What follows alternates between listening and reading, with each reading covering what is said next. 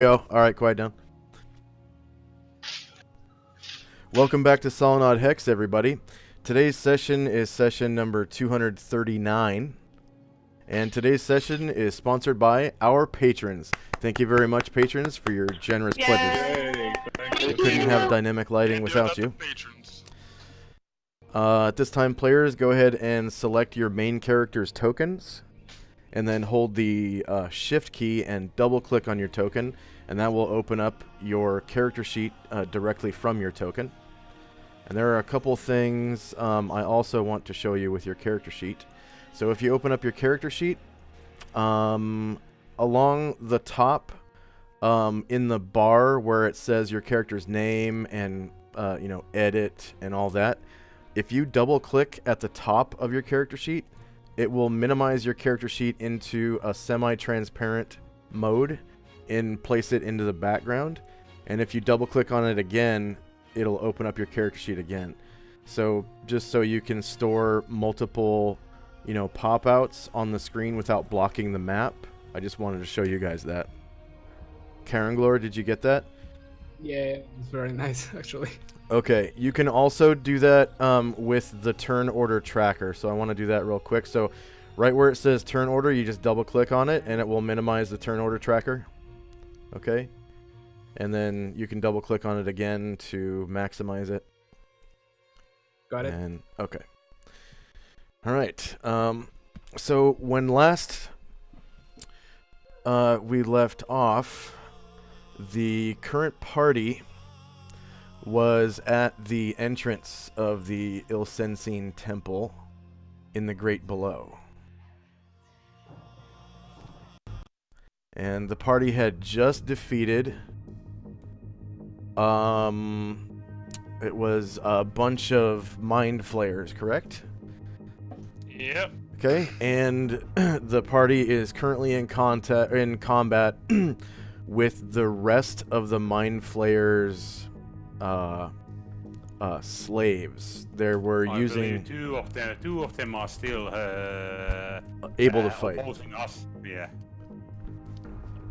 And the rest have either been killed or freed.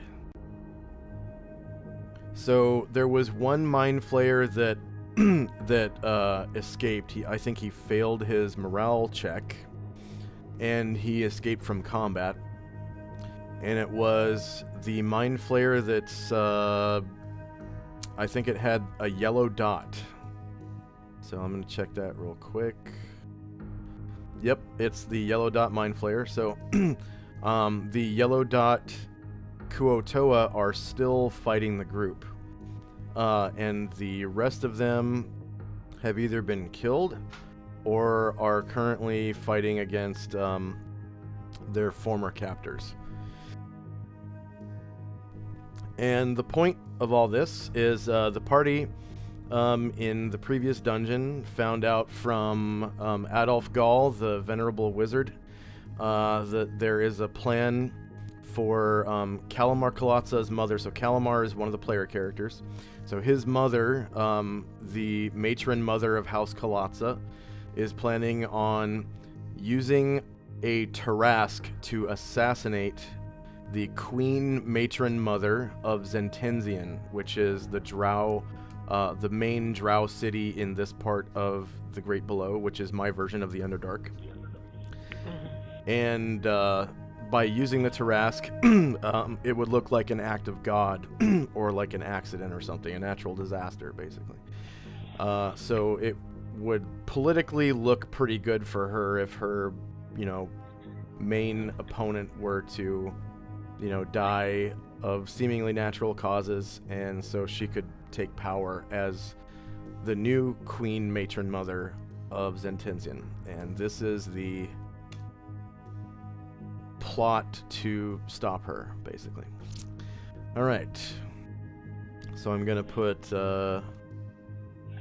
Karanglor onto the map. So Karanglor, you've been following the group for quite some time, and you have finally arrived at the southeast corner of the map.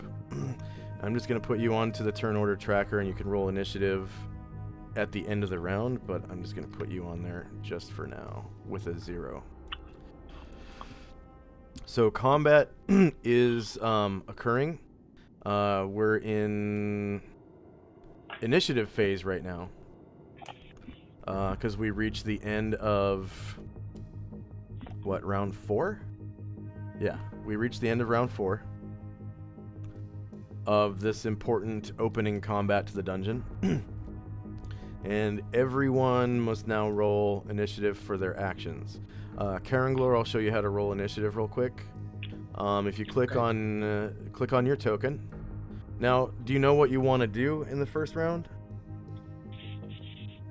Because you are pretty far away from where most of the party is. Did you want to like run? To the monsters.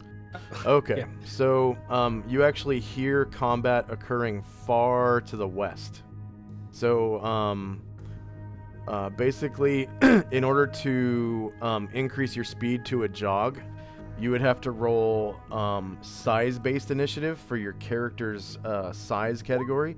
Your character is a medium-sized character. So what you do is click on your token, and then at the top of the screen, click on the button that says initiative. There are no tokens. Click on the button that says initiative, and then go ahead and find the one that says medium-sized base speed or medium base speed. Do you hear me? Yeah, I hear you. Okay, there are no tokens whatsoever on the screen. Say again? I can't see any tokens. You can't. Zoom out on your map. Go ahead and zoom out. As well. Go ahead. I can't even zoom out. It's not allowing me to. It looks like I have a selected token, but when I try to do something and not selected, that's under the side. I see what's going on. Our button is activated. I can't. I have forgotten to put your new token onto the map. Let's see. You were right. Oh, that's where you are. Okay. Sorry, You're I right. missed that. Okay, here we Which go. one? The initiative? I'm already loading anyways, just in case. But it can be visible on the same second. No need, when I press Brandred. reload You're button. right here.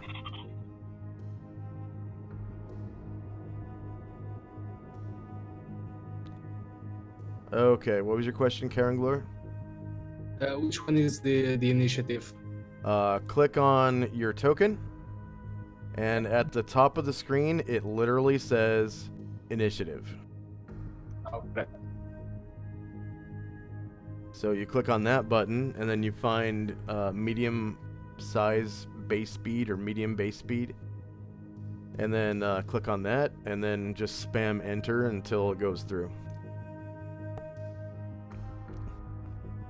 There you go. And that will allow you to double your movement rate as an action. Is there anyone who has not finished rolling?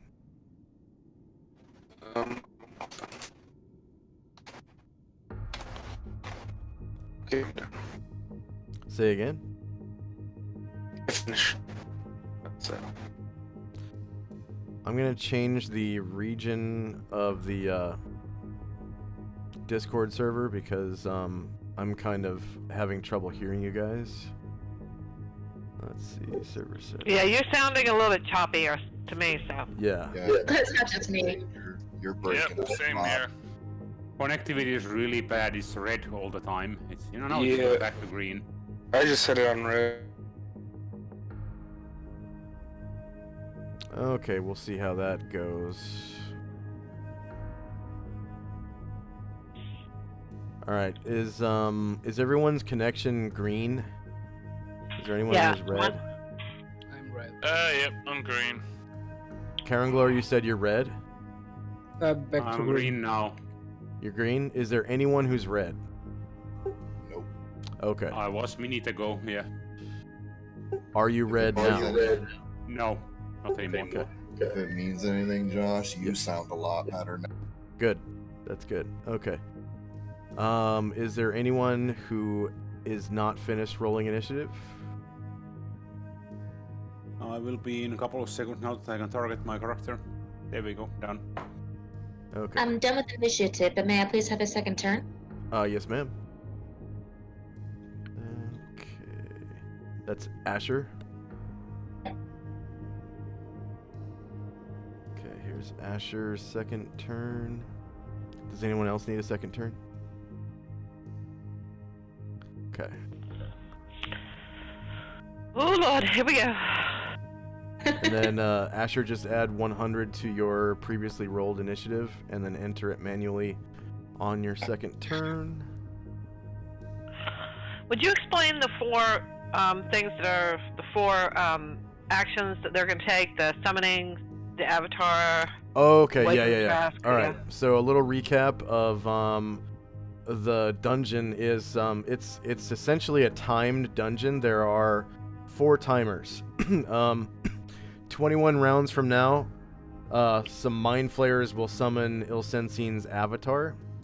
17 rounds from now, the Elder Brain will awaken the Tarask. 12 rounds from now, there will be a human sacrifice to the Elder Brain. And then 7 rounds from now, someone will locate the Tarask through scrying. And some of those events are prerequisites of others. So if you were to stop some of those things from happening, you would stop succinct events. But finding out which ones are which is difficult. It takes exploration and a little bit of luck, probably. All right. So, has Asher entered initiative? Nope, not yet. You're not done. You still have a 0 on your turn at the bottom. Unless you already had 2 turns on the board. Oh, yep, I guess I did. Sorry. Oh, okay. All right. So... And 9 is the base speed for my my illusionist thief for my gnome. Or is it 12? It should be 3. What? Wow. Where did you find 9? I was looking at his on his character sheet. His base speed is light encumbrance, moderate encumbrance. That says heavy encumbrance is 3. That would mean That has nothing heat to do with dice. his speed at all. Oh, you're talking about his movement speed. yes. So if he's encumbered, so his normal speed would be 6. That should be on his Okay. character sheet in the notes. It should And then say notes. 6. I'm not finding it. Where's that? Movement Up notes there is it is. just to the right. So it should say 6. Yep. So if he's I got it. encumbered, that would slow him down to. Oh no! His Well, I base don't think he speed. is. His base speed is 9. His race of gnomes is faster than other gnomes. Yeah. So Alrighty. Racing gnomes. I think for no. some reason his character sheet is not. There we go. You got it. A gnome! I get a gnome! Eee! Okay.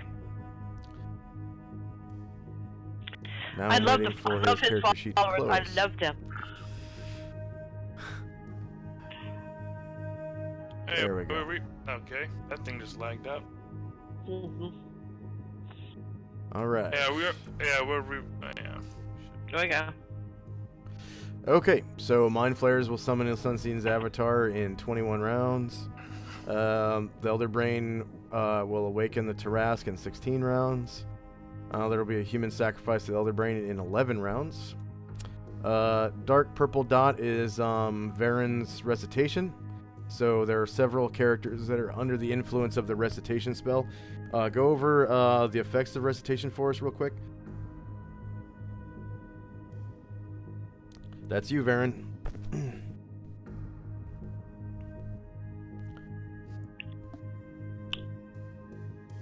And recitation is 5th level. That's gonna roll initiative.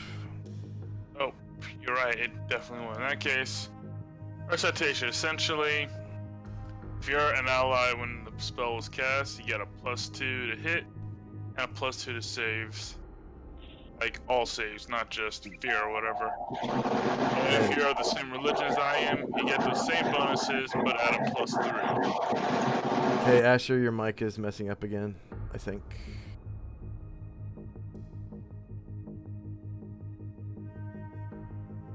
But yeah, if you're the same religion as the caster, you get an extra +1. Fenella's dissection is going to occur in 8 rounds, or she'll finish in 8 rounds. And she's not here right now. Let's see. The light purple dot is another spell. It's prayer. And Prayer. It's diet recitation. +1 to attack rolls, yeah. saving throws, and damage. No, not damage. Wait. Yeah, I think prayer is one that also gives a +1 to damage. Yeah, damage. Okay, yeah, that's right. So it's diet recitation. Yeah. And then 6 rounds from now, someone will locate the Tarask through scrying. Time now is 11:05 a.m. on the 28th of December, 10 AE5. You guys don't have to worry about weather down here. The ambient temperature of the Great Below is approximately 60 to 70 degrees Fahrenheit. So it's very comfortable. Like, you don't even really need a blanket to sleep. I mean, unless you want to keep yourself clean, you could put one on the ground and lay on top of it or whatever. But If it weren't for all the homicidal creatures, the evil inhabitants, and the lack of sun, it'd be a pretty pleasant place to live. yeah, it's pretty That's what warm. I've been saying, right? Yeah, I'm telling everybody how beautiful it is. And that's why Exactly. fungus is so prevalent down here. Okay, Brian Druid's days will end in 1 more round.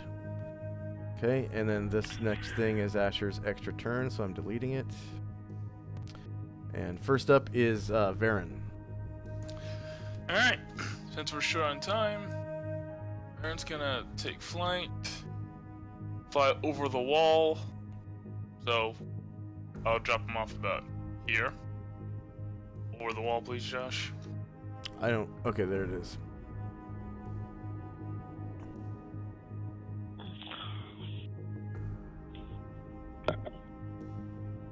And there you go. Thank you.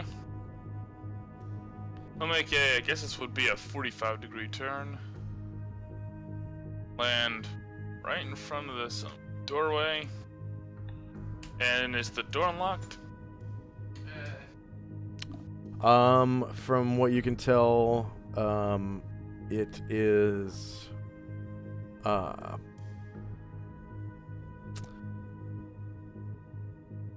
it is not locked. It appears there is no, like, keyhole or anything like that. There's, like, a thin crack where you can slightly see through the other side. It is to be expected that the door would be barred, but you don't see a bar going across. In that case, I'll open the door. Okay. Oh, Lord. Okay.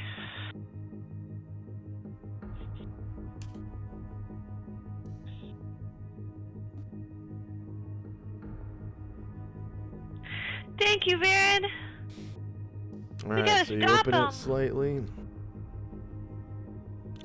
And inside, you see a few drow standing around.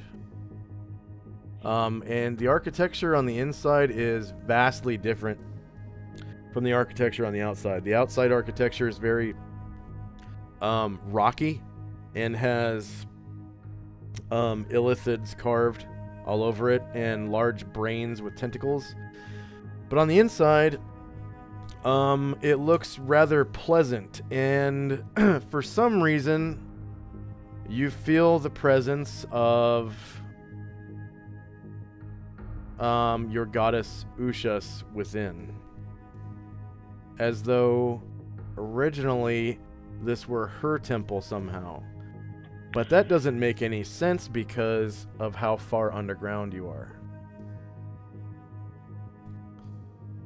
And how much? the drow look like this. A huge sinkhole is the answer. The drow look Possibly. like this.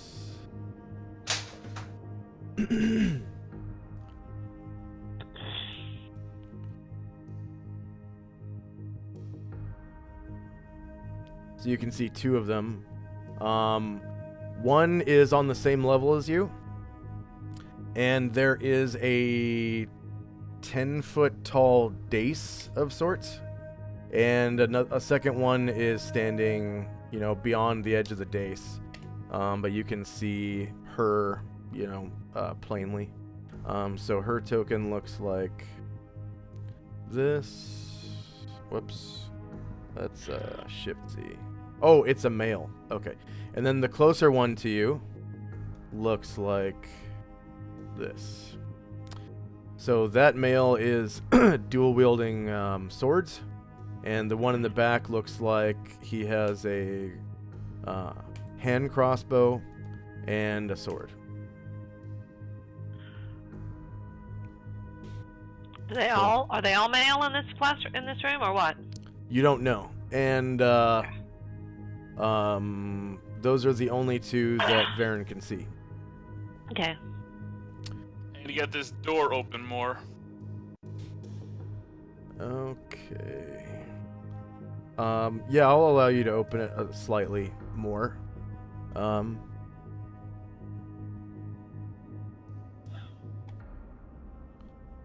Thanks, Josh. Got it. There you go. And let's see what you can see. Yep, you can see the edge of the wall, and yeah, two drow. Yeah. And they don't really seem to enjoy the fact that you opened the door. They have like snarling looks on their faces, and you know, they wrinkle their lips and scowl their eyes at you, and you know, grit their teeth. And it looks like they were, you know, meant to be guards or something, because they, you know, suddenly charge forth, I guess.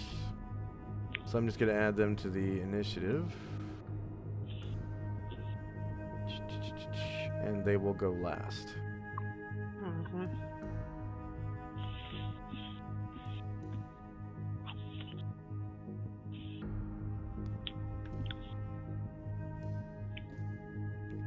All right. Next up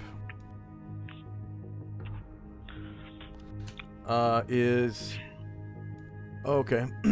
That last surviving mind flayer. Oh, And I there's a think mind flayer? yeah, the one that got away, remember? Oh, yeah. The one that got away. All right. So he is going to teleport.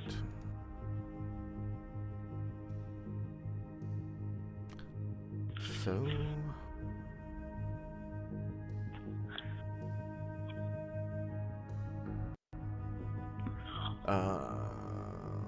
special powers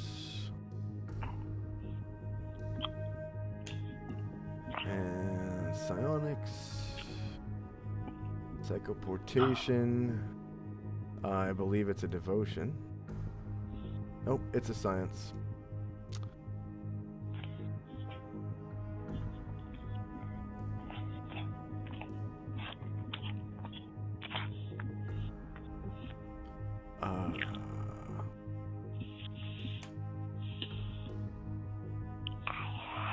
Weird.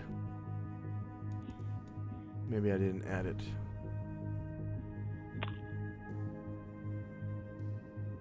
I believe they have teleportation. Yeah, they do.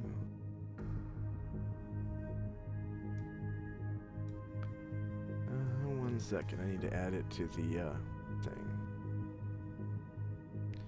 Find teleport. Psychoportation science.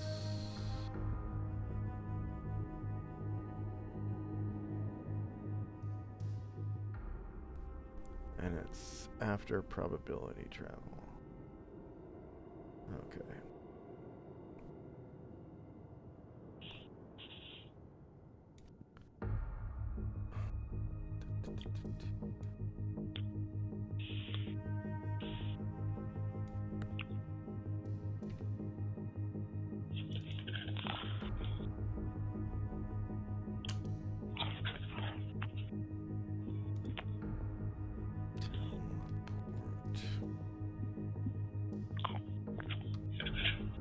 Save changes.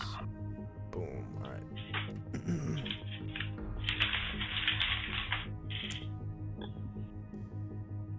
Psychoportation sciences. Teleport. No modifier to success.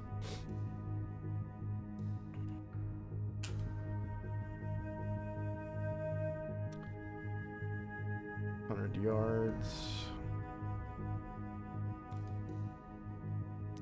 Submit. Ooh, he fails. All he had to do was roll higher than 4, and he rolled a 3. So that takes 5 PSPs. And he still gets a half move though.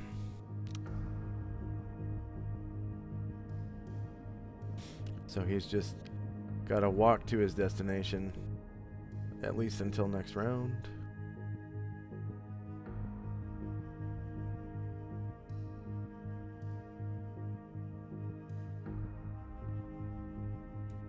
There we go. Alright, next up is... Wow, look at all these dead monsters here. A living Kuotoa. Let's see if it's a good guy or a bad guy.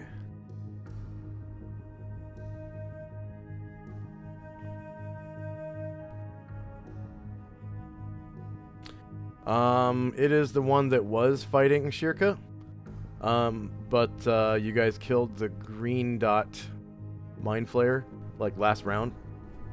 So, it stops fighting Shirka and withdraws from combat with her.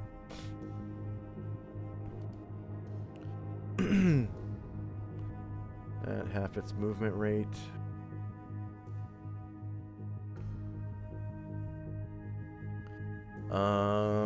It passes under one of the huge bats that was summoned by Velcane. But yep, it incurs an attack of opportunity if Velcane wants his huge bat to do so. Nah. Okay. We'll let it pass. Okay. Next up is the Kuotoa Monitor, which was being controlled by the blue dot Illithid, but that one got killed a while back. And so this monitor, Gromnar, it's going to move past you. You can take an attack of opportunity if you want to, but it looks like it's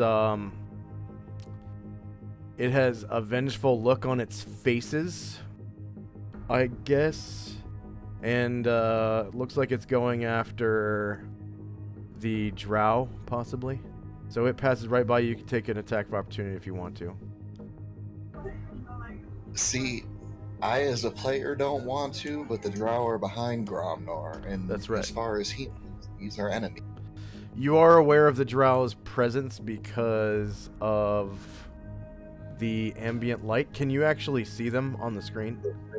I can, yes. Okay, but that means that your character is aware of them. realistically, Your character is Yeah, aware of them. If you want to attack him, though, you definitely can.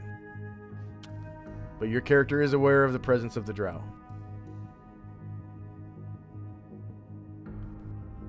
Do you want to take an attack of opportunity against him? That answered that question for us. Yeah, I'll take that as a yes. Okay. -5, doing I'm just 15 saying, if we- damage. Saying if we miss the Tarask by 1 Kuatoa, we could just say that Gromnar ended the world. Yeah. Let's see, 14.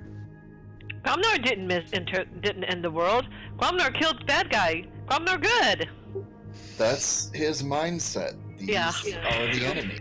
He'll be just as good as that Tarask bites his ogre head off. I believe their movement rate is 18. Let's check. Let's double check. Yeah, it is. Okay, so you definitely you get him for 15 damage, and he just ignores you and keeps going. Okay, so now Leifon Show, you also get an attack of opportunity if you want to. So does Raymond if you want to, and so does one of the huge bats if you want to. The bat won't. No. Okay. Raymond, unlike Gromnar, has a transcendent wisdom score and knows, yeah, the Kuatoa can wait. They have bigger threats. What about Leifon Show? He is taking the attack. Okay, so Oh my god. your target is right up here. God damn it, guys. Where is it? Or right in front of me? No, I just pinged him for you.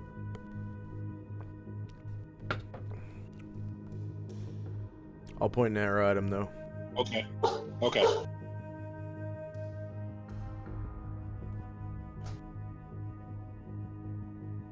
Yeah, guys I are get to kill- pick any you guys one of are my killing attacks I my want to do on him. You're killing my fishman, What'd you say, shields. Leifon Show? I can pick any one of my attacks on him. Yeah, any one attack, including your weapon.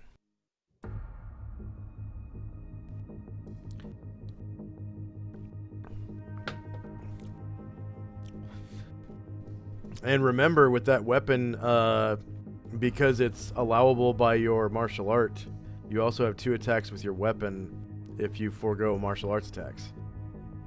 So you are able to cause a lot more damage than you have been. You're holding a weapon in your hand, but you're still punching people. There you go. Iron Fist, AC 8, that's a miss. Okay, so the Kuatoa monitor doesn't quite get to the drow. Next up is Karanglor. So Karanglor, you see the mounts and, well, not really mounts, but the cargo carrying beasts of burden of what appears to be the circus, the group that you've been looking for all this time. And you hear the sounds of combat far to the west. So if you want to move, since you rolled initiative for size-based initiative, you're able to move twice the amount of squares shown in your blue circle. So in combat, you would normally only be able to move 12 squares if you were not encumbered. But since you rolled for jogging, you can essentially double your movement rate as an action. So you can move up to 24 squares. And that will probably give you better vantages of, you know, what's going on and what's behind other objects and things like that. So in order to move your token, what you do is you click on your token to select it. Okay. And then you click and hold on it to start dragging it.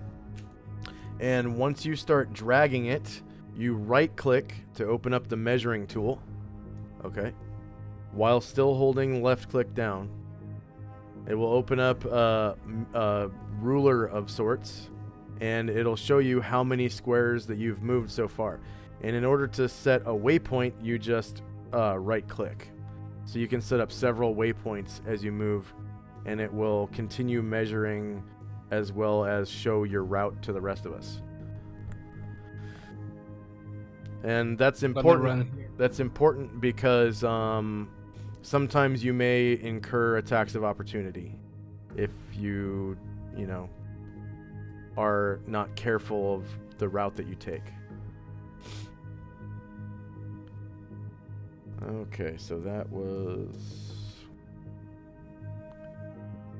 I'm just going to put your token back, and then we can try that again. Okay.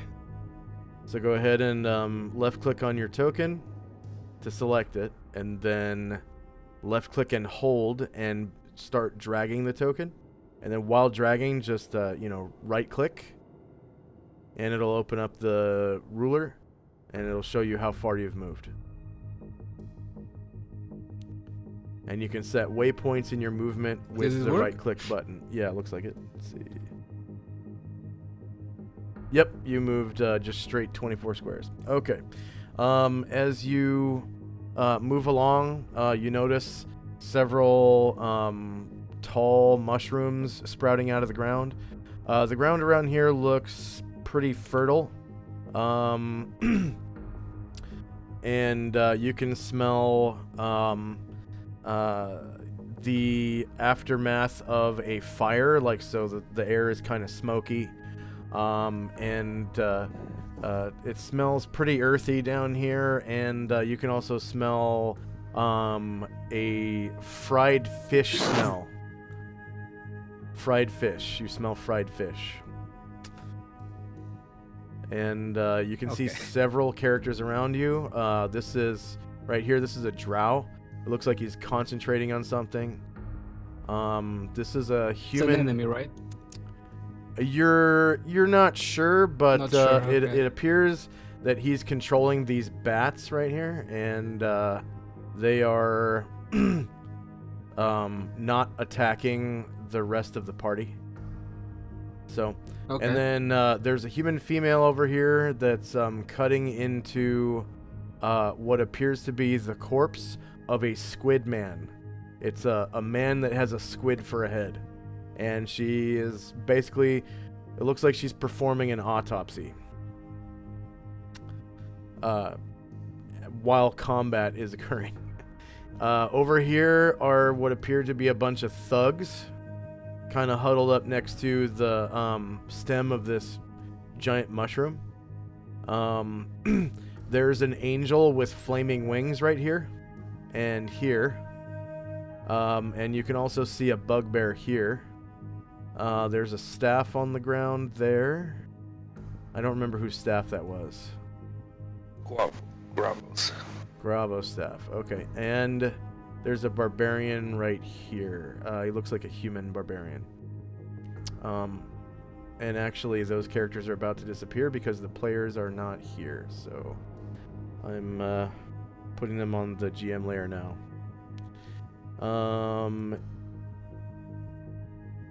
Are there any other actions you'd like to do, like free actions like talking or anything like that? Karen Glor? No, I think I'll just observe for now. Okay, so Velcane, Jezzy, and Lazarus notice a wood elf approaching the party. Karen Glor, go ahead and describe the appearance on your bio of your wood elf. Go ahead and read off your appearance.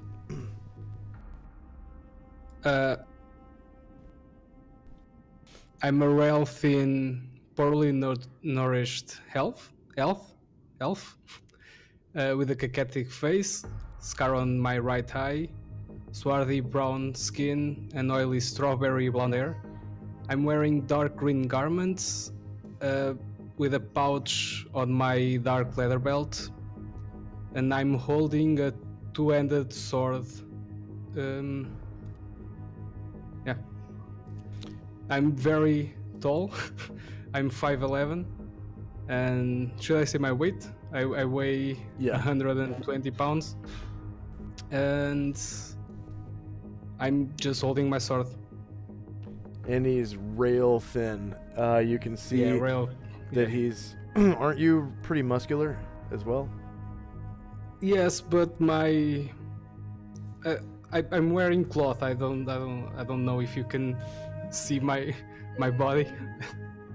Yeah, you'd be able to see it through your clothing. So, this wood elf, is pretty muscular, for an elf. Those of you who know about wood elves, like probably Jezzy would know about wood elves.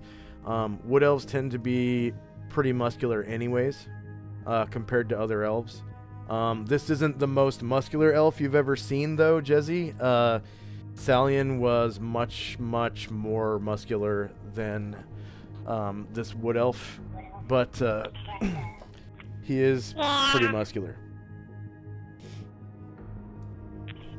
Jesse turns to him and says, in her still invisible, she says, "Come on, get involved here, or get dying. Come on, this is the only chance we have." I'd say nothing. Oh, okay. Karanglor being stoic.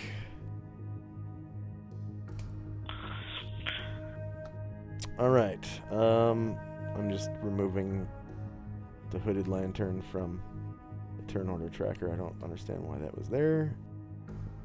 Okay. Next up is another Kuotoa.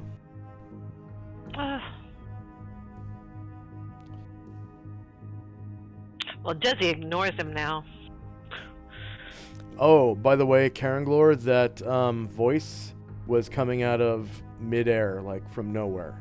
And it seemed to have emitted from somewhere over here. Somewhere.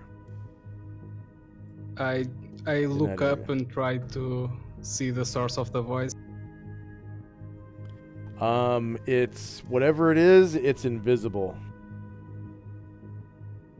So, and it was very high pitched, as you could tell. Yeah. Okay. So this Kuotoa that's standing right in front of Brian Druid, I'm just gonna remove its kick me sign real quick. It rolled a 1 last round, but since then you guys have killed its master. It is going to withdraw from melee combat with you, Brian Druid, so you don't get an attack of opportunity. And it is. I wouldn't be getting it anyways. Remember, I'm dazed. Yeah. This You round and are next round, only dazed. thing I can do is move. So no one gets an attack of opportunity. It goes behind or I can't remember his name. And kind of begins moving towards the temple entrance. Right about to here. Okay. Next up is Brian Druid, who is dazed. I will allow you a half move. A bit. Yeah. Yeah. It's very simple. I am going to move over there. As soon as this stops lagging when I try to move, there we go. Done. Okay. And I don't know how it now jumped to a completely different location again.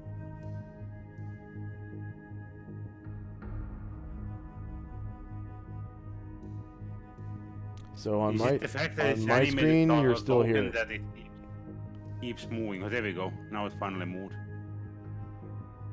It's like a 10 seconds to move the character because it lags behind 10 seconds.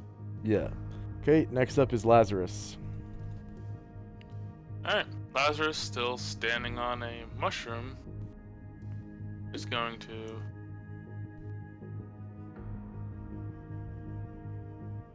as soon as I can change his facing. And there we go. Yeah, one. Gonna turn up.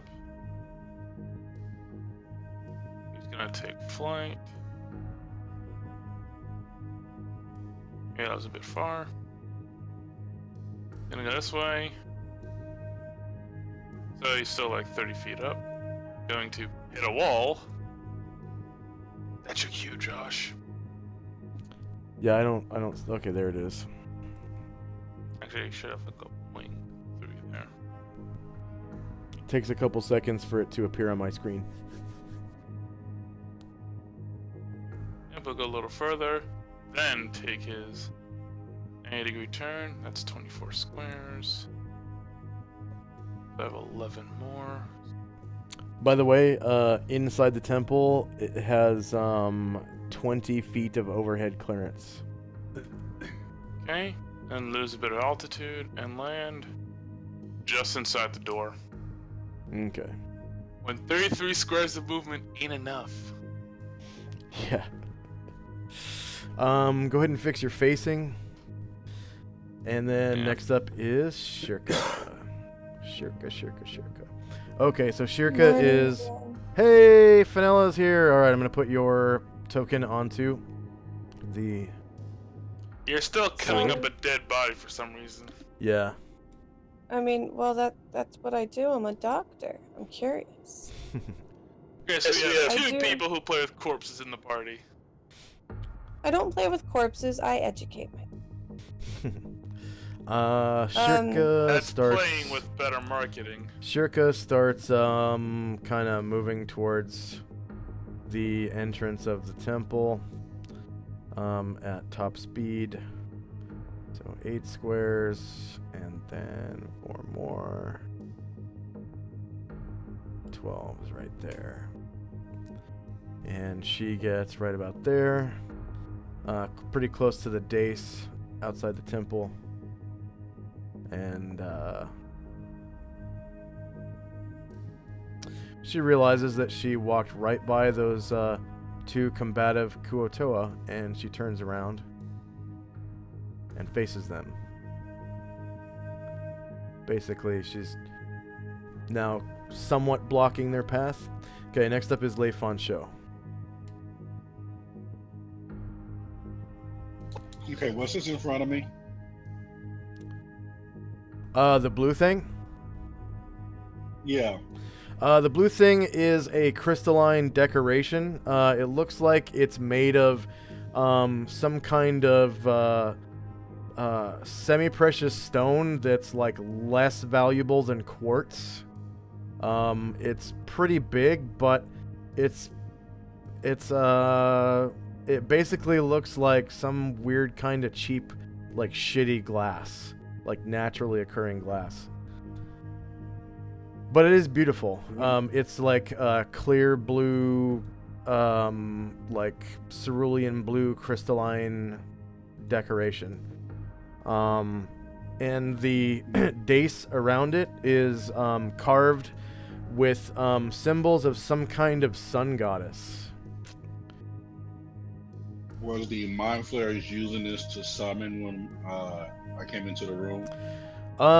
When you came in, it didn't look like they were interacting with it at all. In fact, there was a Mind Flayer that was right here before it died. That it's actually now laying on top of it. He was just standing on it, or it, sorry, was just standing literally on this blue, cerulean blue crystalline chunk of stone. Okay. So he Well, I had guess I'll take my movement. apparently no respect for it. Okay.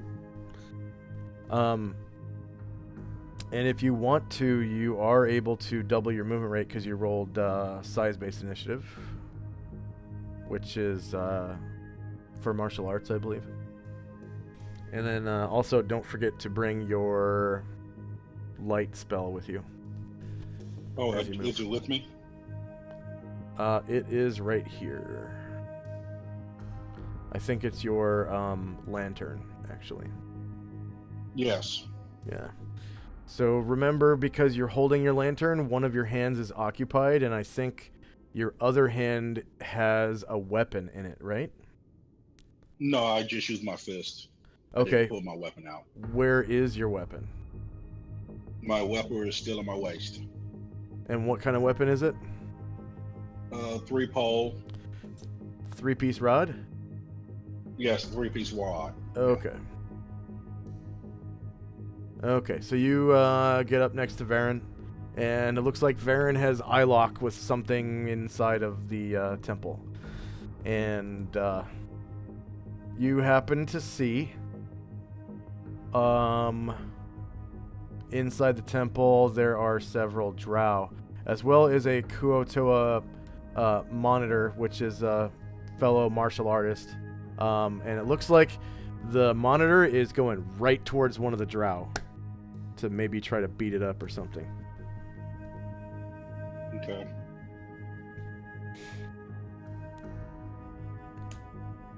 That's the end of my movement. Okay, next up is Moors. Alright. Mors is also on the mushroom. With over considerably fewer squares this time. 11. He'll hit a door. Hit a wall. Get 10 seconds for the GM screen update. So, who likes Jeopardy? There we go. Boom. That's 12. Okay, since we have combat occurring, I'm actually gonna put on the combat music, because that was way too sublime. Yeah. And, He's ooh, he can down. actually get some distance in, alright. 12, that's 30. 31. 32. 33. Just a bit more. But hey, once it's go time, I'm gonna ruin them. Or get horribly murdered. The dice are kind and also cruel. Mostly cruel. Because when Okay. I'm kind to you, they're cruel to somebody else. Okay, next up is Walt. Walt, who I haven't figured out the sound for yet. He had, let's see, 1 second. I can't figure out which one would serve him best, so, you know. He had helium pitch. I had helium pitch on for him. Oh, I've got another helium pitch, and I don't want it to be confusing. Yeah, but he I spoke guess in I'll- rhyme. He spoke in rhyme, so. Oh. Okay. This is hard because he has to speak rhyme. Okay, watch the sheep and the mule. See, watch them while we kill this Fool? fool. Yeah, I was trying to think. Woohoo! And so he goes running. He's gonna run, or, Jog.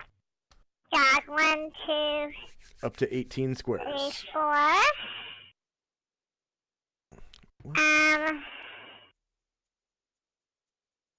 5, 6, 7, 8, 9, 10.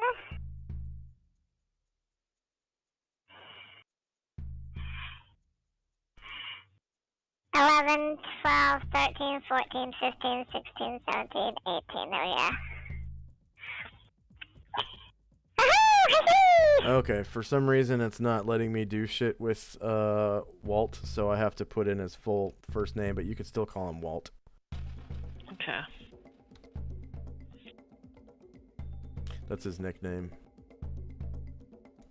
So his full first name is Walthud. Let's see if that works.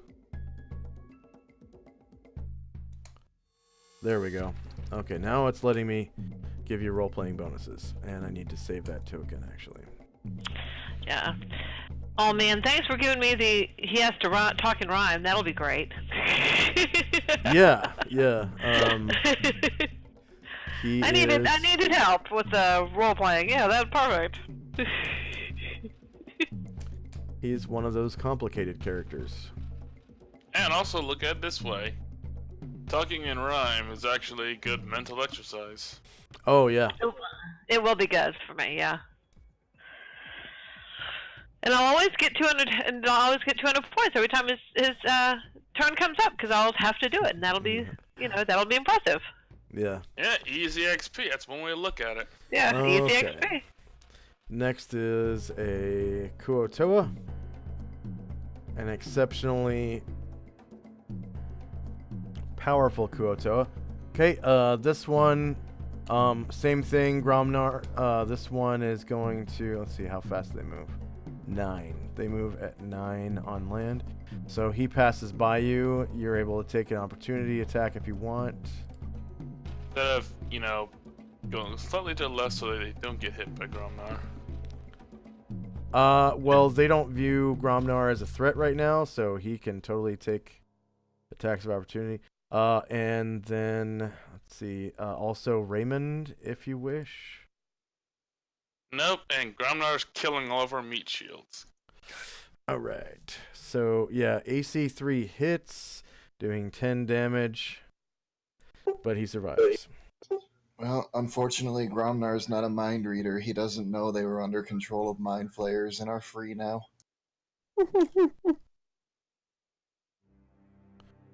Somebody Okay. should mention that to him.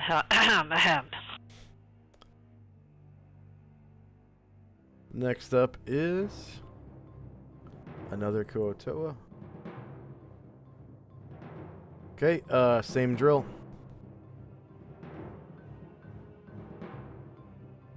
Huh. Did not know you could take an infinite number of opportunity attacks in the second edition. You cannot, but warriors get, their base is, I think it's 3, and it's +1 per 2 levels or something like that. And that's per round. So they have a lot. Okay, so AC 4 hits, causing 14 damage. Okay, you actually kill that one.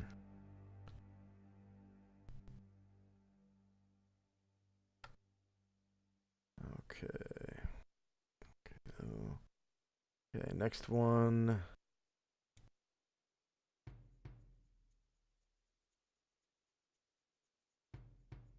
Okay, so this one is actually fighting one of the bats. Alright, so this one stabs at one of the bats with his dagger. Or with its dagger. So attack.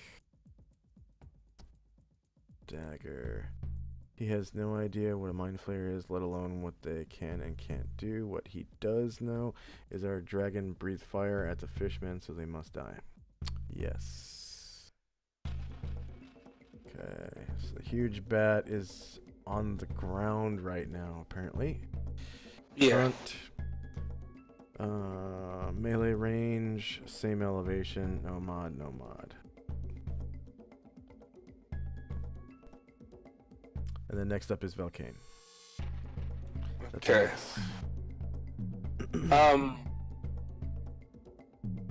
Do I know if I could mount these bats and like ride them, or would I need like a certain skill to ride the bats? You've never tried, but it is common knowledge that land-based riding isn't necessary for land creatures, but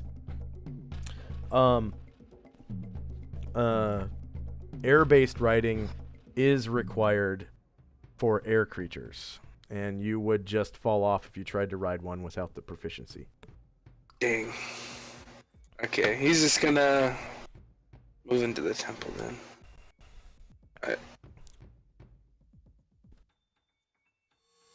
I rolled for medium base speed, so I'm gonna take a jog. Yeah, and go 24. All right.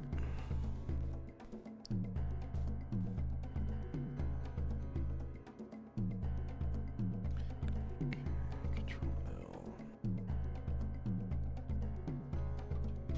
And Velcane has never seen beyond the wall of the courtyard, and now he is seeing it. So for viewers, the grayed out portion of the screen is his memory of what he has seen, and then everything that's lit up around him is what he's actually seeing right now. And ahead of you, you see through the door a couple drow, and they're looking at Varen like they want to kill the shit out of him. But there's The a feeling's monitor mutual. in the way. Yeah, there's a monitor in their way. Okay, next up is Boogie Will. Wait. Does telling something take an action? Say again? Does telling somebody something take an action? Or like movement at all? Jogging takes a full round action. If that answers Okay, your so question. I can't like tell Gromnar not to hurt the fish people. Yes, you can, because talking is a free action. Okay, then I will. Statements are a Oh. free action. And I say, Gromnar, the fish people are not wanting to hurt us anymore. So please don't hit them. There are shields for right now. Hopefully, he understands what I'm saying. Okay. I can imagine Gromner answering. Gromner understand. We'll use as a shield and grabs the person and. Stop reading my freaking mind. Next up is Boogie Will. Boogie Will is going to catch up. Boogie Will does not like it when Calamar's in danger. That's bad. That's bad. Okay. That's what he's going to do. He can go how many? When he's jogging, he can go. How far? 18. So that's 13. I have to go ahead and move over because I can't see anything. Okay.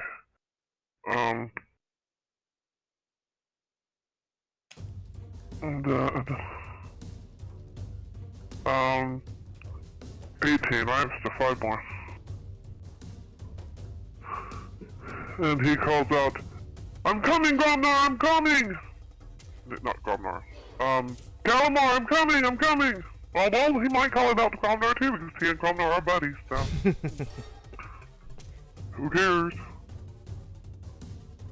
And that's our movement. Okay.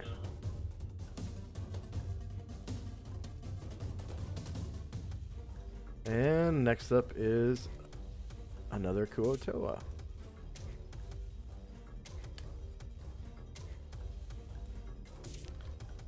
But first, XP. Okay.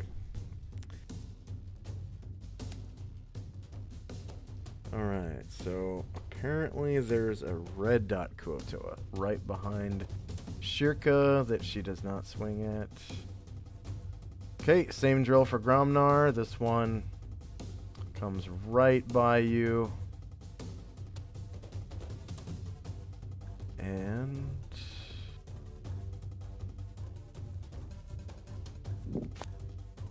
gets to right about here. AC 3 for 13.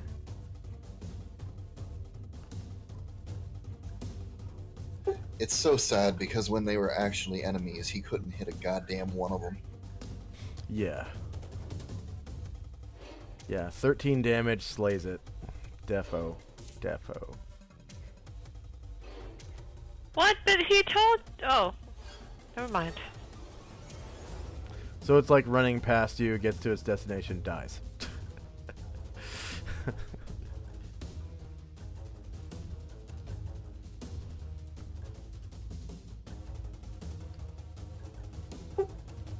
Sorry, I forgot to do that before that, but it'll apply to everyone from now.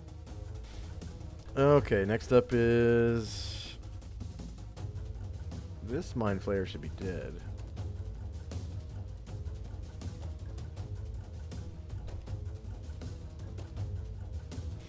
It's hard to tell which is grayed out and which is not. So you guys can see this Mind Flayer on the Turner tracker, right? Yeah. I see something, yeah. Okay, so that would be when the Mind Flayer should have gone.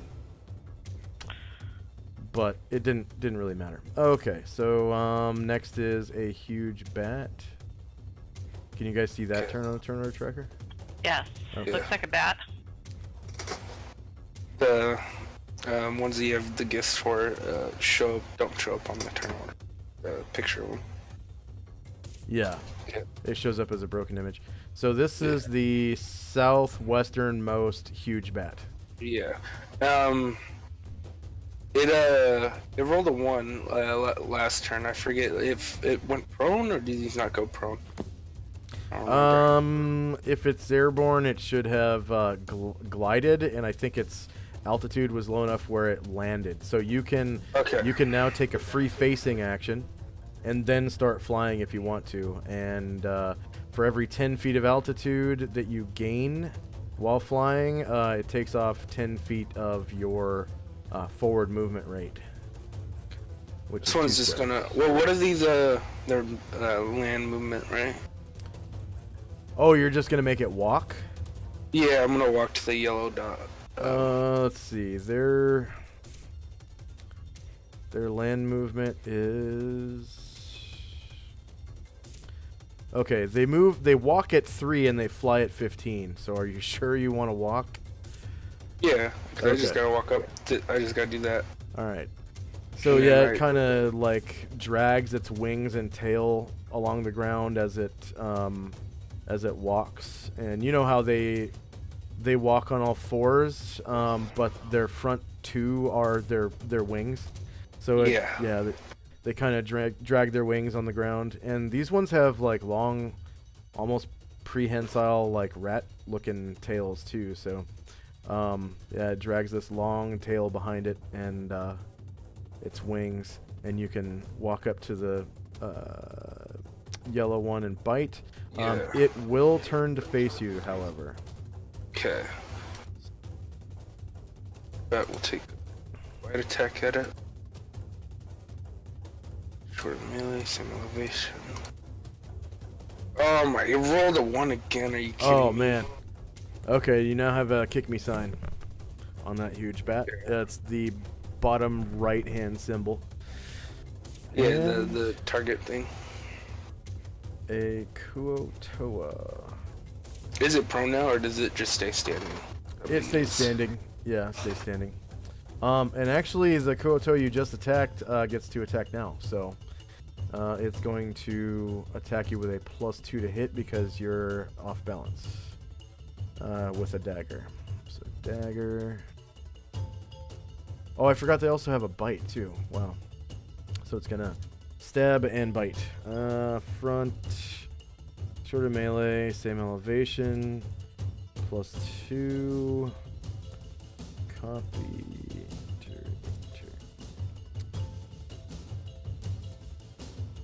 AC 1 for 3 damage, and it also has a bite. Did you mark the damage down, or? No, I didn't. I didn't. You can do that. So front, short melee, same elevation. +2, +0 to damage. AC 15 is a miss. Next up is Fenella. Go ahead and describe your autopsy. Yes, did I miss a round of it, or is this the first beginning part? Say Can you again. hear me? Say again. I said, did I miss a round, or is this the first round? No, this is the first round. Since this session started, that is. So Fenella is going to make sure that the body is laying nicely on the ground. She's gonna open up her surgical kit and dig around until she finds a sharp scalpel.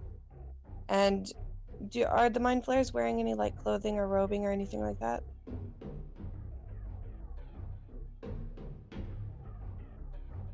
Hello?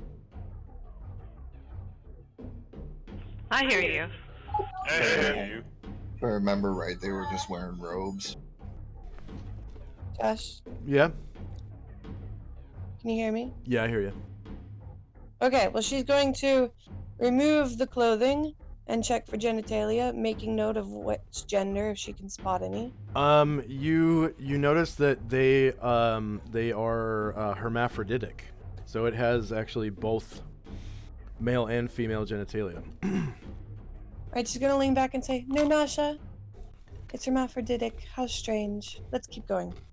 She leans forward and she's gonna cut a T shape across the chest, or no, not a T shape, an I shape across the chest, and put her weapons down and just start to peel the top layer of skin separate. the skin is purple, and then there's like a fatty tissue layer underneath, and then muscle tissue under that. She's gonna take a nice square piece of this fatty tissue and shove it into one of her empty vials. I can't remember what I have. Okay. Also, real quick before I forget, I should note that my computer has been restarting since 4 hours ago. Oh. So I have to go purely just if you would be doing initiative for me, that'd be. Oh, okay. But yes, so she puts a square of fatty tissue into a vial and leans back and says, Nunasha, we'll have to check this back at the lab. And leans forward and There's a sudden takes out a bone saw. There's a sudden waft of fishiness smell that emanates from the wound. She's gonna push her finger across the blood and bring it up and see if it's coming from the blood. It seems Is to be it coming here? from the flesh itself. And the blood also is blue. Nunasha, look at this color. It's blue. I've never seen such a thing. She's gonna take our bone saw and start hacking away at the bones. The bones are much softer than that of a human. She's gonna go for it. She's gotta remove all those bones to get to the organs underneath. You cut through them like butter.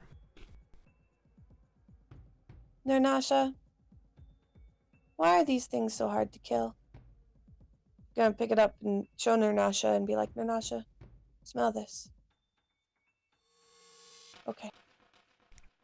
She looks down at the inner organs of the mind.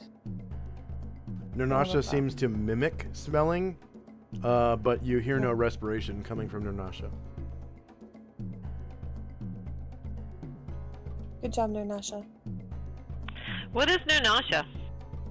Nunasha's a mule. Yeah, it's okay. Fenel's mule. I thought I saw a mule, but then you said it didn't breathe in or it didn't sniff or whatever, and I was like, what is she got there? Okay. Next up is another Kuotoa. This one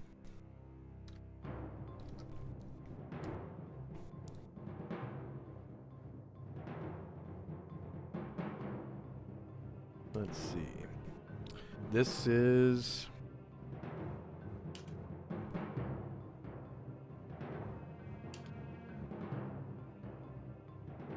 weird. I thought that one already went.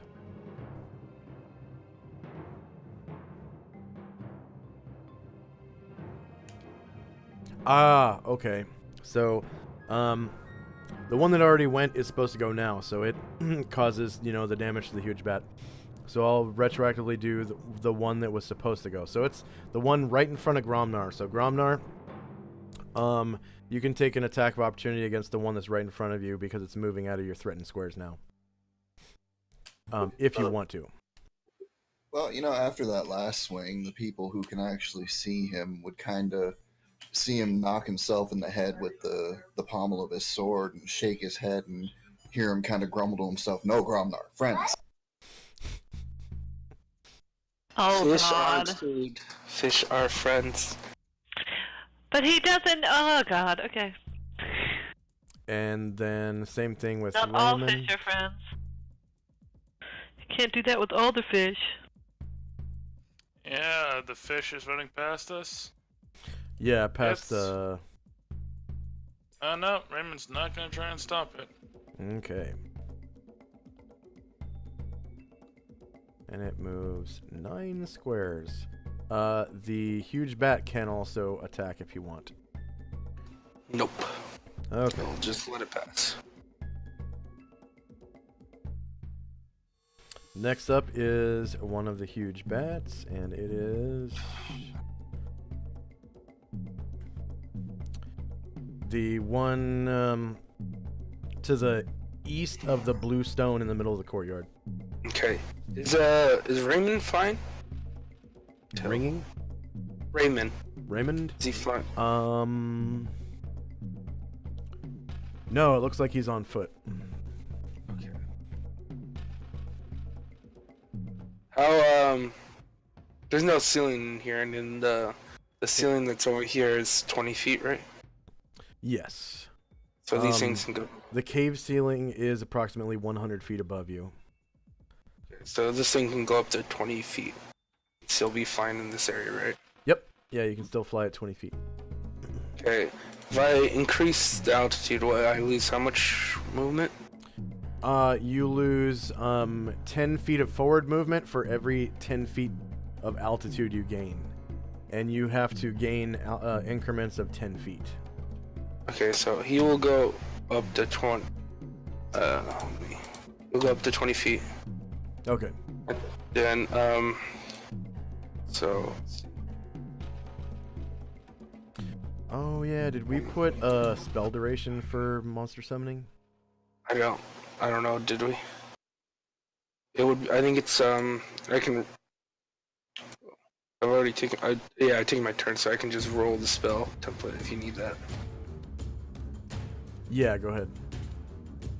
Where's my character? Be right back. Okay. Yeah, it doesn't look like we did. I think this is the second or third round in which you've had monster summoning.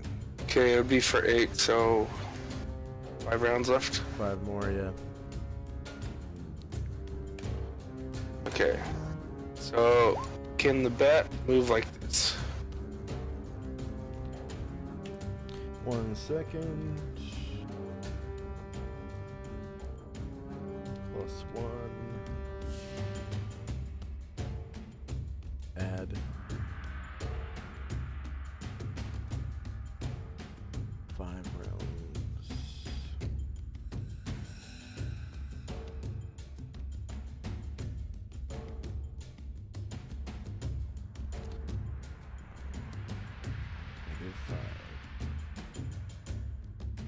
Enter.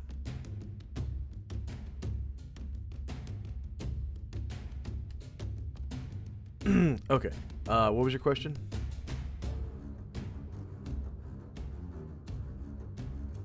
Velcane?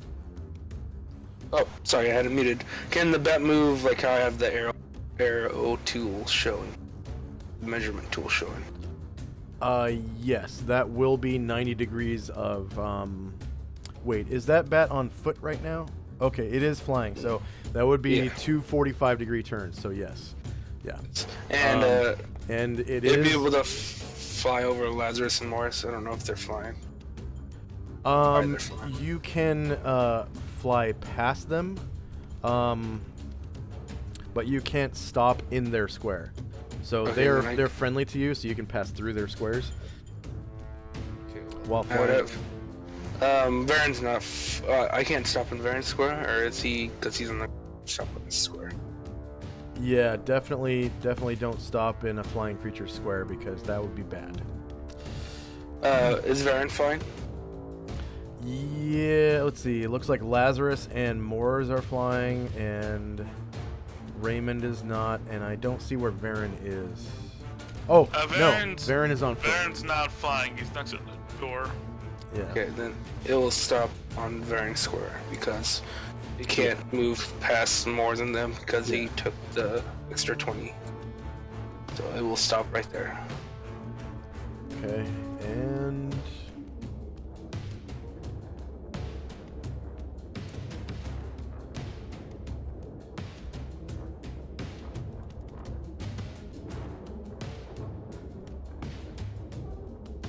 what's your fly movement rate with a huge bat?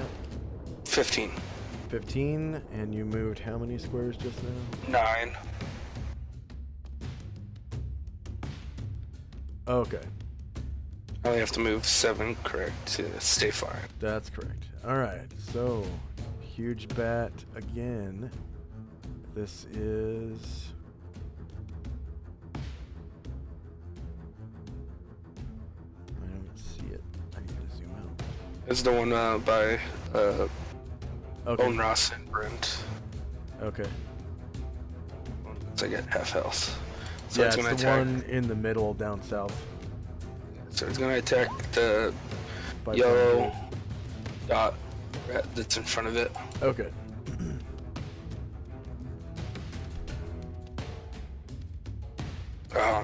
That misses. Okay, next is Morgan. Morgan will, because everybody's cleared out the center room, he's gonna climb down from the mushroom. Okay. If you follow the same route while climbing down that you climbed up, you won't have to check. So I believe that was on the other side. Yeah, it was right here. Yeah. So 1, 2, 3 squares, and then He rolled 20, from medium 20 base. feet is 4 squares times 2 because it's climbing would be 8. So that would mean you have 1 square left once you get to the bottom.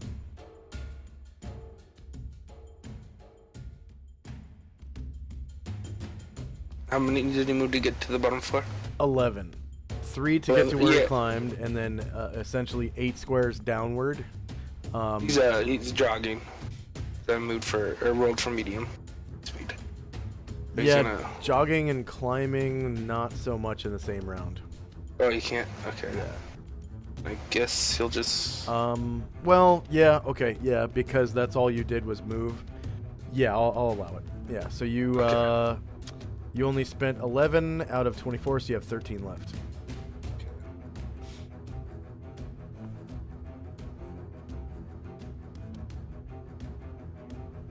Okay, he's gonna move there. Oh, okay, okay. Get ready to try to climb the wall. Maybe climb the wall next turn. round? Okay. Next up is Onrus. He's way the hell down here. Alright, he's not in melee range of the hostile toys. So he will, so he'll believe and realize that he totally can fly. To go up 10 feet, then fly way the heck down here. Stop, let's say in front of this drow. Actually, only gets 1 tick anyway, so he'll stop here. You know, facing change. Make a 5-foot step and then stab the drow. 5-foot steps are only if you don't move. Yeah. Alright, so in case land in front of the drow, then try to stab him. Okay.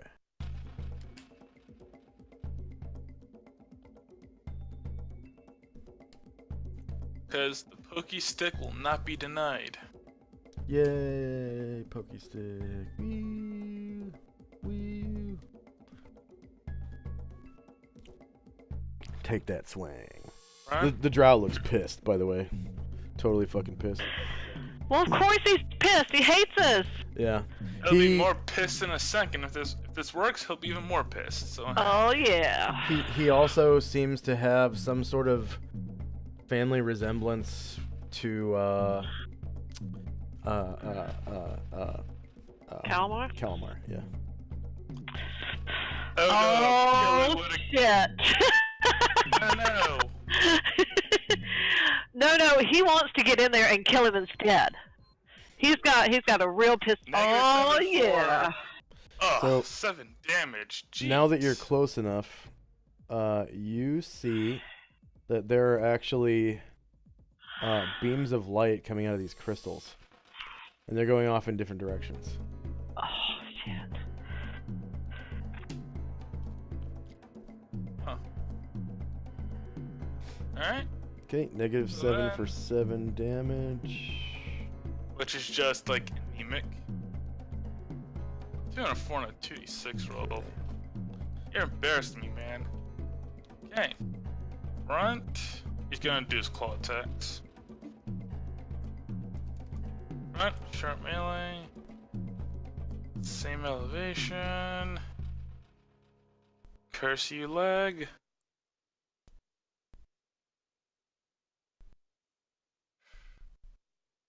+4 to hit.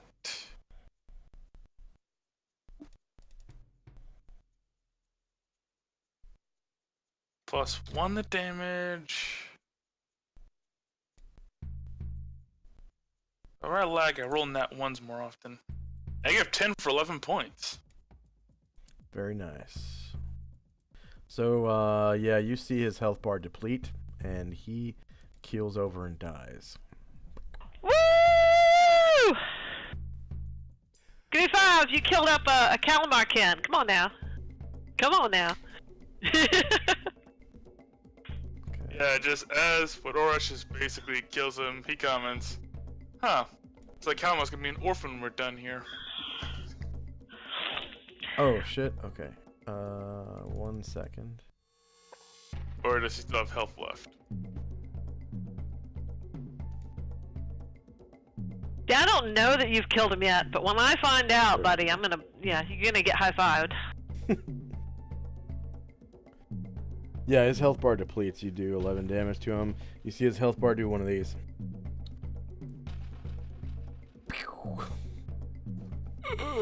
And he just dies immediately. Maybe I should have smiled before I went. Oh, that's cool. They're changing the health bars right now, and like the bars on the tokens and stuff. And apparently they made it so that if you go below 0, the bar just disappears. That's cool. I like that. Okay, 1 second. I need to resave this. Oh shit.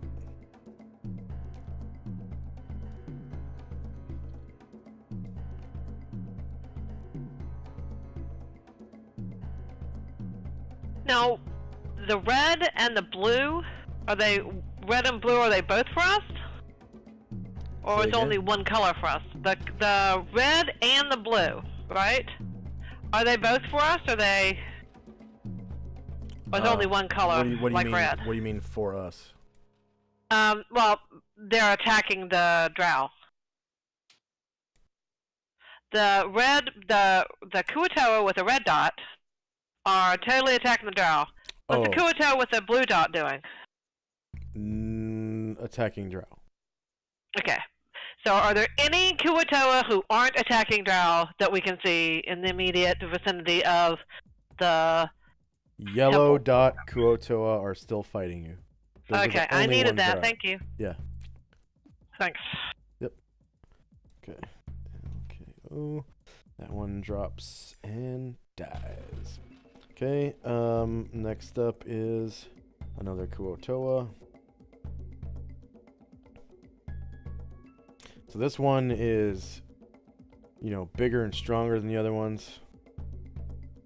And it is the one that's right in front of Gromnar to the left. And he starts running in to catch the drow.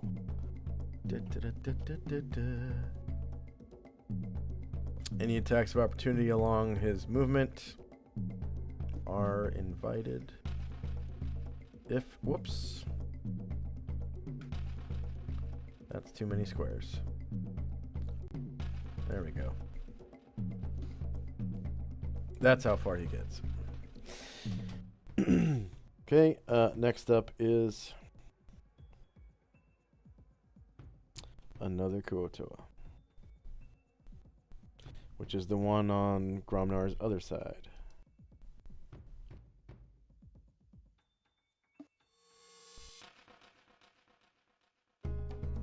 And he runs to there.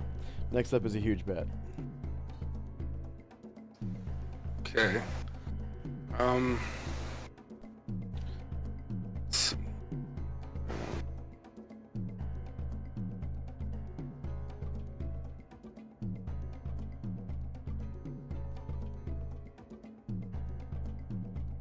Okay, is that gonna move like that? That I have the measurement tool. Yes, sir. And you'll notice that the dais itself is 10 feet tall, and so anyone standing on it can actually reach you at the ceiling at 20-foot altitude. And there are stairs going up the dais. And as soon as they add more options for dynamic lighting, I will be able to put barriers there, basically like a fence, so that you can't pass through to get up on top of the dais without going up the stairs. Okay. That's in the works right now. So he moves to there. Okay. So now that you are there, you will notice several more drow.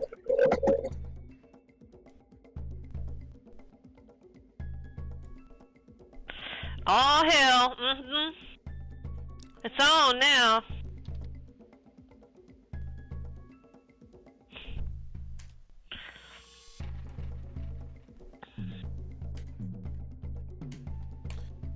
These ones look female. They're off to the right, and then down the hall to the left, there is another female. And from there,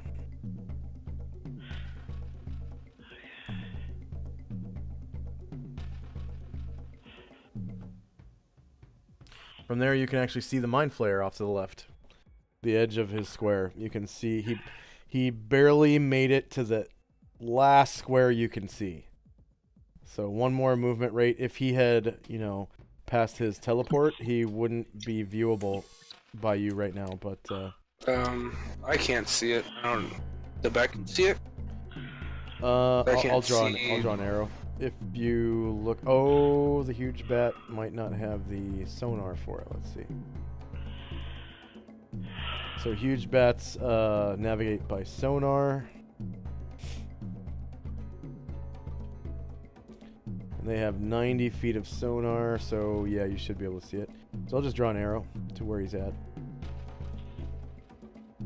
And you have psychic, he's over here.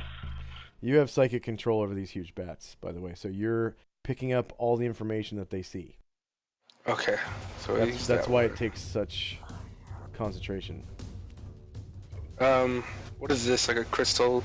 That is a crystal that's not only is it emanating light, but it's also emanating energy beams that's leading off to supposedly other crystals, and you can see the energy beams bouncing around the halls.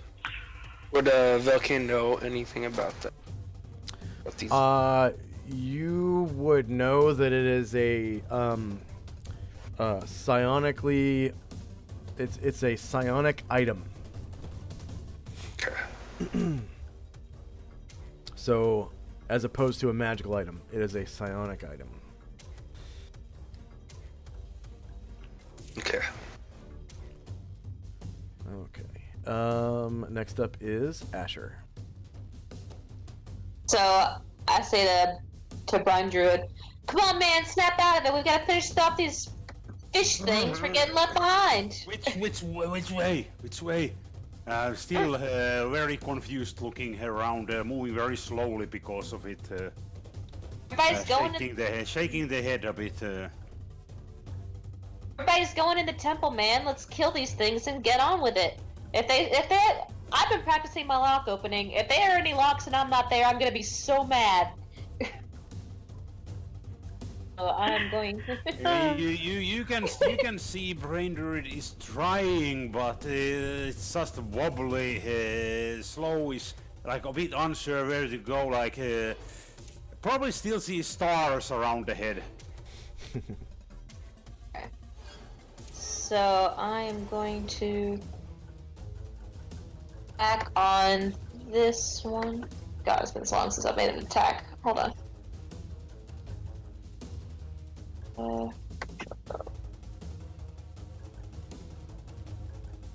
Attacking the rear. Is it gonna turn and face me, Josh? Did you move your token yet? No, I'm taking a shot with a short bow, so I don't need to move. Oh, short bow. Okay. Yeah, it's the one that's facing kind of northeast. I mean, northwest. It's gonna. The one that's facing Velcane's bat. Yeah, it's gonna face this way towards you. Because the other one is the bat that attacked it is now off balance, so it knows that it's in no danger. Oh, it's in danger. Yeah, from arrows. Yeah. AC 1 for 3 damage. So you hit him and cause 3 damage.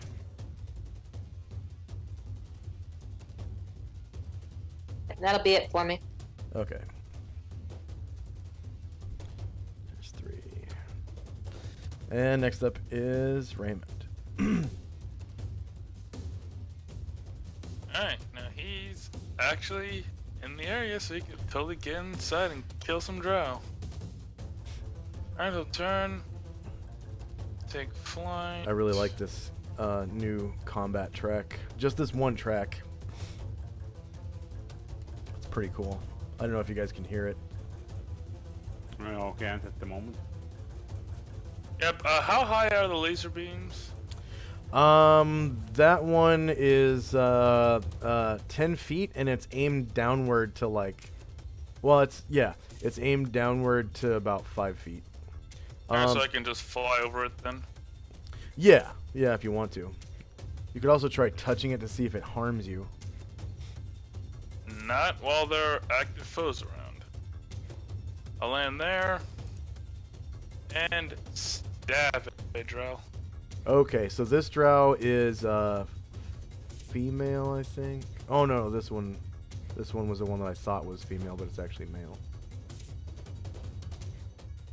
They're elves. It's hard to tell the difference. Run. Yeah. Short melee. You keep saying that, but I keep telling you, there's a way to tell the difference, okay? Hey, don't be racist. Yeah, come on. Hey, I can tell the difference. Well, you know, one of our examples is Calamar, so it's really hard to tell. But I think that you mentioned that in my very first gameplay, I think. Oh! Crit for 19 damage. Crit. Yeah. Oh, that's good. You make short work of this drow. So he looks like that. He had a sword and a hand crossbow. That was the bolt in the hand crossbow. Kind of looks like a syringe a little bit. It's oh shit! Dripping with poison. And does this one have a look that a familial look to Calamar too, or? Is yeah, definitely. Oh like, God, okay. Could be like a second cousin twice removed or something like that. Yeah, that one's Jebediah. Yeah. And we're slowly pruning Calamar's family tree. Yeah. At least at the family gathering, you don't have to bring as much food next time. Yeah. And he,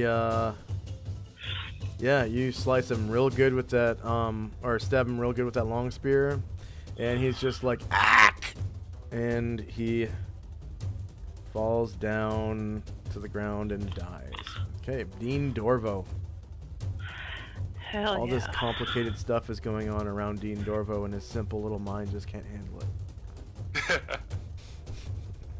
Well, when in doubt, it's WWTD, what would Thar do? Answer, Thar is going to ride into battle. I think I need to make a... WWMD, what would Moradin do? Moradin would charge headlong in the battle. Yeah. So Groblar's not dumb enough to attack the mule. Yeah. And yeah, I guess I need to make a riding check for Thar to, double move. Yeah, you do, actually.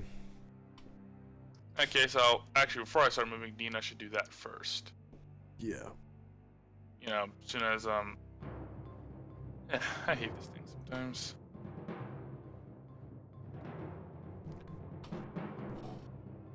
Put Dean back where I left him. Just like, I noticed being like literally right next to like a net. Yep, here. And first check proficiency. Ah.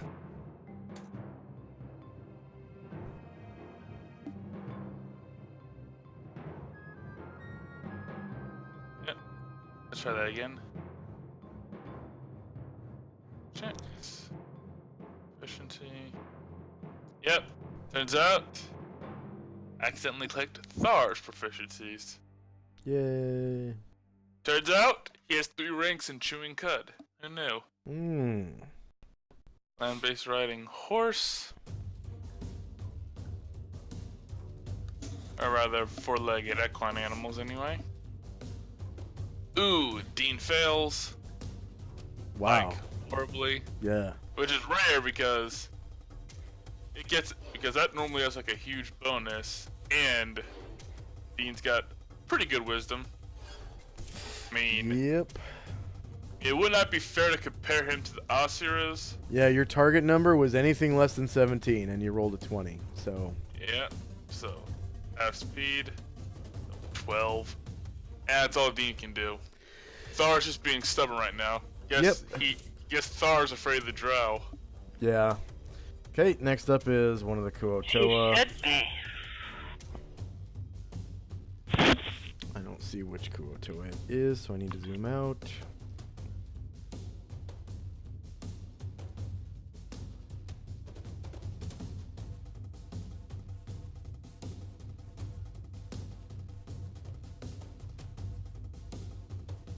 I'm not seeing... Wow. Okay, way down south. Gotcha. Okay, I see it. Alright, so this red dot Kuo-toa is going to try to stab this yellow dot Kuo-toa in the back and also bite him. It does not turn to face, so it is. That Kuo-toa's gonna find out how delicious his kin are. He's gonna become a cannibal if he survives this. Let's see, dagger.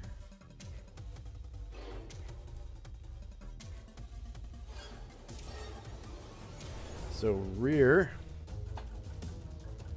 melee, same elevation, no mod, no mod. 14 is a miss and a bite.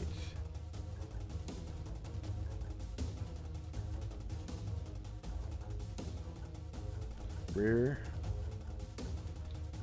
So they have nasty teeth. Melee, same elevation, no mod, no mod. He's like...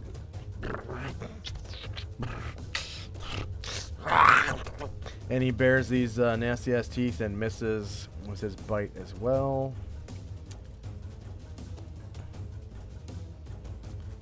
Nasty little fish teeth, like a piranha. Okay, this is a blue dot. And he's going right by Gromnar. I'm guessing Gromnar doesn't want to take swings anymore. It goes right by Dean.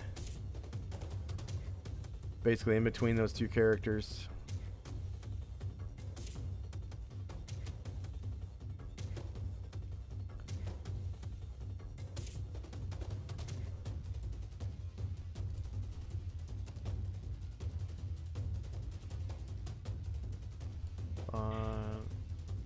Six, 7, 8, 9.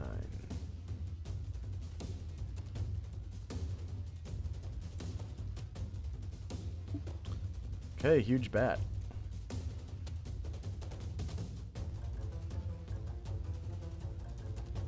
Okay, so it's the one next to Druid. It will fly 10 feet into the air.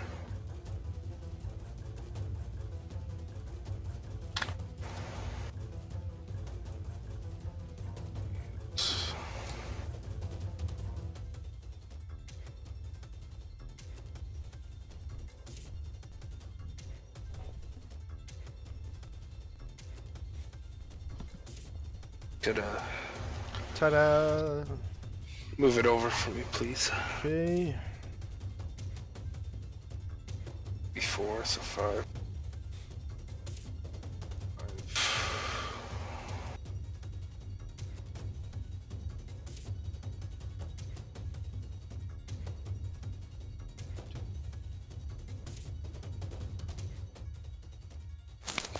I think it's there. Okay, next up is another huge bat.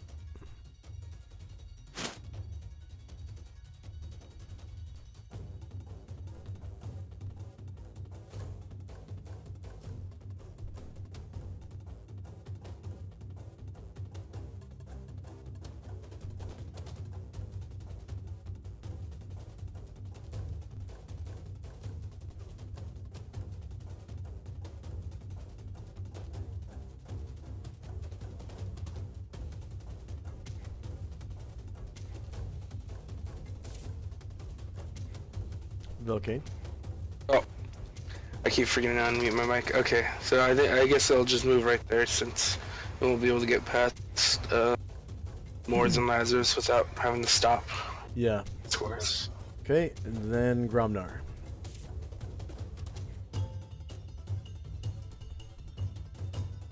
Paul, are you there? Are you muted, Paul?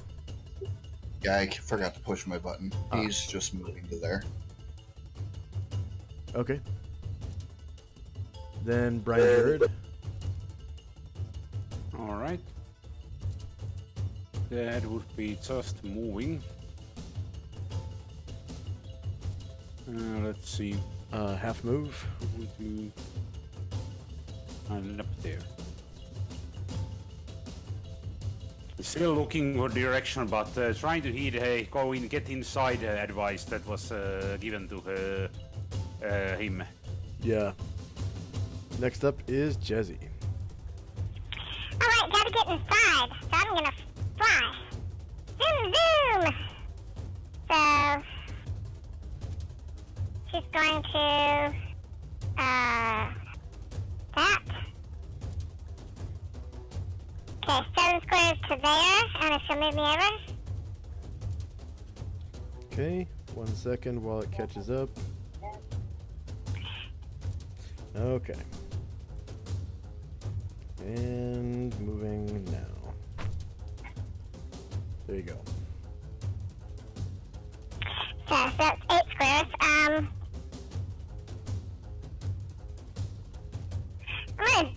No, I can't jog because she's flying. Okay, never mind. 9, 10, 10, 11, 12. I don't see much of anything. Curses! Next And up is so, Calamar. Jezzy's over. Okay. Okay, so. Calamar's up. Yep. Calamar is pissed and excited and everything because he saw somebody in there and it looked a little bit like his cousin Larry, and he's he's like, oh hell no, and so he's not gonna move at all. He's not gonna take an action this turn. He's just gonna run. He's gonna jog and find himself when he can find himself. So let me have a. Up to 24 squares, I think. Up to 24 squares, yeah. Yeah. This is so weird. Okay. You also have innate spell-like abilities that you can use. Well, I know. I'm sorry, not during a round that you jog. My bad. Yeah. Because that's all you can do during your jog. When you jog. So that's 8 squares, and then I have to move up. Oh no, that's not 8. No. Okay. Okay. And then I have to keep going. But he's thinking, is that Larry? Oh God, I have to know. I bet Mama's in there too, and I can get her. Yeah. So. That sounded a little too redneck for my tastes. He is a redneck. He is a redneck now because his redneckiness has settled. Okay, so he went 8 squares and then 10 squares. That's 18. And I'm just, Well, I guess any drow spending extended time on daylight can be considered redneck. That's true. Okay, 8, 9, 10, 11, 12, is that right? It's 24?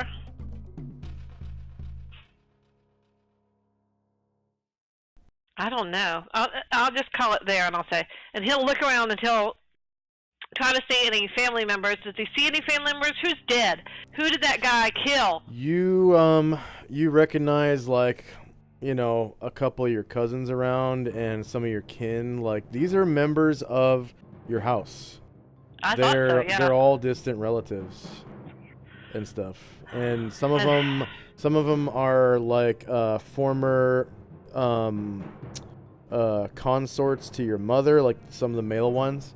And some of them are like, you know, your second cousins twice removed, or your thrice removed. And some of them are like even aunts of yours.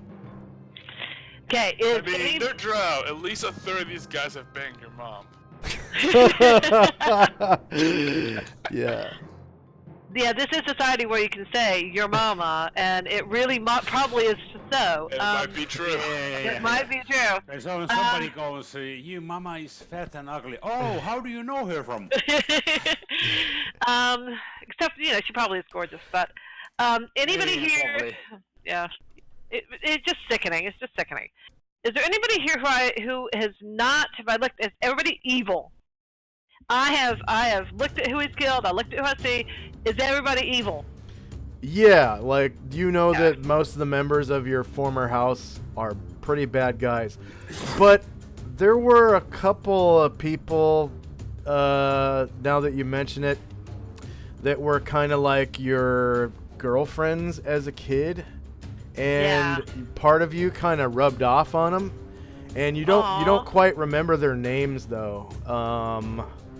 But it was kind of like an inappropriate kissing cousins situation, so it's probably best that you didn't remember their names. Like they might be distant relation to you. Maybe. Turns out I was wrong. Calmar's not a virgin. Shame. But okay. those two are basically the ones that you're kind of keeping your eyes out for right now, because there's there's two spies in here somewhere. So. Yeah, I know. Okay, that's why I said, is everybody evil? Because I wanted to know. Yeah, you don't see anybody acting out of the ordinary.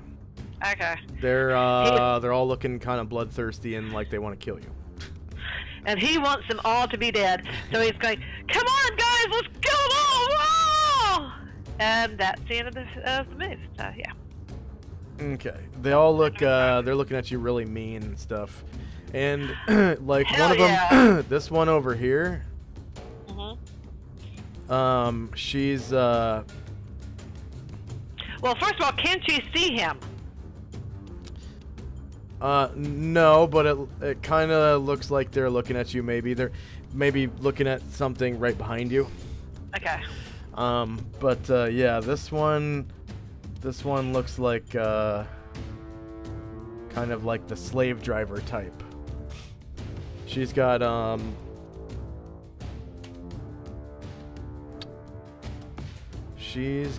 see, what are their weapons? Kind of nine tails. I can't remember. I'm looking at their sheet right now to see what weapons they have. So typical drow weapons are daggers, short swords, hand crossbows, footman's mace, and javelins. So she's got a footman's mace. And that's kind of typical of like a female acolyte.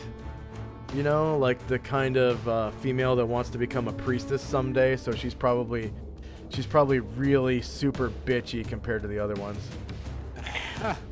So of the two that I see in this room, right? Because there are only two that I can see. Yeah. Which one is the bigger threat? Probably that one that has the female one with the mace, because that male with the javelin, he looks kind of a little impuny, like you. Okay. That big girl with the mace is looking pretty nasty. Okay, next up is Illuvio. Olivia, my God, we must help Calamar. Come along. So, my husband just heard me say that, and he'd laugh his ass off. Well, fine then.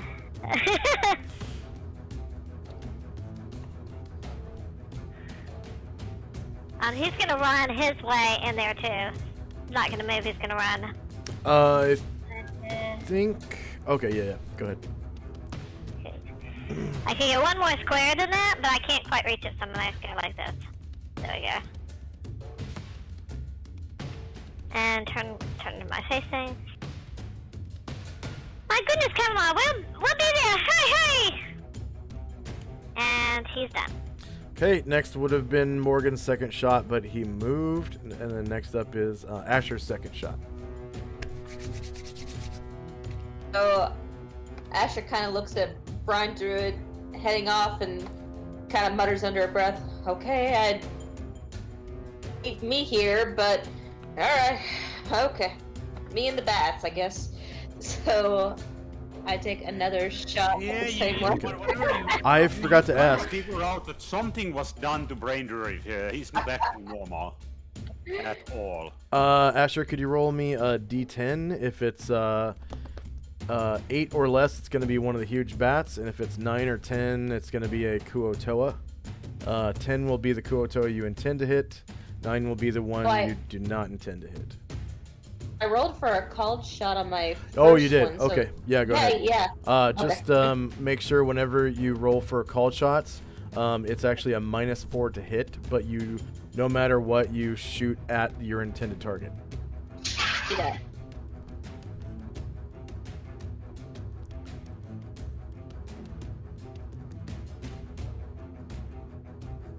AC 11 is a miss. Next up would have been Jezzy's second shot, but I think she moved. And then would have been Calamar's second shot, but he moved. And Olivia's, yeah. Illuvio. Okay. So, end of round. Go ahead and remove any kick me signs. Update. That's round when I'm getting rid of my days. Update damage from poison. I think it might be at the end of this round, actually. Oh, end of this round. Okay. Yep. Let's update any poison damage and regeneration, and we'll go ahead and take our first 5-minute break. We've been playing for about 2 hours now. It's not the end of this round because it's not on the turn order anymore. It's on the turn order. It has 1 round left. It's going to be at the end of this round. Is it? Yep. I don't see it. I see it. Oh, there it is. There it is. Okay, Okay, I 5-minute still break. can't do anything. Okay.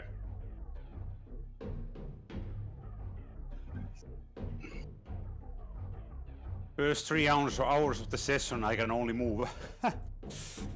That sucks so bad. Yep. The second it starts your blow a save, it sticks. Oh, last encounter, I was also dazed for the whole session. From the moment when I got to get my turn. So last time I actually did something other than move was 2 sessions ago. Oh, now you're ready. You can now light some drow on fire. Actually, that means my breath weapon is available again. As I said, now you can light some drow on fire. The only problem is everybody else is on way.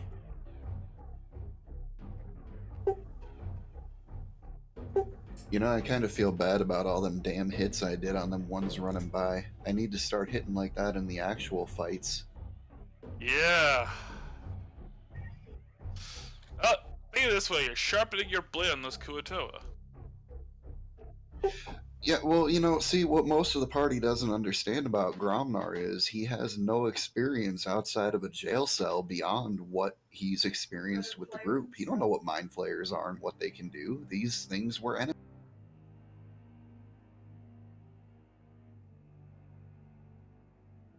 So Gromna's a career criminal? No, he's an ogre who was taken prisoner at a very young age and has had no experience beyond. In Gromnar's eyes, he's not even an ogre. He's a human. Everything is a big human. human, yeah. A darn big human. He doesn't understand the difference between elves and humans and ogres. You know, if they look humanoid, they're humans. Like the fishmen, they're not humans, but the drow, everybody in the party who looks like a human is a as Varen found out. Yeah, he thinks Varen's a human. That's cute. And sad. Mostly sad. It's his life experience.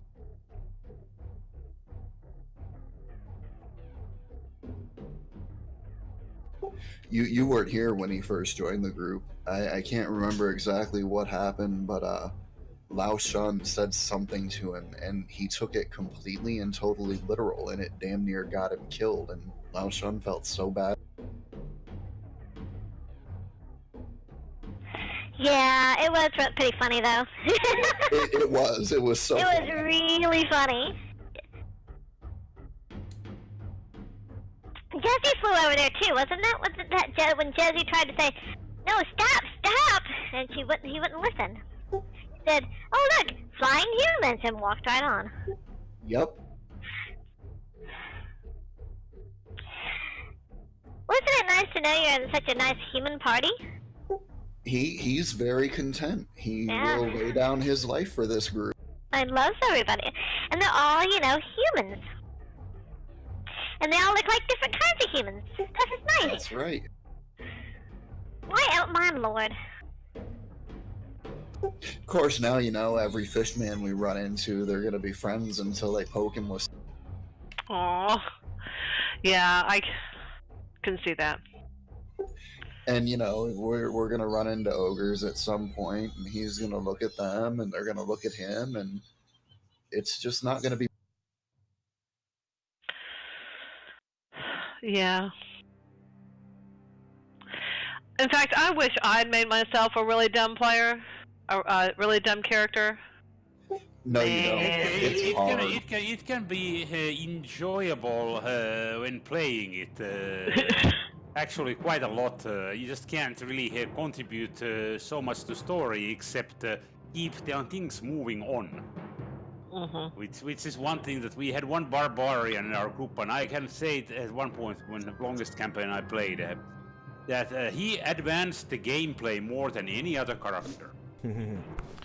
What's up, JB Irving? Resolving any gridlock situations. Okay. Like negotiation with bad guys. Enough talk jumps in. Yeah. There's a kicking through doors that a thief is spending a lot of time trying to disarm. Is there anyone here that cannot see their token? Nope, I'm good. Token is very visible. All of them. Okay.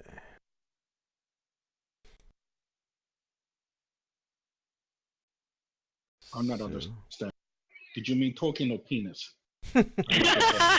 Is Asher back? That's actually a genuine question, this party. Watch Critical Role. Yeah, you said token or penis. I know. This party, that is a genuine question. Well, that's a genuine question in Critical Role too. So, Did you see him trying to trade away and little penis and 600 gold, and I'll give you the little penis. Oh my god. Oh, it was really funny. Yeah, I get caught back up. I'm still stuck. I'm still way back after they killed Avantika. I need to get caught up. You need to just catch up, baby. That is what it's too good. Gotta be ready when Thursday rolls around. Oh yeah. Is Asher back? What's happening on Thursday? Yeah, I'm here. Okay, good.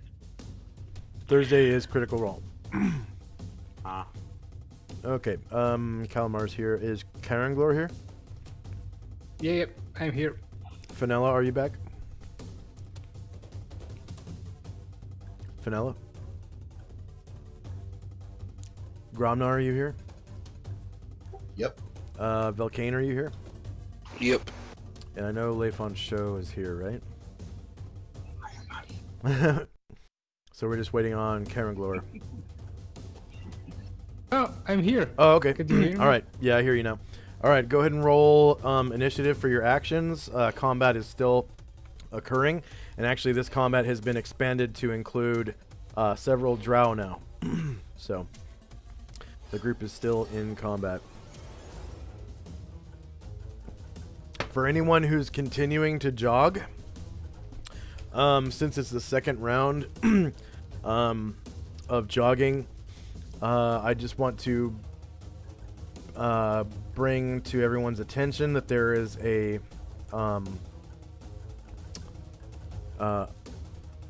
macro for jogging and running. So after at least one round of jogging, you are able to roll a check to see whether or not you can start sprinting. And sprinting goes in, it's successive. Like first you have to jog for a round, then you can check to see if you can move up to sprint times 3, which is your normal movement rate times 3. And then there's also sprinting times 4, and you can go as high as times 5. Now with each sprinting echelon, there is a more and more difficult check to reach the next echelon, and also there are more and more difficult constitution checks to maintain that speed. And if you ever fail a constitution check, you become exhausted.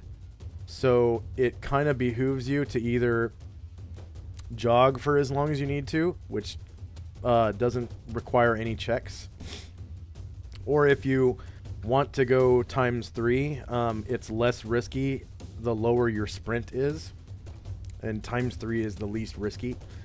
But usually, you know, it's like a 1 round thing, and then it kind of starts becoming risky because you have cumulative penalties to your constitution. And if you become exhausted, your only option is half moves. Like you can't even fight.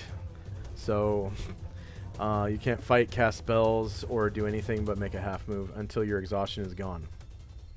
And you have to be exhausted for as long as you ran.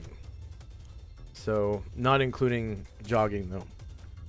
So jogging is the safest, obviously. And then sprinting times 3 is a little bit of risk. Times 4 is even more risk. And then times 5 is super risky. Okay. So yeah, go ahead and roll initiative for whatever your actions are. Me? Karmor? Everyone.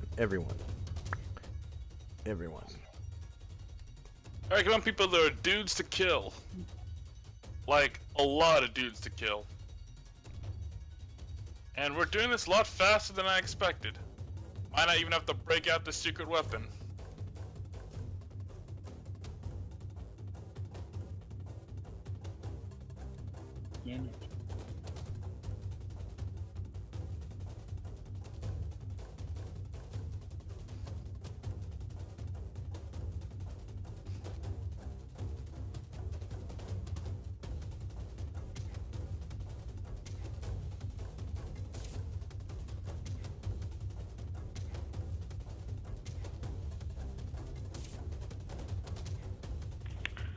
Sometimes I do get pissed at my initiative, but okay.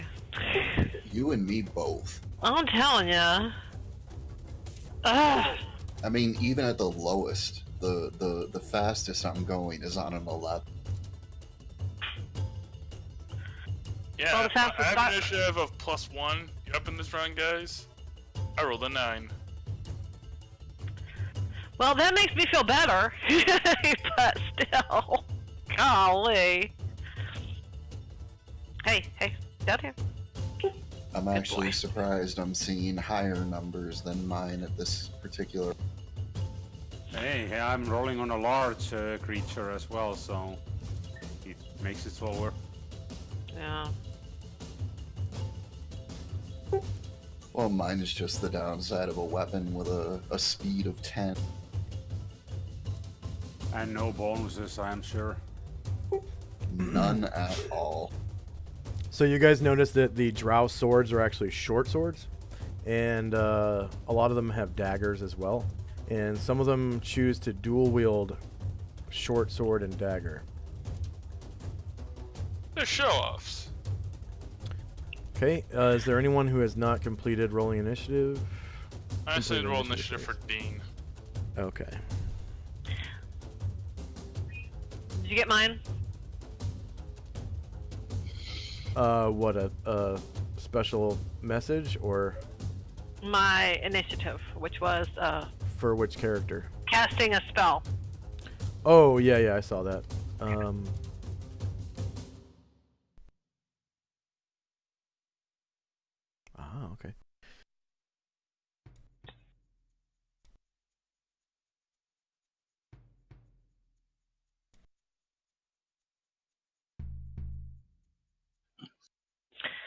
Oh boy, I'm looking forward to taking out my family. Yes, ma'am. All right, here we go. That sounds horrible out of context, but it's perfect in context. I love Yes. it. All right, so the Mind Flayers summon Ilsensien's avatar in 20 rounds. The Elder Brain awakens the Tarask in 15 rounds. There will be a human sacrifice to the Elder Brain in 10 rounds. Varen's Recitation wears off in 7 rounds. Fenella's Dissection is completed in 7 rounds. Moore's Prayer spell wears off in 6 rounds. The enemy will locate the Tarask through scrying in 5 rounds. Time now is 11:06 a.m., 28 December 10 AE5. Velkane's monster summoning will wear off in 4 rounds, and at the end of this round, Brian Druid's days will disappear. Okay, first up is the Mind Flayer Psionics. Okay, Mind Flayer. Light. Wow. He can see some of you, but he failed his morale check, so... And I actually forgot to give him a white flag, so I need to do that. White flag. He's like, I think my car is double parked. Hold on. I'll be right back. No, I won't. No, I won't. Special powers. Psionics. Psychoportation. Sciences. Teleport. No mods. 100 yards of teleportation. Hey, he succeeds. Cerebellum is burning. Yeah, he succeeds. So, he actually disappears. Okay. But the direction in which he ran could be considered conspicuous to some. They ran west? Yeah. Okay.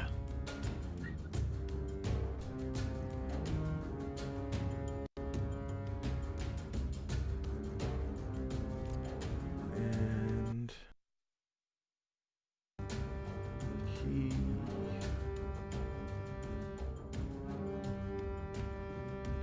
teleports to here.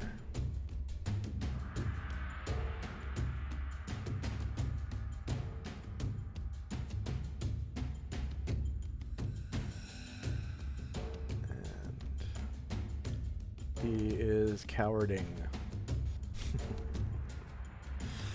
Okay. I do declare that this is not worth dying for. Declare. Okay.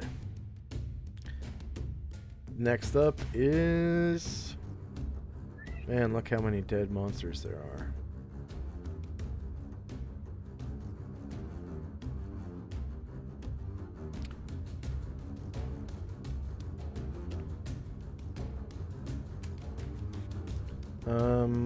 Akuotoa.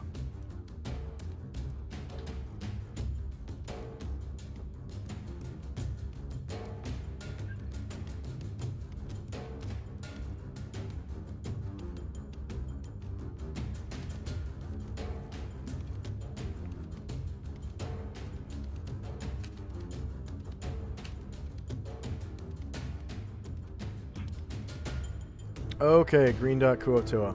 This is the one right next to Brian Druid, and he's going to take off into the courtyard.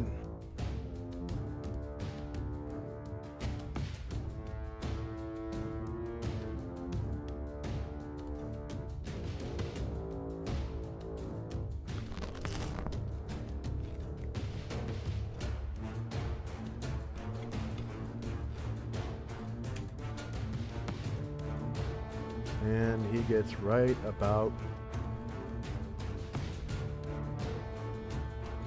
here. Next up is Lazarus.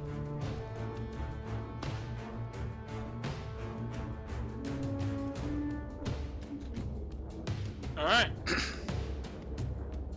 They said, well, actually, first let's deal with the immediate threat.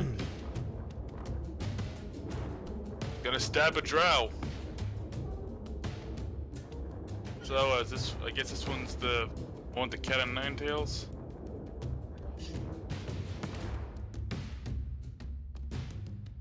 Alright. That is the one with the mace.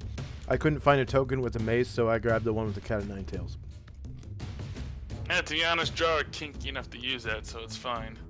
Yeah. Okay, front, short melee, same elevation. As soon as this thing is done motioning over.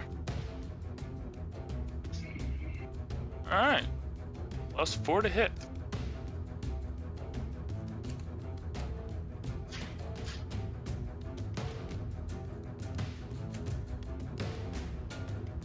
Normal creature. And that beautiful, beautiful +1 to...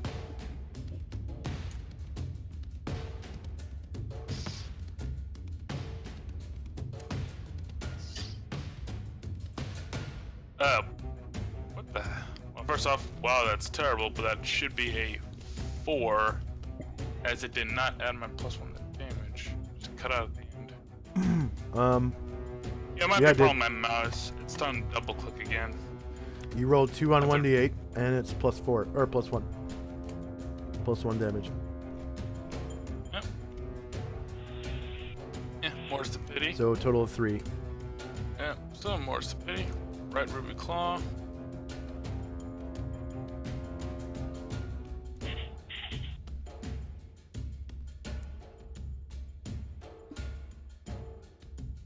Right.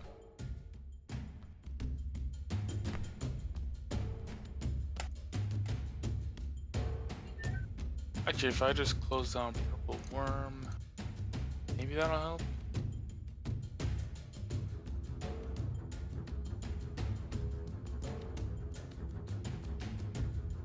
Trip melee, simulation. A lot faster now, at least. +4.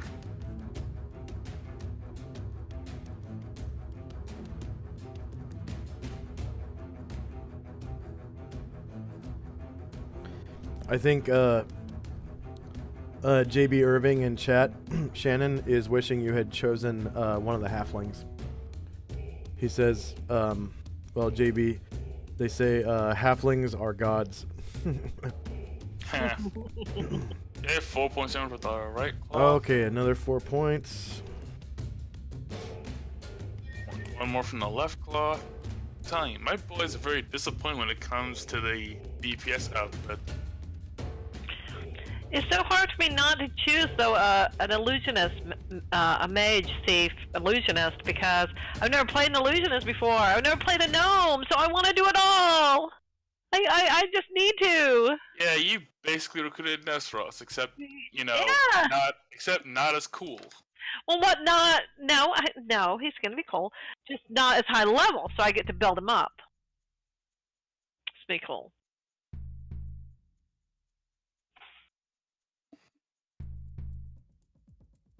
Again, But the halflings are my not second as choice. cool, and he does not have a bandolier full of wands. Okay. No, he doesn't have the wand. Where's your left ruby claw? It's coming. It's, roll 20. Ooh. Yeah, it's like a Saturday afternoon. It's gonna shit the bed because this is probably a busy time for most people. Yeah. Negative 2 Negative 2 for for 3. Hey. 3 points of damage. You win. You win. You win. That's enough? That's enough. Okay, I'll take it. You win. And she, as she dies, she screams with this really strange voice. Like, her vocal cords are fucked up. She screams like this.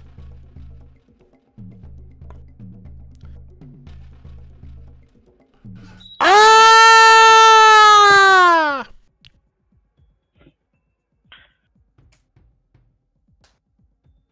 Lazarus is not sure that's a good thing or not. Okay, next up is one of the female drows. So this one is dual wielding sword and dagger. And she is going to move to here and come up the stairs to Lazarus. Do you want to whirl to face her? Oh, it's Raymond, but yes. Oh, that's Raymond? Okay. I'm zoomed way the fuck out, so it's hard for me to see. I'm just gonna turn and face her. Does she look familiar to me? Yeah, she's like one of your cousins. Okay. She's a bitch. Oh yeah, I can sense that. Okay. And she goes to stab, who is it? Raymond? Yep, Raymond. Okay, with her short sword. Front, shorter melee, same elevation. No mod.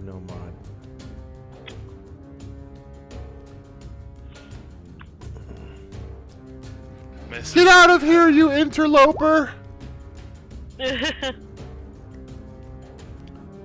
AC1 is a miss. And now the dagger. And it looks like they're both dripping with poison. Fantastic. Yeah. Oh, I prepared just in case. Oh, I hope so. Well, in case on Drow, it's not just in case, because of.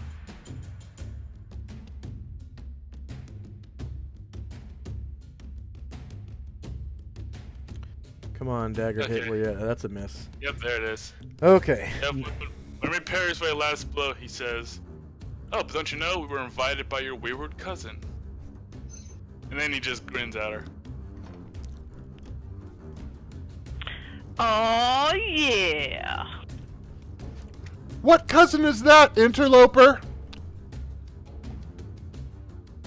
And Raymond shouts down the hall, "Hey, Calamar, looks like you're not as popular as you thought you were." Next up is the Kuotoa monitor. It runs right past one of the Assuras and goes up to the male drow that has the whatchamacallits, the javelins. And it just fucking goes to not to kill, but to subdue. Oh, smart. Okay. with its just with its claws, not with its bite. So it balls up its claws into these big fucking stony-looking crab claw fists almost. It just closes its claws, and they look like closed crab claws now, and they look like they're meant to do like subdual damage. Front, shorter melee, same elevation, no mod, no mod.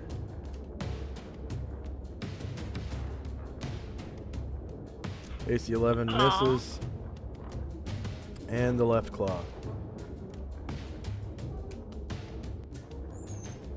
Against him.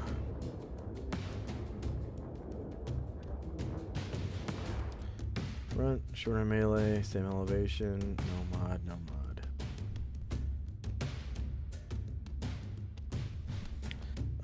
Hits AC -5 for 8 temporary damage.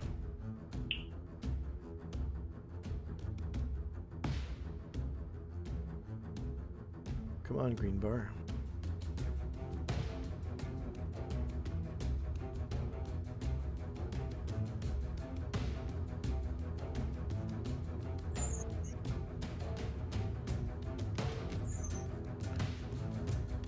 All right, Karanglor.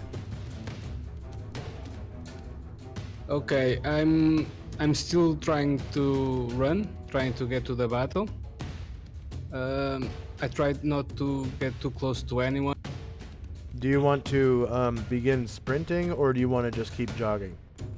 I'm still jogging, yeah. Okay. So you don't want to run any yeah. faster? No.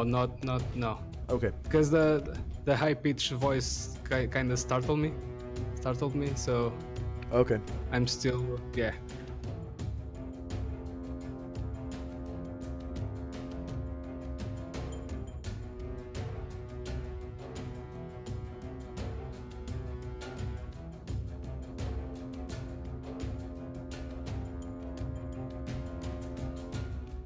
You can move twice.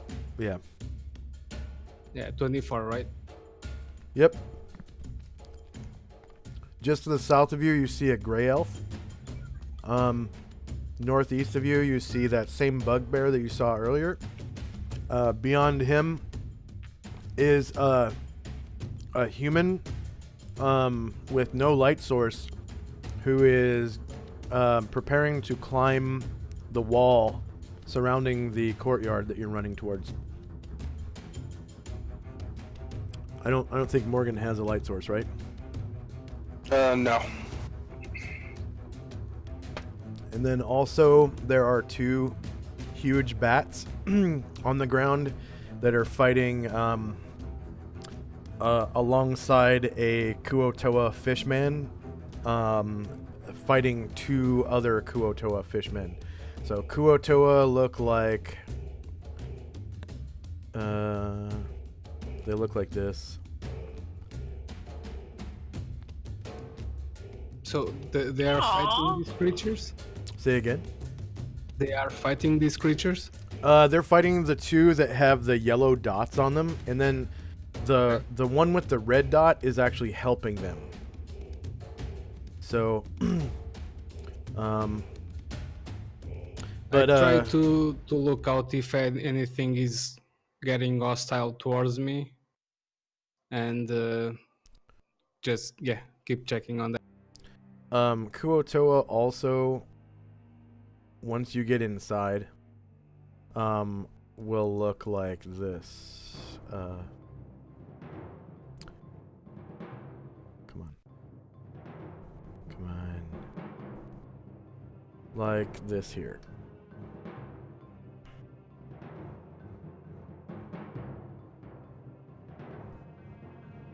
Why does that look like a murloc?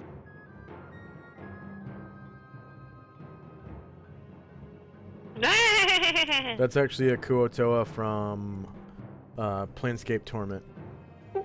God, that looks like a WoW murloc. Okay. What else was Karanglor doing? I'm just trying to see if anything is hostile to. Is what? Also, hostile. This. Yeah, these. Anything is trying to attack me. This one's hostile, and this one. But I mean, trying to attack me personally, not the bat. Oh, okay. No, not yet. Not yet. I just keep an eye on that. Okay, next up is one of the Kuotoa. Alright, so this one runs up behind one of those Kuotoa that I just showed you.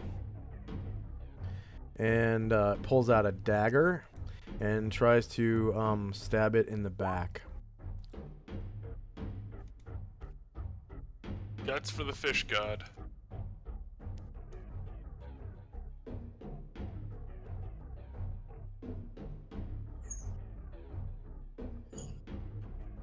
And this one, the one that's attacking, is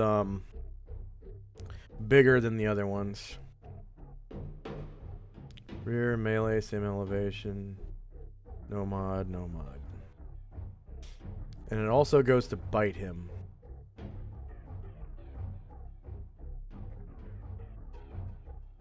AC 0 is a hit for 1 damage. And... I found something.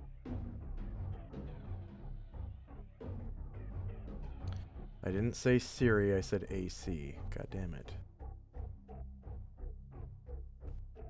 Okay. He also goes to bite.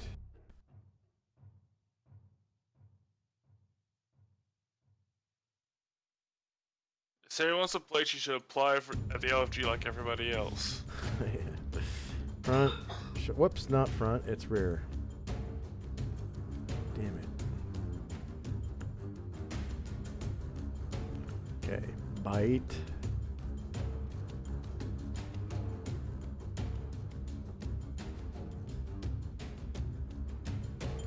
Rear.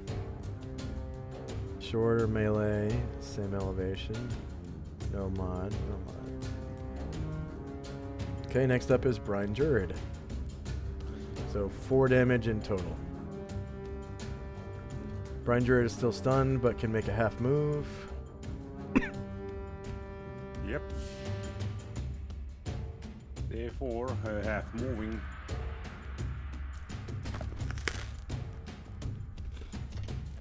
Change this direction.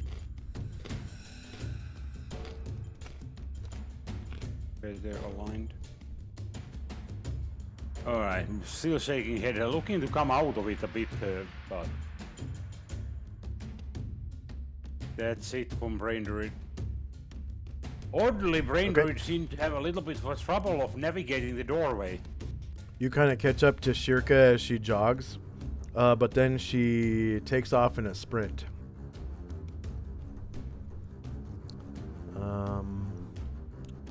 Jog and run. Round spent running. 0, 0, 0. No con adjustment. She wants to run times 3. Strength adjustment is +3 because of Baron's that spell that helps with travel. Unfailing endurance. Run forever till you hit a wall. Alright, so she takes off at movement rate 36.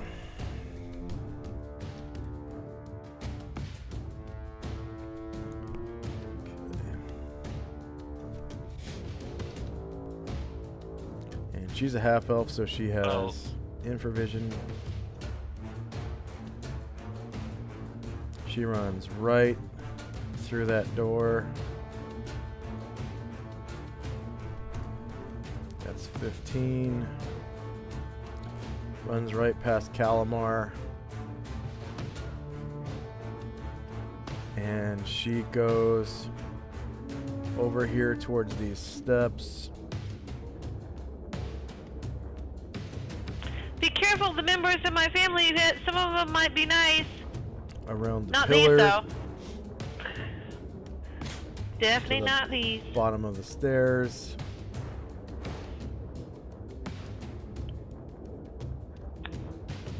And up the steps.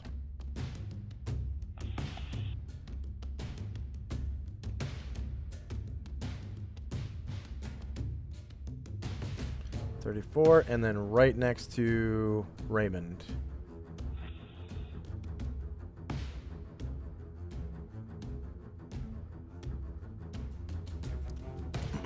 And she stops running. Next up is one of the drow. Fast druid. Yeah, at times 3, you get 36 squares if your movement is, Ooh. you know. Alright, Nice. so this drow. Okay, yeah, this female drow, she's going to make a half move and try to shoot at somebody. Hey. 5, 4, No. 5, 6.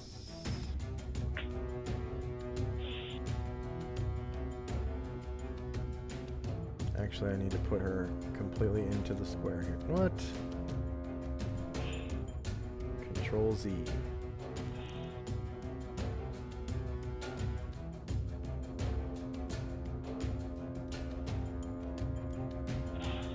She's defo in this square here. No.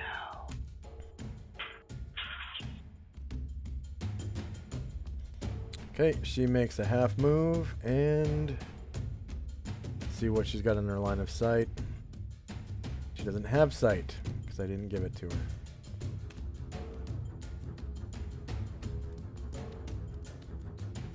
Come on.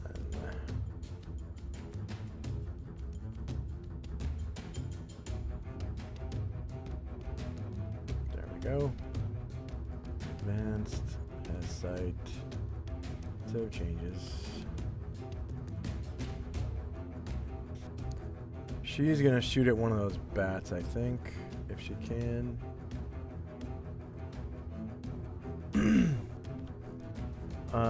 Hand crossbow 4, 8, 12. Let's see what's within range. Yep, the bat's within 12 squares, so it's gonna be long range with a poison dart.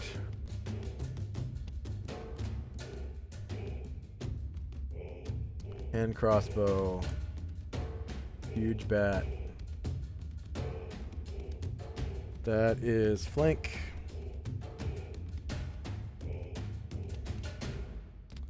That's long range. That's also going to be lower ground.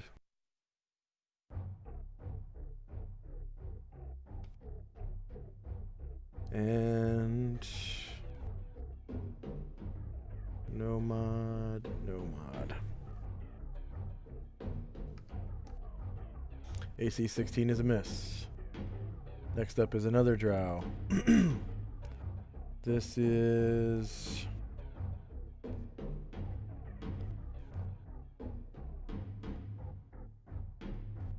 the one that was about to be knocked out by that Kuotoa monitor.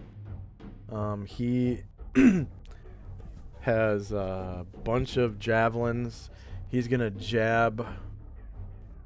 He's double fisting javelins. So, let's see, he's gonna jab this Kuotoa monitor with javelins.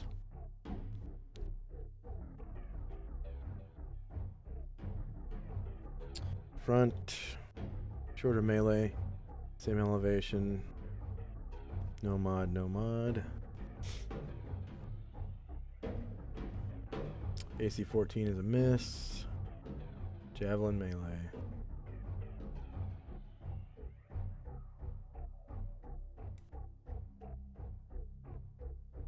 Front, short melee, same elevation. No mod, no mod.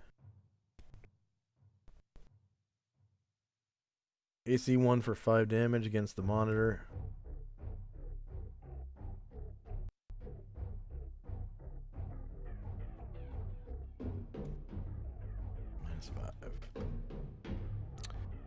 Okay, next up is another Kuotoa. That's one of these ones down here with a red dot. It's probably going to move 9 squares. Right there.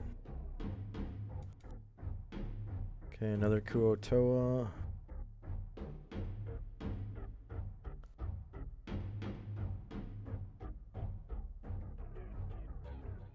Okay, this one must be involved in the melee outside.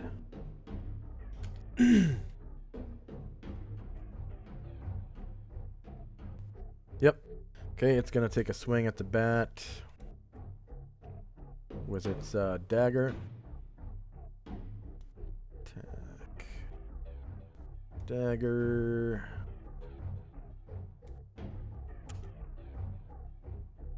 Front. Melee. Same elevation. No mod, no mod. And it will also bite.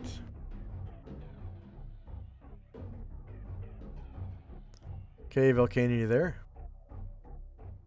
Yeah. Your huge bat, like on the southern edge of the screen. Of the two, it's the top right one. Just took The one with one. half health. Yeah, I just took 1 damage, and One it's gonna get bitten, maybe. Did you change it yet, or? Oh no, I'm sorry. It's 2 damage because they're huge Damage. creatures. Yeah. No, I didn't. Oh, I didn't no. change it. Okay, now it's Go down to ahead. 12. Okay, front, melee, same elevation, no mod, no mod.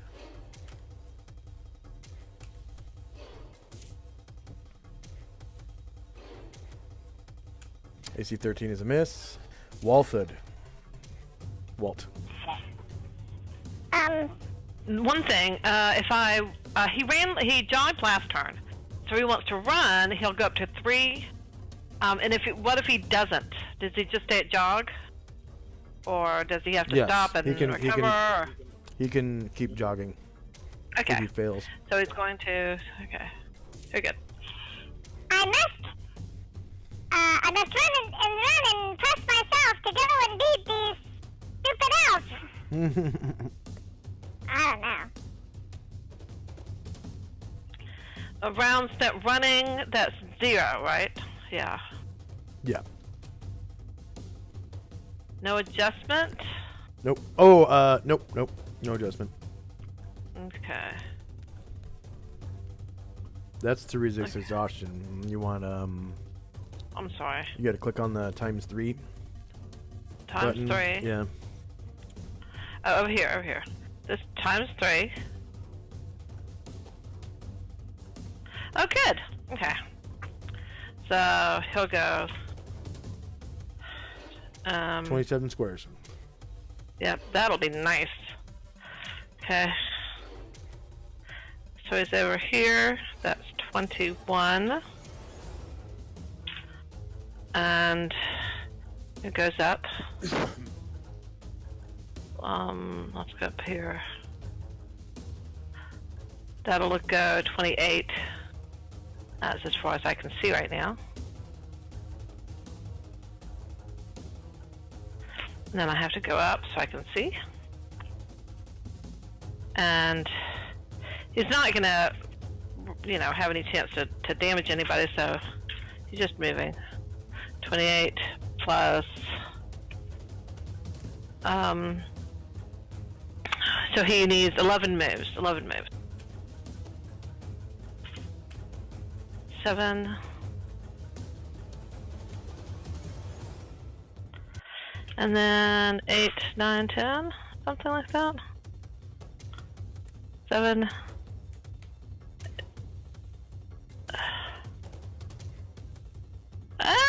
Stupid cat! I told you to go over there!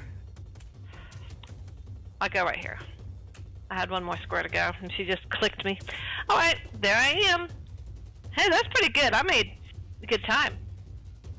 Oh yeah. So inside, you see a 10-foot tall dais with staircases on either side. There are 2 pillars going all the way up to the ceiling. The ceiling is about 20 feet high. But of course, it's only 10 feet high underneath the dais, or above the dais. Mm-hmm. What is that thing with the light with the lights coming out of it? It looks like some big kind of like shitty cheap glass, similar to the stuff that's outside, except this one obviously is orange. And you know, because you're indigenous to the Great Below, that these crystals are found in the crystal forests, found throughout the Great Below. Well, do I know anything about why they're here and why they're connected to one another, or do I need to make a roll? No, you know that this is a psionic item. Okay. It has been turned into a psionic item using psionics. So, yeah. Okay, So next. he'll Go say ahead. something like, Ooh, psionic. Who knew?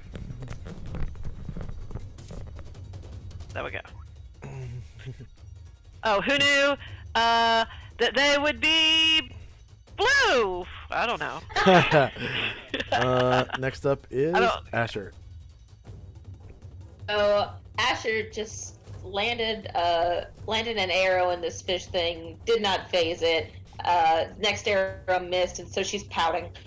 and and so she looks at her bow and says, "Screw it," and over her back and pulls out her longsword. And then she sees Karen Glor in the side of her sight line, and she says, "I don't know where you come from, but we're making sushi."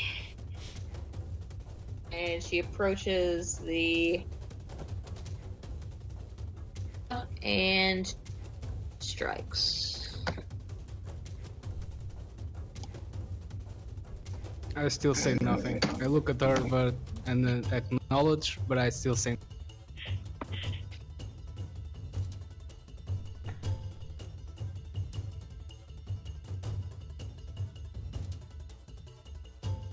Okay. Next up is Calamar. Calamar is going to start shooting this girl, with magic missiles. And so...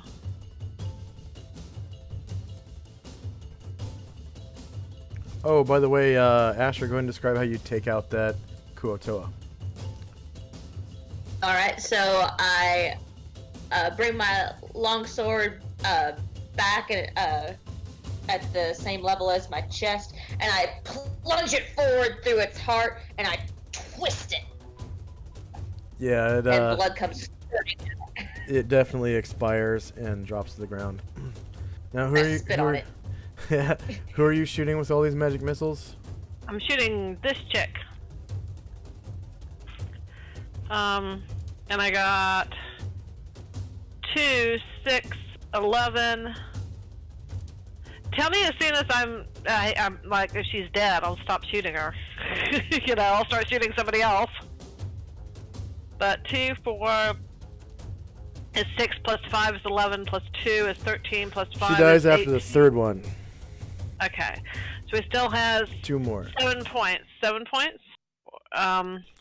You're gonna have to re-roll those because she died. Okay. So She died. any other magic missiles, you're re-rolling. Okay. I just hate to roll. I have to go all the way back up. Okay. Go. I'll find it.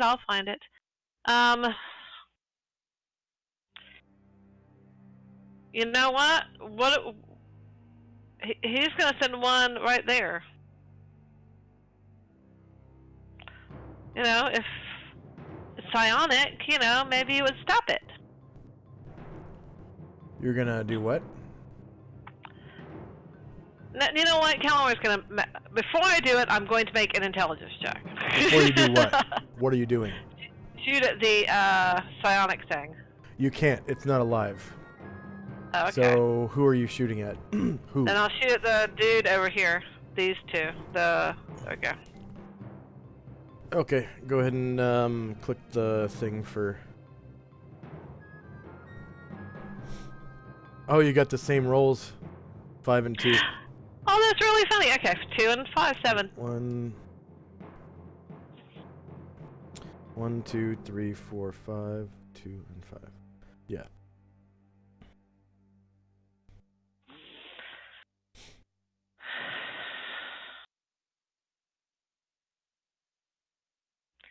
And he shouts out, "Hey, okay, now be careful between the people of my kin that you kill, because a couple of them might be nice. You don't want to kill them, but you want to kill everybody else. So, yeah." Actually, after the first one, he falls to the floor, unconscious, but not dead. Do you still want to shoot him with that last one? No. Okay, so you get to shoot another one. I do not see anyone else in the range, do I?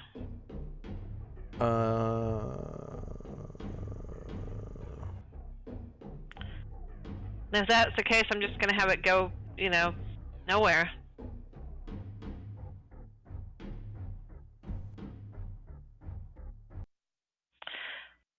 I believe there was something over here that was, but I don't see it. Yeah, you don't see anyone else. So I'll just dissipate one into the air. Okay.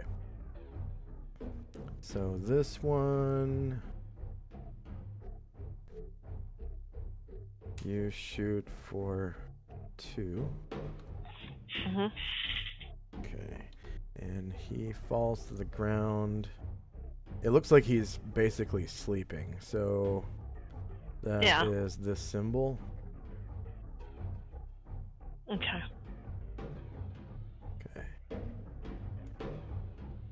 And you get 50 points for magic missile. Yay. Okay, next up is another Kuotoa.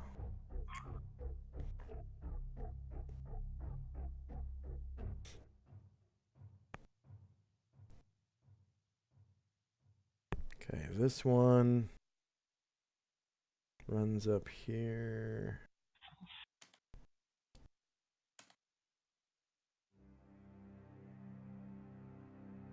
And stops there. Okay, Fenella. Your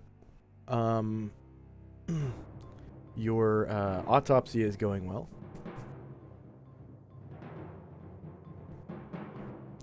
Fenella, are you there?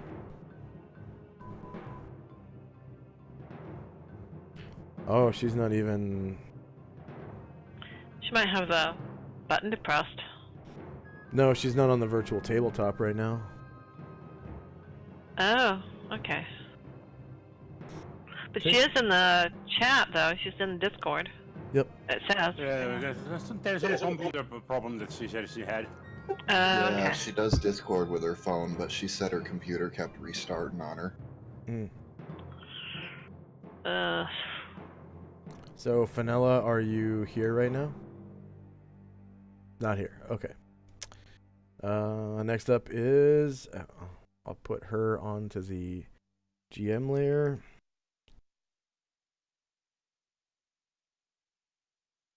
There we go. Okay, next up is Varen.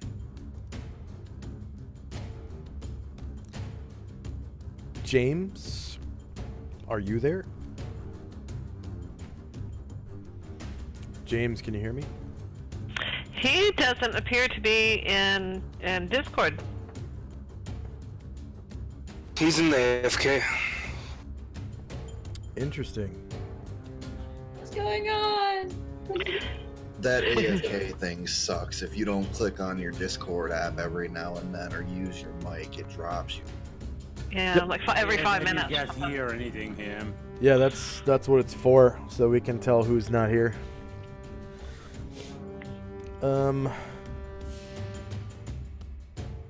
Okay, so we'll just do his turn retroactively. He's probably dealing with like his brother or something. Okay, next up is Morgan, who was climbing the wall. Okay, I'm back. Oh, hey, Varen. All right, it's your turn. Varen's turn. Alright, let's spend another action to open the door all the way, or is this as far as it can go? Yeah, it'll take another standard action to open the other door. It's a double door. Yeah, so be it. Let's open up the floodgates and let the army come in through. Okay. That actually will help some people.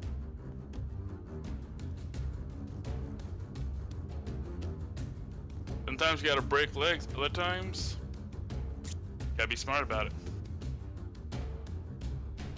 Yeah, that'll be Varen's turn. Okay. Next up is one of the Kuotoa. Oh, you forgot Morgan. Oh yeah, go ahead, Morgan. Okay, I just need one climbing check. Yeah, hang on a second. Okay, checks. Skill. Climb walls. Plus 50.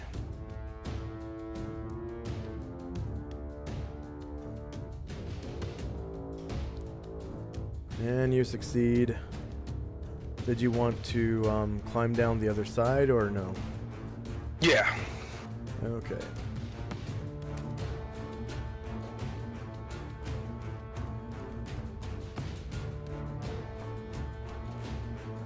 Alright. You successfully climb down the other side.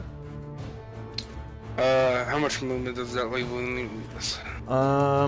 That is 10, 20 times 2 is 40, so that's 8. So you have 4 squares left. Unless you jog. I'm gonna jog.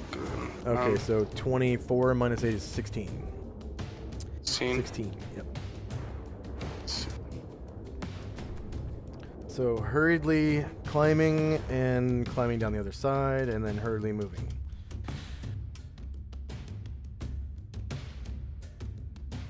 Okay, he'll end up right there. Oh, okay.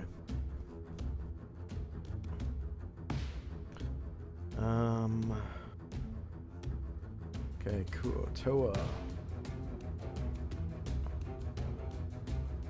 So this Kuotoa moves in.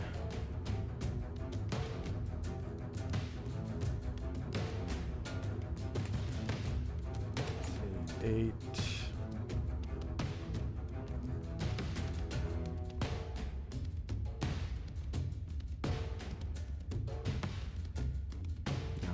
Alright, next up is Valkane. Okay, he's just gonna be, where is he at? Jogging.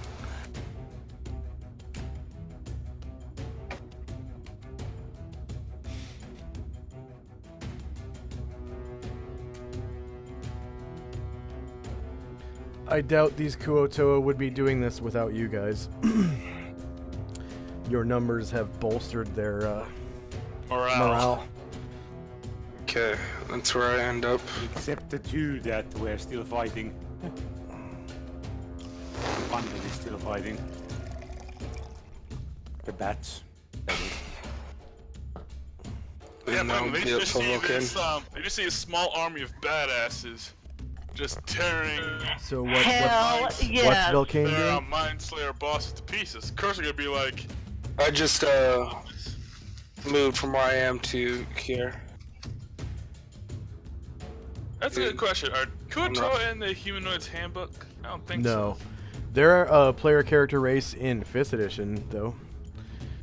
Okay, so yeah, Valkane, you notice, like, that's their typical, typical drow of, House Kalatza. These are House Kalatza soldiers. You see several dead ones, including right in front of you. There's one dead on the floor. There's one right in front of, there's one right over here. Dead. A Kuotoa monitor is currently like pounding the shit out of one that's like on the floor with subdual damage, and it just got shot with a magic missile from somewhere right around here. Okay. All right. Next up is another Kuotoa. Okay, this Kuotoa is underneath this bat, so I gotta select the bat, put the bat to the rear, or to the back. To the back. Okay.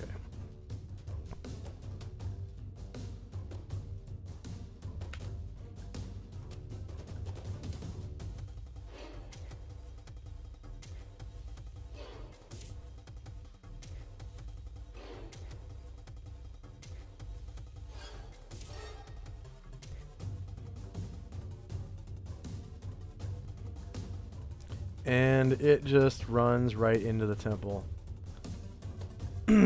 Arms a flailing. Life on show.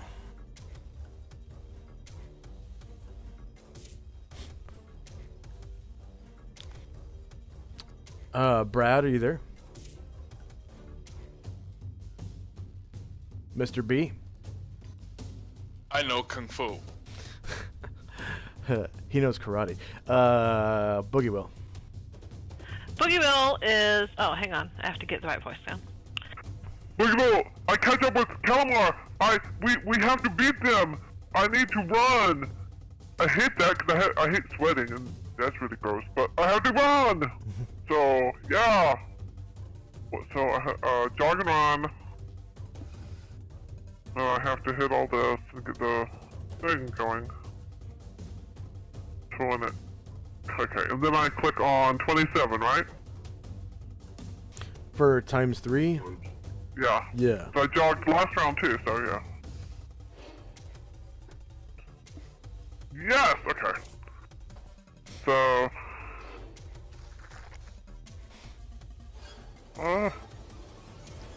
Alright, so he gets 27 squares to move. Oh my god, I accidentally closed the window. Hey, I will move my 27 squares, and I will do so, but except... Okay, next up is Raymond. Raymond! Everybody loves Raymond. He's gonna turn around. Actually, I'm saying he turned around because the Mind Flayer fled this way. Yeah. Are you gonna take flight? Yep, he's gonna take flight. And there's this, make a slight turn. You'll notice another. I dropped him early, and it doesn't matter. He'll land here and stab a drow. Yeah. Them and their Right. dirty, poisonous weapons. I'm assuming he's gonna turn to face me. Yeah, she does. Oh, that one's female. How nice. Front, melee.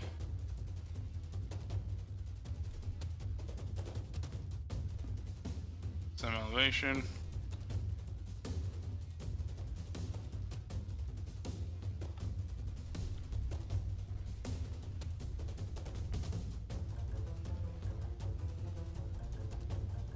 +4 to hit.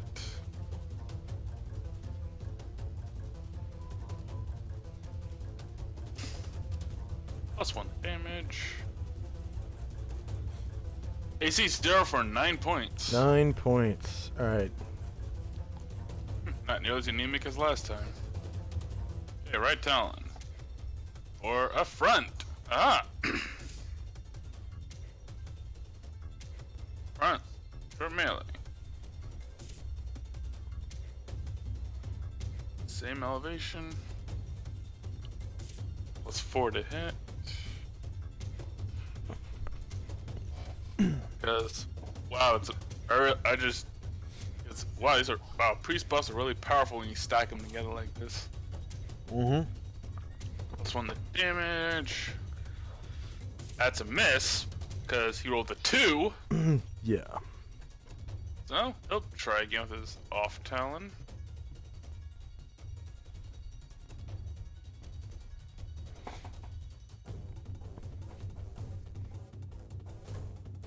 Front. Short melee. Same elevation. The whole kit and caboodle here.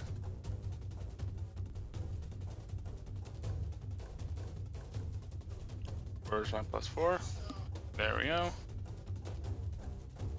4 to hit.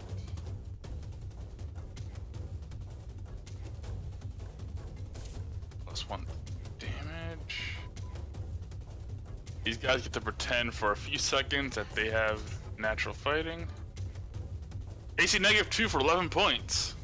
Okay, go ahead and describe how you take her out. Yep. Yep, Lazarus takes flight. As he makes a turn around the corner, he sees the drow down there. He chucks his spear, and it pins her to the ground. And he lands next to her head, and he stomps on her neck.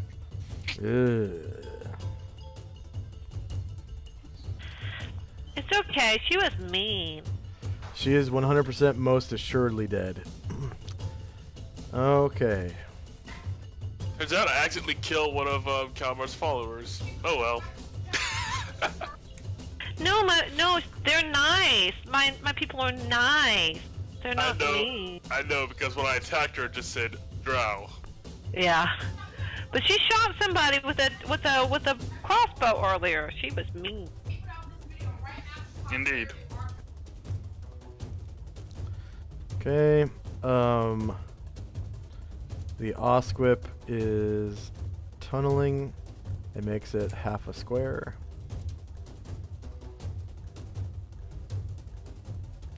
So, Jezzy, you can hear some kind of scratching underneath the wall to your right. Underneath the wall? Yeah. To the right, like over here? East of Jezzy, yeah. Okay. Wonder what that is. Hey, Olivia, do you hear that? Oh, I didn't get my I didn't turn my thing on. He's like, what do I hear? Is there some disturbing sound? She says. Yeah, it's like a scratching on something. Somebody should keep their eye out to kill that thing in case it comes through. Okay? Oh yeah, I think so. then I'm done. This Kuotoa, the red dot one by you, Asher,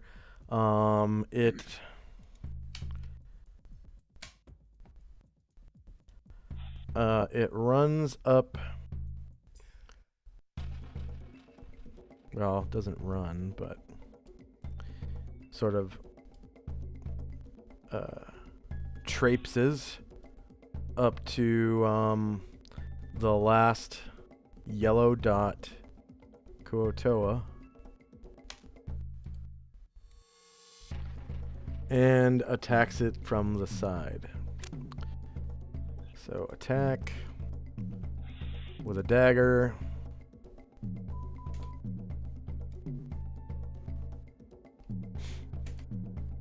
From the flank. Short melee. Same elevation. No mod. And then it also tries to bite. AC 10 is a miss. Bite.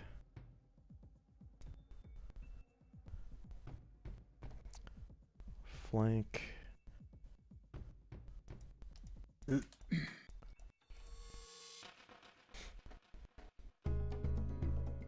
Seven is a miss. Huge bat. Okay. This one right here. The one in the courtyard, yeah. The one by the torch. Yeah. And the double doors are completely open now, right? Yes, sir. Okay. It So you can fires straight up there. fly in, yeah.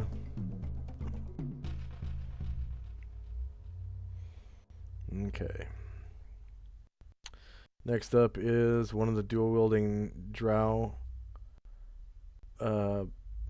females. So this one gets a move of 12 squares. So that's 9.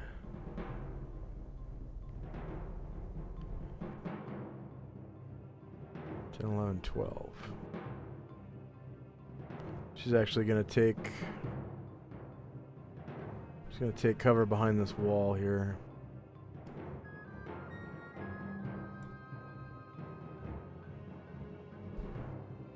And she's going to guard the entrance to the right.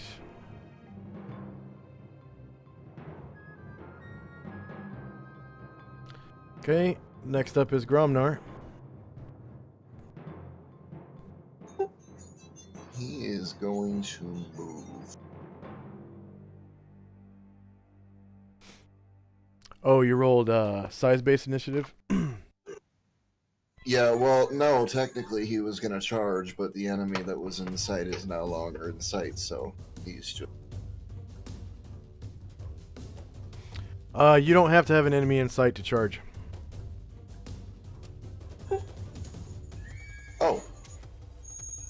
Is that in front of the monitor and enemy, then? Yes.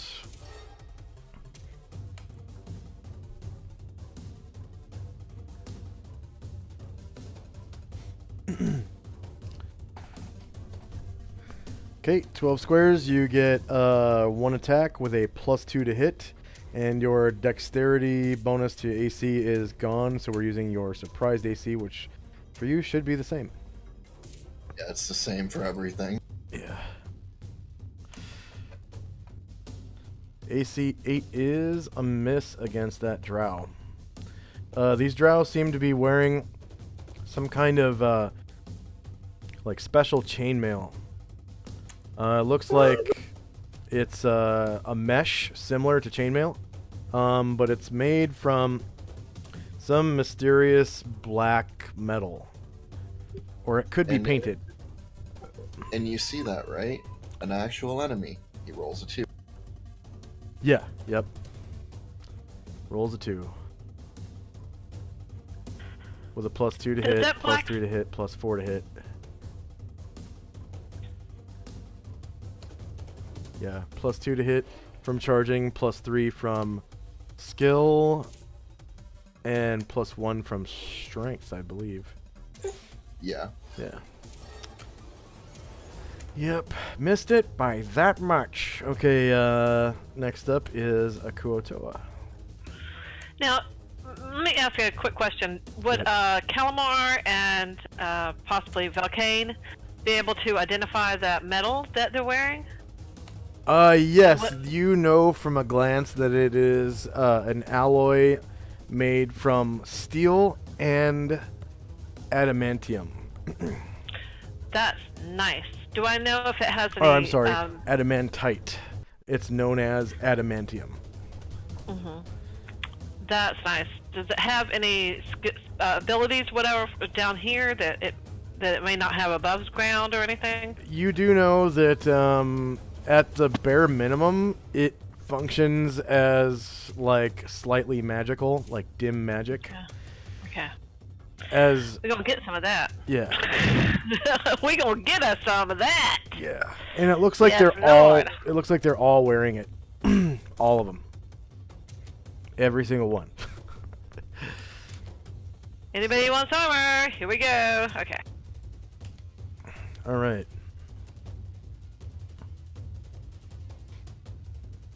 Kuotoa.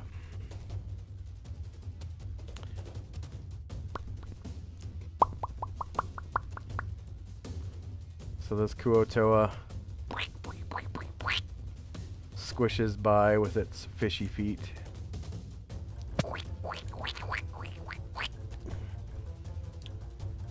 And ends up right there. Next up is a huge bat. Okay. This is the bat in front of the yellow dot, so he will take a bite attack at it.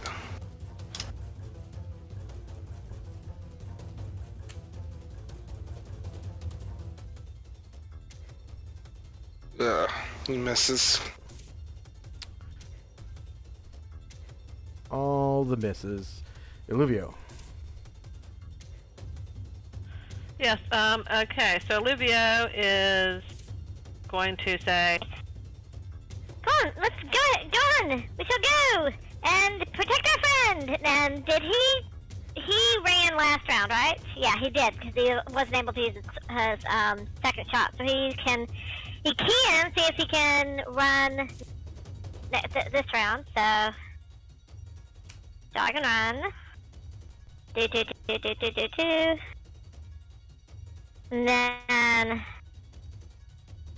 Oops.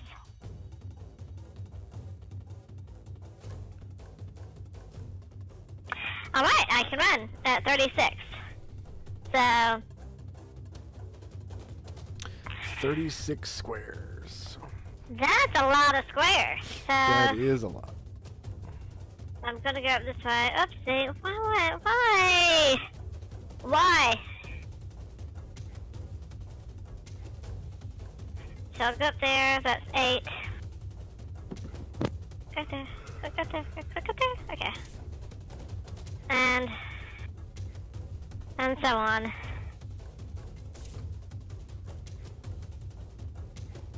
I get Q. Okay.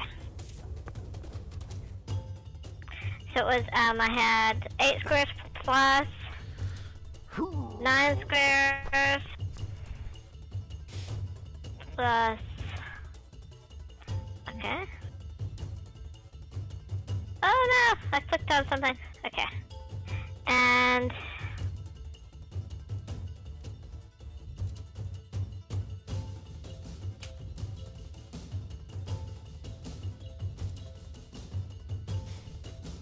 So Illuvio can see the 10-foot tall dais, the 2 pillars, some dead drow with interesting looking mesh chainmail. He can see an Ashurus in the west hallway fighting somebody. And in the east hallway, I can't really... he's gonna do a little bit of running, a little bit more. Okay. There. I'll stop there.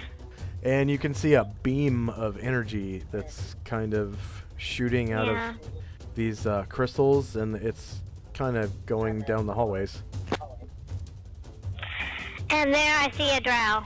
Okay. I'll stop there. Oh yeah, yeah, you see a drow there. And actually,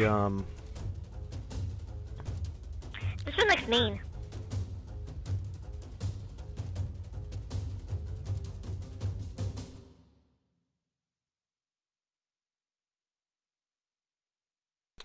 a couple more even. Ooh, okay. So he'll stop there, and he'll step behind the little. Try to take some cover behind the light, the thing that the things are, the light's emanating out of. Yeah.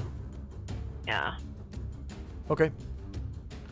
Yeah. Next up is a huge bat. By the way, good morning, part 2. Yeah. Oh hey! Again. Sorry, nodded off. I will put your token back on the thing. Sorry, so I probably heard you saying all this because I was dreaming about you saying I'm taking your token off the board. Okay. So, dreams about Josh involve a lot of dice rolling. Alright, so you should Your be able to see dreaming your gave us all token now. t-shirts. Huge bat. Oh, my computer's finally done restarting, so I'm finally able to pull up Checking roll the 20. yellow dot. Okay. Does it turn to face it, or is it attacking from the front already? It is facing due south, so yeah, it's already a front for you. Okay. Ooh, that hits for 4. Yep, 4 damage. Go ahead and describe how you take it out with your bite. It takes a big chomp and like picks it up and then like sucks out most of his blood and like spits out like a shriveled rat that has like 2 giant holes in it. 1, 2, 3. Okay, so altogether there were like, let's see, 1, 2, 3, 4.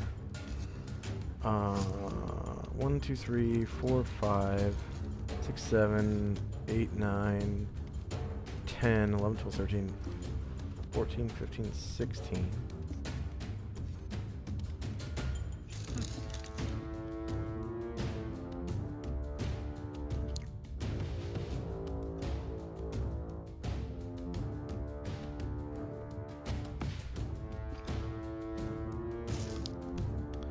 17, 18, 19, 20, 21, 22, 23, 24, 25, 26, 27, 27 Kuotoa, and 1, 2, 3, 4, 5, 6, 7, 8 of them survived.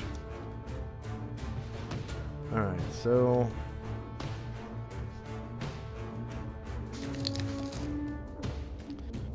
27 Kuotoa.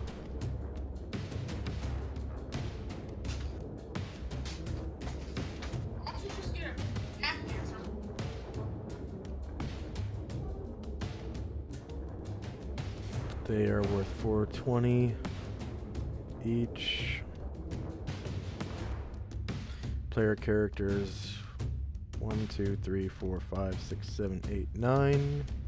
Player characters. NPCs earn XP. 1, 2, 3, 4, 5, 6, 7, 8, 9, 10.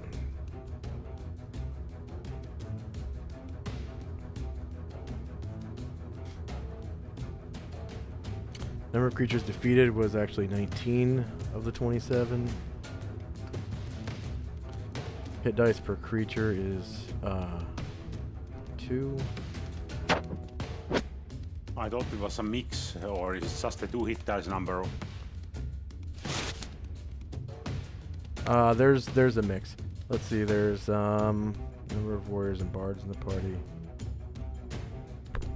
Let's see. 1, 2, 3, 4, 5, 6, 7, 8, 9, 10, 11 warriors and bards.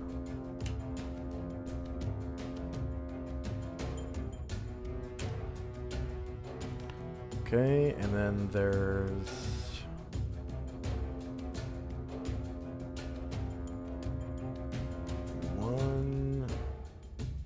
3 hit dice ones, so number of creatures in the card. Let's see, two 3 hit dice ones.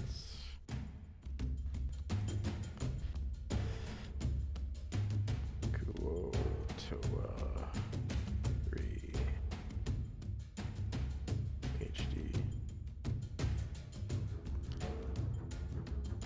I think those are.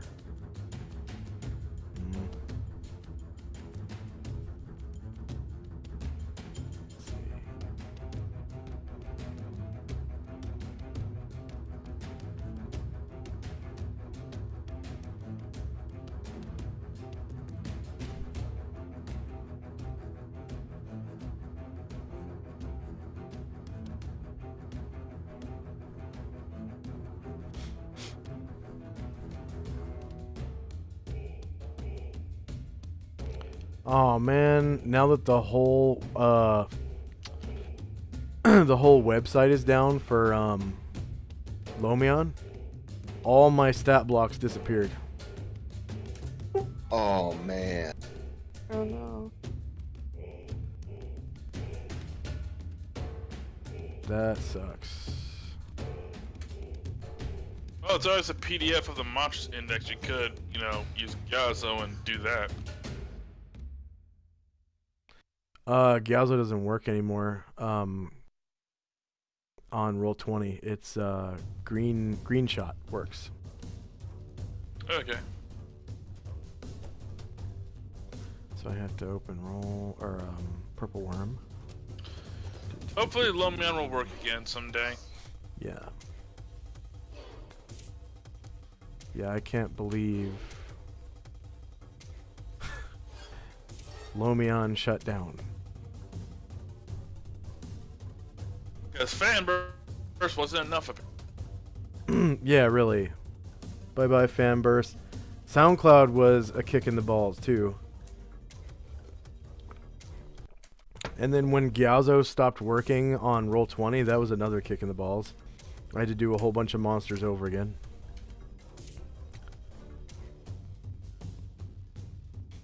Come on. It's like It's like as though they just hate your nads today, Josh. Yeah. Okay. As long as we can help it, this man shall never bear children.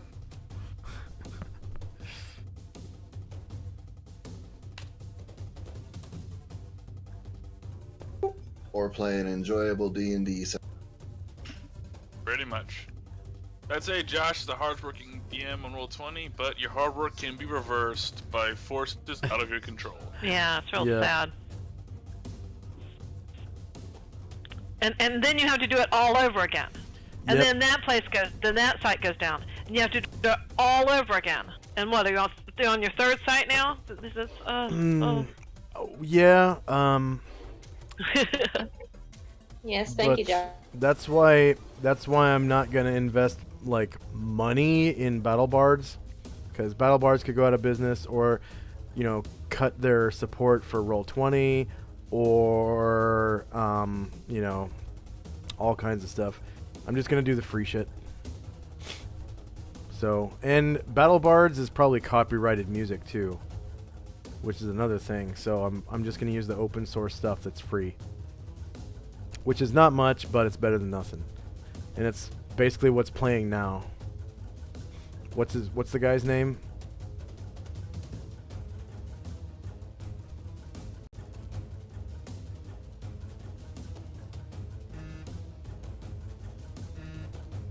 Oh, Mr. B had an emergency.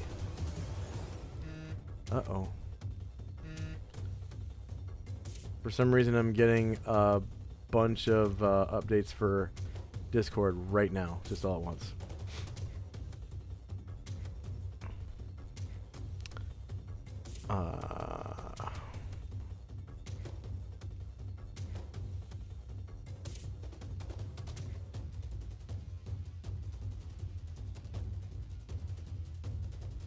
Maybe I put their XP in here somewhere. Can you guys still hear me?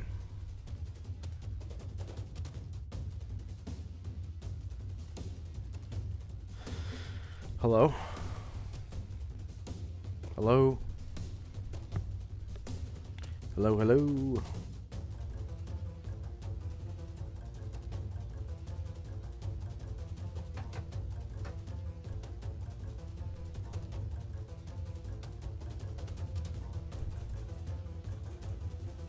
Hello, hello, hello?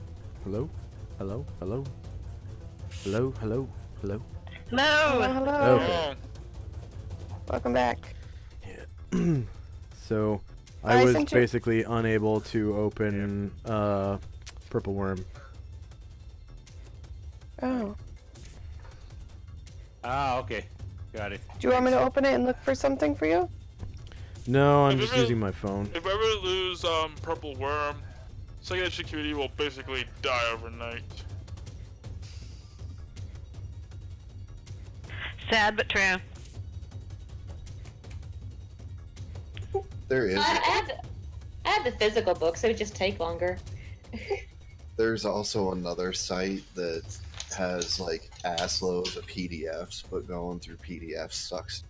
It really does. Yeah. Yep, the Trove. It's good, but Their live search, PDFs. their search sucks. Their selection is good though. In fairness, they took most of their stuff from, Rem, but yeah. There is one good thing with the physical book though.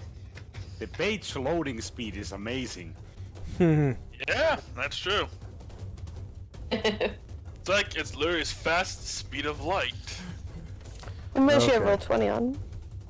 Just turn the page and boom, it's just like right there. It's amazing.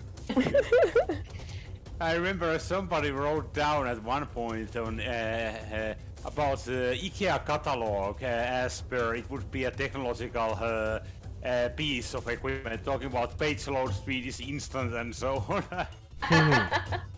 It's hilarious if I can find it from somewhere.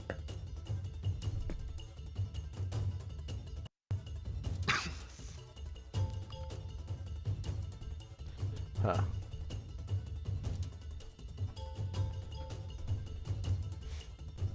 I'm just gonna cut out the voice changer real quick. Maybe that'll help.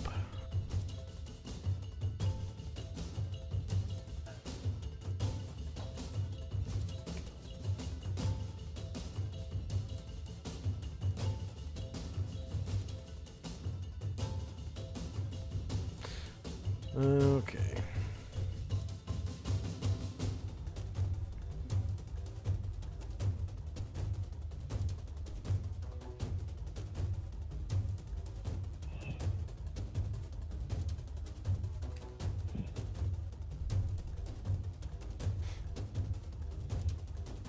Number of player characters was 1, 2, 3, 4, 5, 6, 7, 8, 9. NPCs was 10 or something.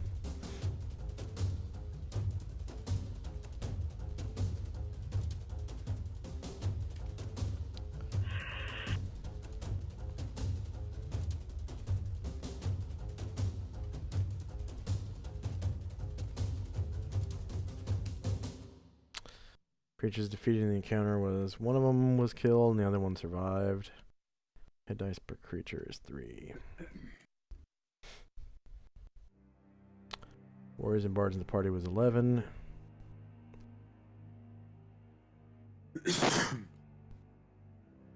Bless you. Okay, and then Ooh. the monitor.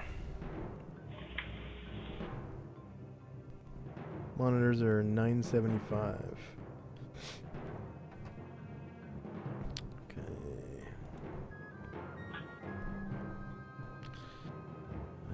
1 monitor. 975. Player characters is 9.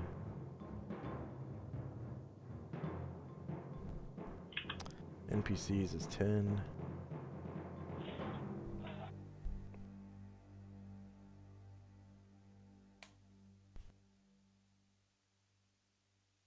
Creatures defeated was 0.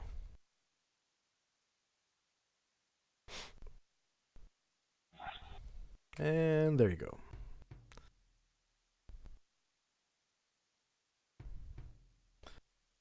$34 and 12 is 46. Okay, so for our viewers and for our new players, aka Karanglor, if you're a player character, which you are, you would read the PC section. So since you have you have two classes, so you would use PC with 2 classes. You would add up the numbers for the PC with 2 classes line. So 405 plus 12 plus 12. Wait, 405 plus 12 plus 34. 34. Okay, add that up and then put plus that much in both lines for your classes. Both of them? Both of them, yeah. Okay.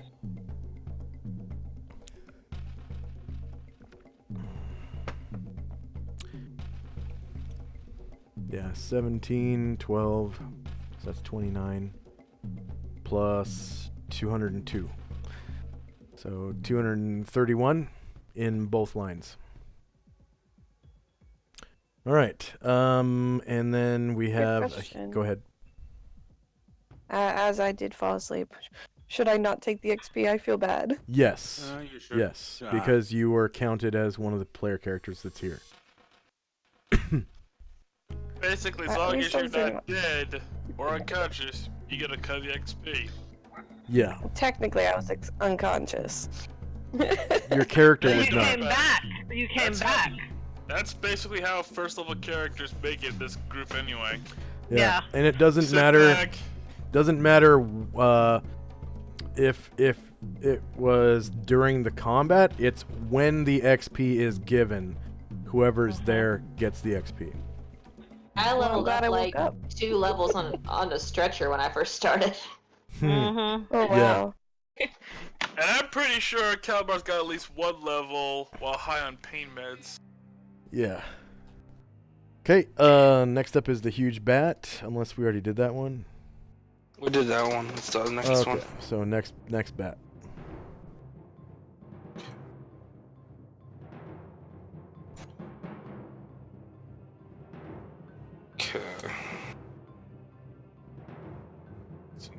turn to move it real quick.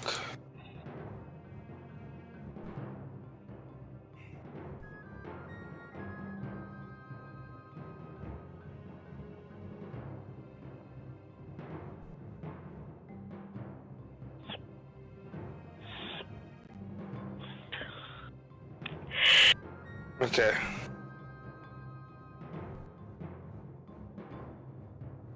All right. Next up is Jezzy. I'm gonna kick some ass! Come on! And then she's gonna turn up, and then she's going to go into the room, and there's not gonna be anything, so thanks, so here we go. And she can't seem to run. Oops. How's that? There we go. Okay. So that's 35 plus, that's 35. 36, 37, 38, 39.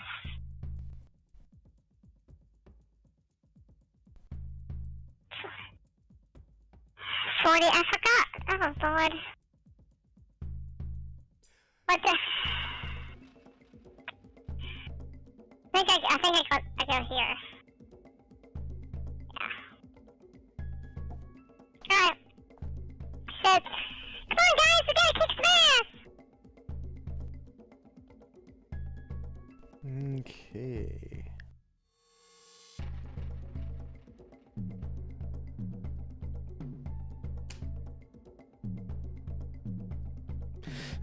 Look that she can't run, so I mean I was like, oh. Well, she can, but she'd have to land. Next up is Brian Jared. Hey. Is this the time when I'm no longer dazed? No, it's gonna be the end of this round. You are no longer dazed. Okay. Then it's very simple what I'm doing. Half move. Half move. I mean, you can Done. still roleplay, being dazed. There isn't too much. I'm gonna be still looking around, confused and trying to move, wobbling from one side to another one. Okay. After that is Moors. Alright. Time is of the essence. I can't think straight when I'm dazed anyways.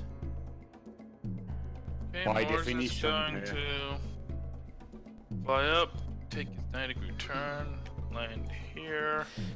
And that's all he can do for now. But in time, he can do more. Yeah, I don't want to repeat the same thing over and over again because it's 4 rounds of this same, effectively. Okay. Next up is Alluvio. Alluvio and Josie, I think, don't have any moves, so because they moved and that's all they have. All right. End of round. Go ahead and update any poison damage, regeneration, remove what's it called? Kick me signs, and also any status effects that are lapsed. And we'll go ahead and take another 5-minute break. We'll come back and roleplay the finale of today's session, the last hour, the final hour. Be right back in 5. Alright. Hey, if I'm lucky, I get one normal action round.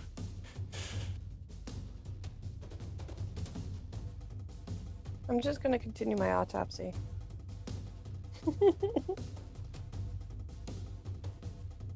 Really, you should, because we're fighting baddie bads, and you don't want to get touched by them.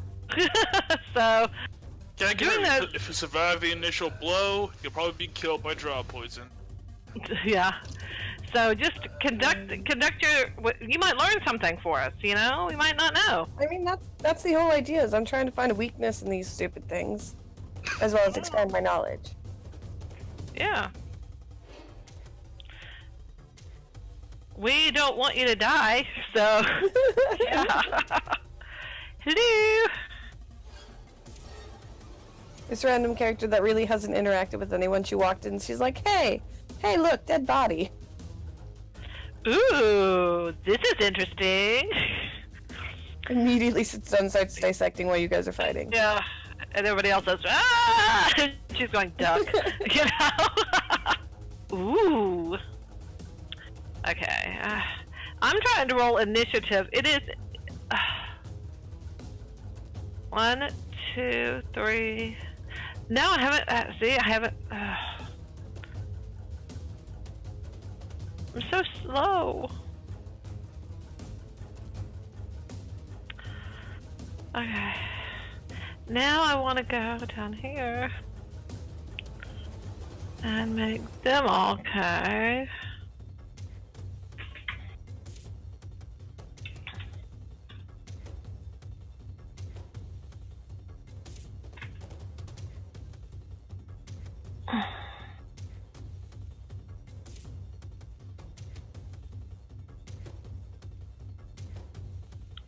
Remind me that I need to ask for oh, there it is, Kelmar. Very good. Needed a second action. Okay, I think that's it. I'm gonna go to the bathroom now. Yay!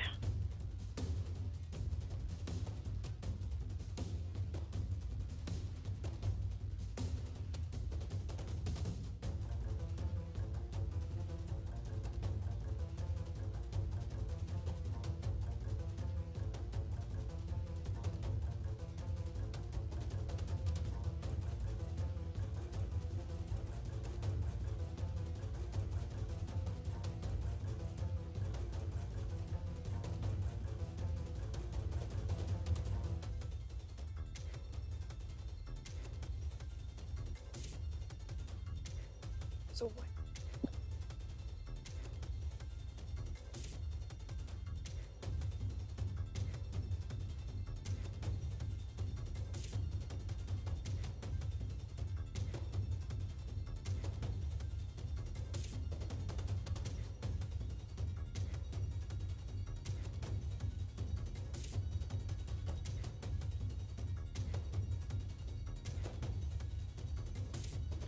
Oh, thought we lost someone.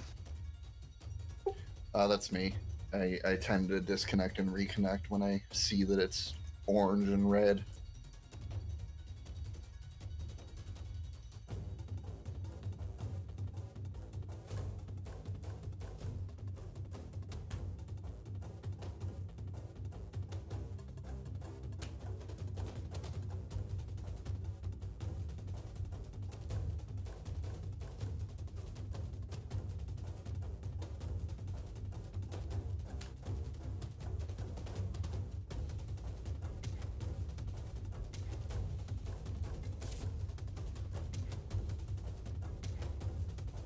Ooh.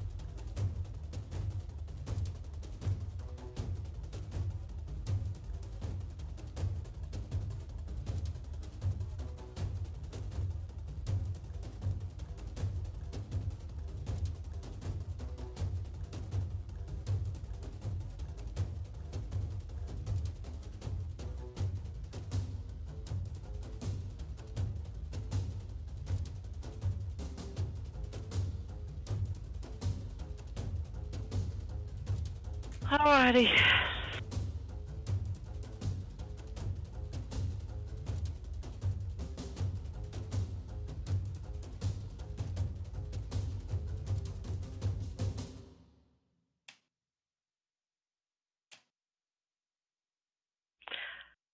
You know what? I like my initiatives this round. Oh crap, I forgot to roll initiative. Oh, actually, we get to do something. That would be a good thing to do. Okay. Alright, I'm I back. don't see any enemies, so it's just movement anyways again. Well, there's some up to the left. To the I west. can't see Should I roll it. initiative or just still with my rounds of Move. dissection? Yeah. Well, you can, but you're just gonna continue it, so. No. Oh yeah, no, I'm totally gonna continue it. Yeah, you are. I'm just sad that I'm 2 steps behind because I've slept through 2 of my dissection moments. No, they've still been done. They're still there. But of the 5 initiatives I rolled 3 with the little, with the green around them to say I rolled 3 ones. Or 3, whatever, the lowest number. Is Asher here? Nice. So I'm feeling, yeah, baby. Asher? I could have sworn I just heard Asher's voice say I. Yeah. Okay. Okay. Okay. Yeah, I heard her too, so I couldn't believe it. I was like, what? Karen Glor, are you here? Yeah, I'm here. Okay. And then, yeah, I just heard Fenella. And Gromnar, are you here? Paul? Paul? Okay, he must still be on break. And then, Velcane, are you here? Oh, okay. Velcane, are you here? Yeah. And Varen, are you here? Okay, I thought it would be semi-rude to talk with my mouth full, sorry. Oh, yeah. Varen fortunately rolled initiative for Varen and Dean, but not his other characters. Oh, he did roll initiative for his other characters, okay. Yeah. When you have so many, you want to roll them before you go. Yeah. You know? Okay. Oh Yeah. my god. Alright, so we're still in combat, so everyone roll initiative if you have not already done so. And I have a few more drow to add to the mix. You still have more people to kill, just in case y'all forgot. You know what? I'm gonna change my initiative based on my character. While you're still in initiative phase, if you want to change the action That's that you one rolled question for, I had that's as well. fine. That's what I'm One gonna do. question Yeah. on that side as well. Do I see any enemies? I assume no, because I can't see any right now on the screen. Roll20 is currently having issues with sight stuff. But you know, if you can see it, It's more of a then you can see question, it. do we hear combat from anyone? Yeah, you hear combat from within the temple. And Brian, if you roll for a weapon, then you can still just choose to move. Yeah, but I can't move full movement in that case if I roll that. I mean, double movement or so, right? Yeah, you can do full movement, but not double movement. Okay, and I need double movement to get to anywhere, so I might as well move. I won't get anywhere without double movement right now. Unless there's enough height to fly. There's 20 feet of height to fly. All you need is 10, though. Okay, in that case. In that you see mine? I can always not do the attack, then I'll roll a different one. So Josh, do you see my spell? Yep. Okay.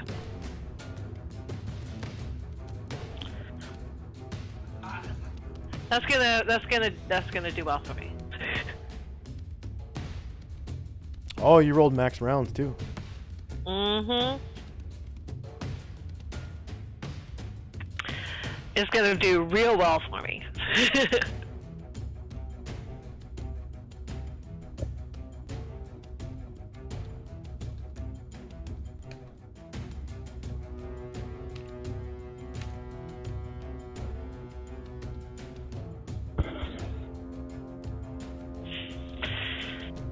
Oh Lord, okay.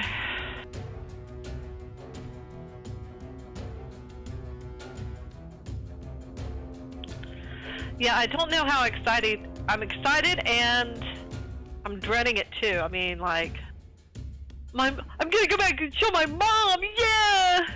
And then I'm like, oh God, I'm gonna go back and show my mom. Do you want to kill your mom, or befriend your mom, or finally tell her off, or it all depends on what you want to do in the moment, I guess. Yeah. Well, again, you'll have to be faster than the Asuras, because if you're not, they'll just kill your mom, And only you will be denied the satisfaction of telling her she's a huge bitch. So. only in D&D is this an acceptable line of discussion. Yeah. Well, Yeah, you know. if we said those things in any other context, we'd be in prison right now for criminal threats. Okay, is there anyone who has not finished rolling initiative for all their characters? Okay, so here we go.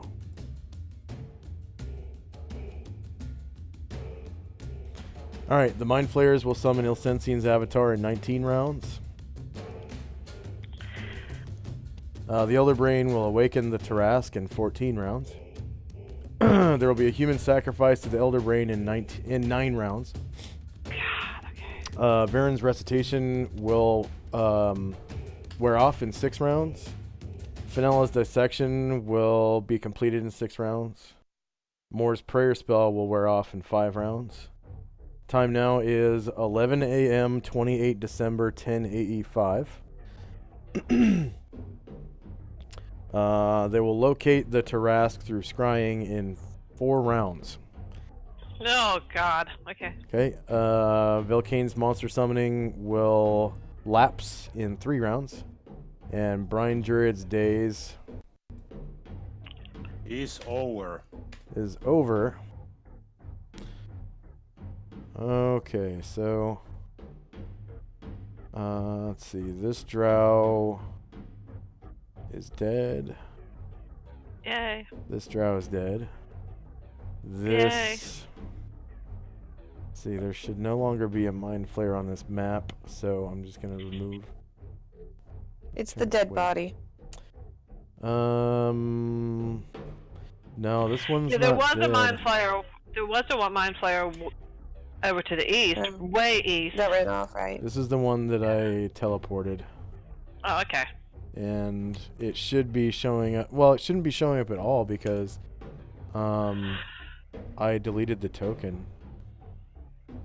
I was That's really thinking it might strange that be. it's showing up.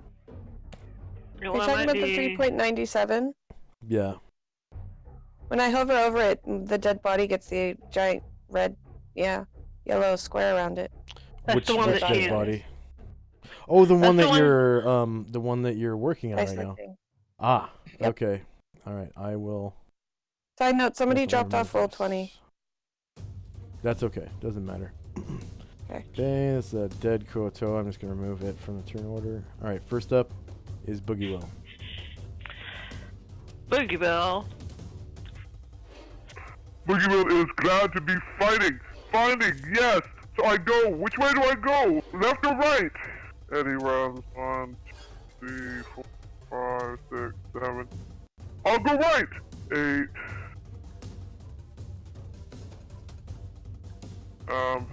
9.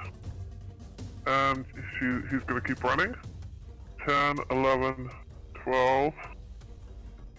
Wait, look down that thing for a while. Nope. 13, 14, 15, 16, 17, 18, 19, 20. Not trying to go any faster. I just want to get my 27. Okay. 22. Your spell's gonna last Okay. 13 rounds, right? Yeah. Okay. I don't see anything! Hold on. Except the... Don't move. Don't move. Okay, I don't move! Don't move. Okay, trust me, I'm not moving. Okay.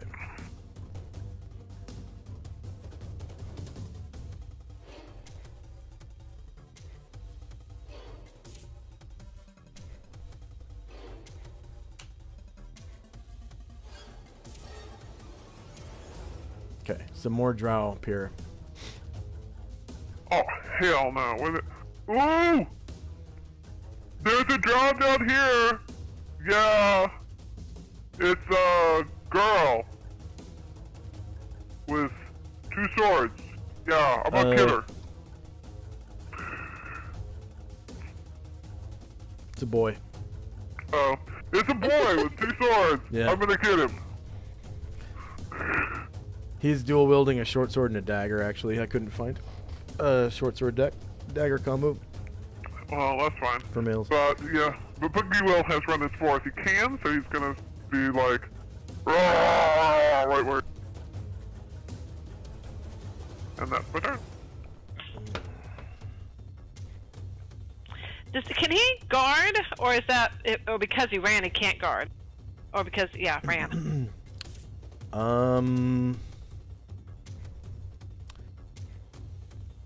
Yeah, you when you run, that's your only action for the round. Yeah. Okay. Okay. That's cool. So Kuotoa.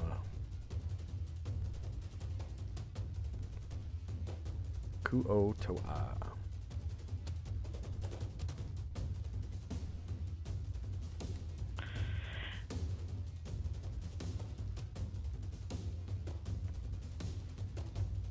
Figgy Will also ponders, does the drow look mad? Oh yeah, Wants to definitely. know. Okay. He wants to know. Okay, definitely. Okay, I'm gonna get it.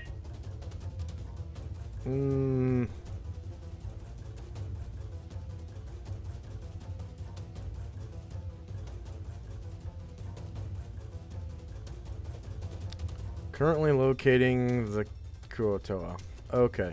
It's the one right next to the blue crystal, so it is going to go for a little jog.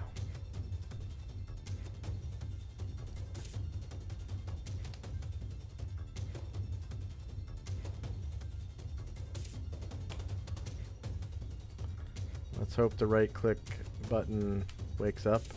Okay. And it runs to there. And next up is the Kuotoa monitor. And it's gonna help out Boogie Will. And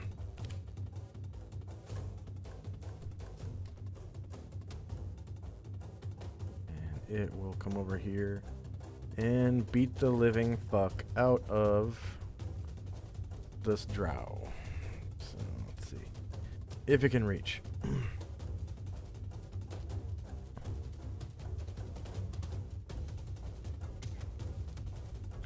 I don't know, man. 6, 11,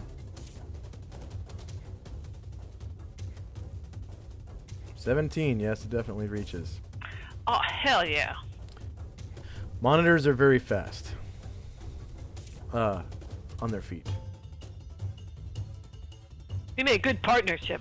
You go fast, I go slow, but we beat them. We just beat, and they die, right? They die. All right, so it's got 2 claws. 2 bites first. So bite 1. And it's going for a kill. So front, melee, same elevation, no mod, no mod.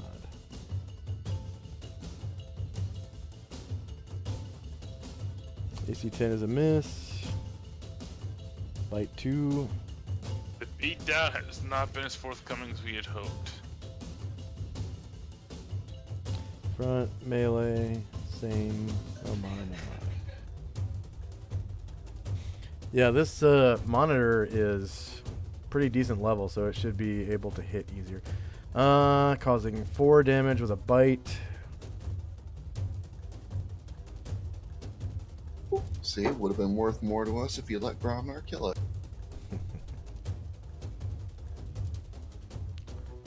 Okay, right claw. No, Gromnar, no. Front, melee, same. 0, 0.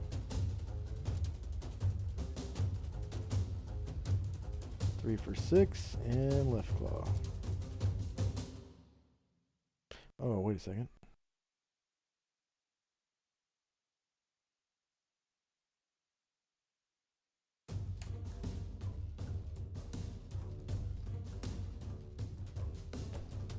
That 6 might have actually killed it, but I'm already...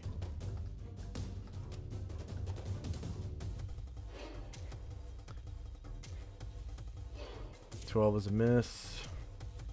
And the 6 damage... Killed it, actually. Okay. Yes! So, yeah, the monitor just sort of bites him and then claws him and he dies. Okay. Sweet. I like that. He's done 2 of them now. Yeah. Okay. Next up is another Kuotoa.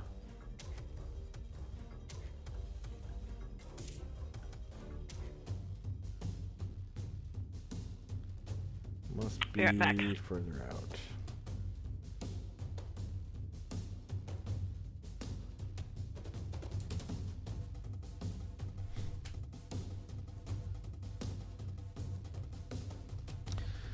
Okay. I'm gonna say if the Kuotoa are not inside the temple by now, then they are going to run away.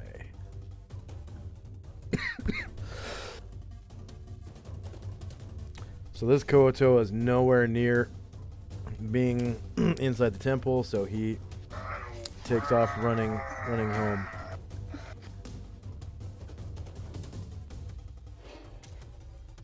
And you can take attacks of opportunity, Velcane with your bats, and Asher if you want.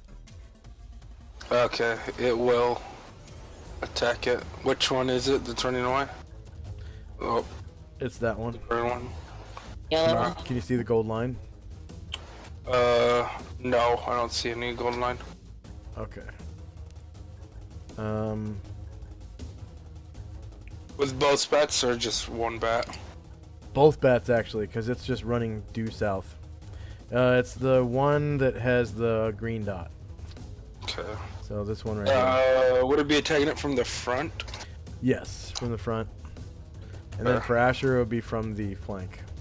Oh, that's a miss with that one. And then see if this one will hit it. Green dot was on our side though, right? Yeah, but it's running away now. So it's useless. That hits for 4. 4 damage. And does Asher forego taking the attack? I have my longsword out, so do I need to move forward to do it? No, it runs right in front of you and you get a flank on it. Okay, yeah, I'll do it then. Okay. So 4 damage. A miss.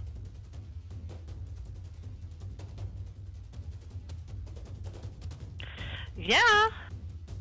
-3 for 3, so it survives and it gets away. And I'm just gonna, I already give you XP for these, so I'm just gonna straight up delete the token. And I'll take it off the turn order tracker too. Okay, so 4 dead Kuotoa. I will take off the turn order tracker.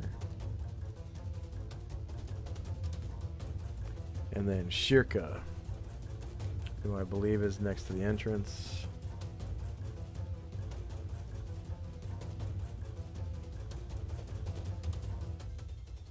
Oh, she's inside. Okay. She's gonna go with the Asuras and Illuvio. So she comes over this way. She's Splitting the party, yeah. She's gonna continue sprinting. No, she won't. She's just gonna do a normal move.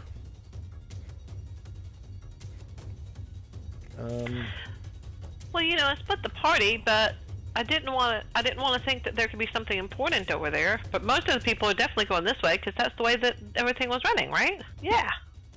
That's where Mind Flare went, so the ushers were like, must kill.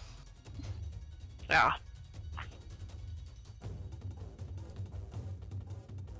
6. And something that, if, in case there is something really mean and nasty over here, I'll just leave the monitor and run, right? Leave the Kuotoa. I don't have to be able to run faster than the to do everything. I just have to run faster than the Kuotoa.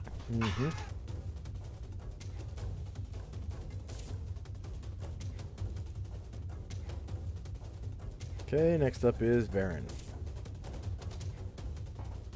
Yes, Varen's going to, while still on foot, let's do the jog action. Gonna move up here. Take a turn. He'll go around the pedestal. Oh, James, did you see that new token for? It's basically Ashura from Ashura's Wrath. Do you want to use that token? Oh, cool. Where is it? I put it in Discord on like Monday night or something. I'll go look for it. And I'll get back to you. Yeah, it's not something I would change during the session, anyways. Okay, so It's you actually get pretty badass. You like it? Okay. All right, so next up is one of the drow.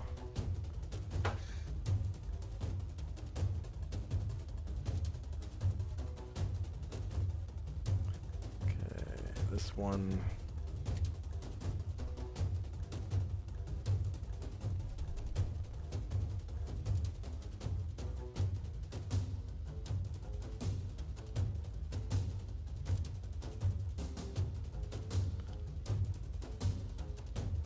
This one is... Oh, it's the one that's knocked out. Okay. Next up is Calamar. Calamar is... You can see he's rather busy focusing on a spell, and then he goes, hoo hoo, pow! And he jumps all of 30 feet up, straight up, and he jumps back down. He can't actually move yet because, you know, it's a spell thing, but you see him jump. Yay! Yeah, I mean, I will allow you to jump immediately Move? after you cast the spell, yeah. It's 30 great. feet. 30 feet, great. So how far is that? 10, 20, 30, there we go. I'll move right in there. Yeah, 10, 20, 30, that's it. And if I remember correctly, then I can attack and then jump if it's at the beginning of my turn, or I can jump in the middle of my turn or the end. It's not linked to the jump isn't linked to the movement of my... Yeah, jump is used either as a movement or as an action. What? Yeah, so like you could move, you know, your full movement and then jump. Or you could jump and attack. Yeah. Okay. And then there was a special use for jump too. It's like combat and tactics. The creature empowered by this spell can actually leap over man-sized targets without provoking an attack of opportunity. In addition, if the jumper wins initiative, he can make a half-move action to leap away after he attacks an adjacent figure, whether or not he is threatened by his enemy. The individual touched when this spell is cast... Oh, okay, yeah. So... Yeah, this is going to be a good spell. Yeah. And I have forgotten about it for so long. I went like, no, this is going to be a good spell, so yeah. Well, yeah, you haven't really been into a dungeon where it was useful in a while. Yeah. So... Alright. So next up is another Kuotoa.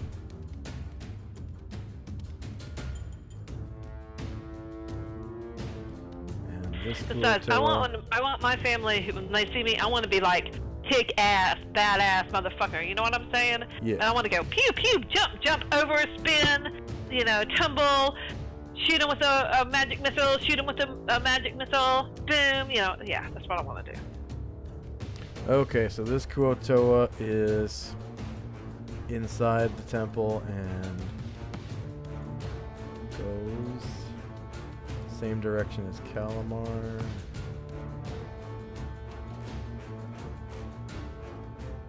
Eight. 9 squares. Okay, 2 dead Kuotoa. Just remove them from the tracker. And then another Kuotoa.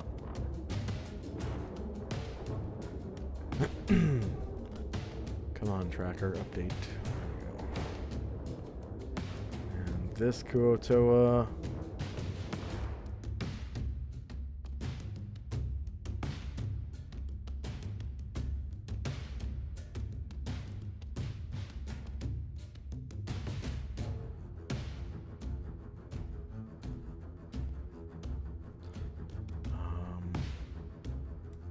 That must be a green dot.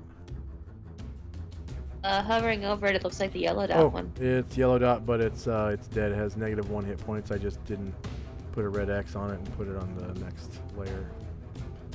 Oh, okay. Okay. All right. So now we know it's dead. All right. Brian Druid, you're no longer dazed. Yay! So now, how many squares could I fly again? For our viewers and for our new players, Brian Druid is the Gold Dragon hatchling. When he was hatched, he was as big as a horse. So he is a horse-sized baby dragon. Okay. So when you fly, read on your character sheet what your movement notes are. Oh, wait a minute. When I can select it somehow. It's not allowing me to select. Weird. So it says swim 12, Yeah, jump I can't 3, select my characters at fly all. 40. Oh, actually, sorry. Now I can.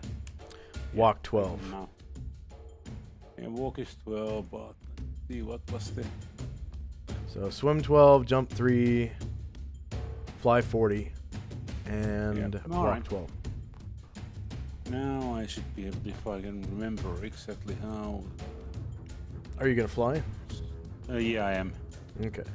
So you click and drag your token, and while dragging, you right click to turn on the ruler, and you can only move in the 4 cardinal directions and 8 diagonal directions when you're flying. So now it moved again. Ruler thing went back. I'm actually move it back to where it was, and then try to get it working correctly.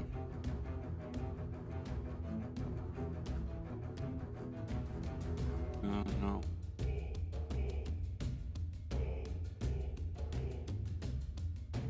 It looks like I'm not getting it again. I get so seldomly do the turns that I forgot how it's done. Yeah, you were down here. Isn't coming up. You were down here. Hold on. Now I'm lagging. One more back. Yeah. Yeah, I don't know if it's a lag or not. Why isn't coming up that ruler thing? Lag is like getting a gift card from Chipotle. Nobody wants it for Christmas. Nobody wants it, buddy. I was more forward, I know that. Yeah. Alright, you were there. Yeah. Okay, where is my... What was the button again to get the ruler up? The right click. Right click, okay, done. Or do you hold it down? Nope, you just tap it. Okay, tapped. So now I should be able to... And then it's a left click to put a waypoint. No, it's a right click to put a waypoint. Okay. Nope, nothing happened.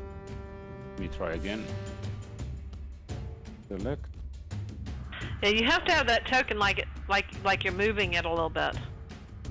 Yeah, you have to click and drag the token first. Oh, click and drag, okay. Click. Click and drag the token, and then right click to turn the ruler on, and right click again to set a waypoint. And you can only so move I in have to 8 move it directions. first a bit. Yeah. Okay, and then right click to do the. You can only move in it's a direction. visible. Yeah, now it's coming visible. So now I have to figure out how I can get visibility more on the up. As you move the token, you get after more all. visibility. Yeah, no. Well, that was 90 to get it to there. What do I see? How many squares was that? That's 18. If I counted it correctly. Okay. I had to stop it because I couldn't scroll further otherwise. Okay, now looks like I have to turn a bit. Hold on. Actually. Just.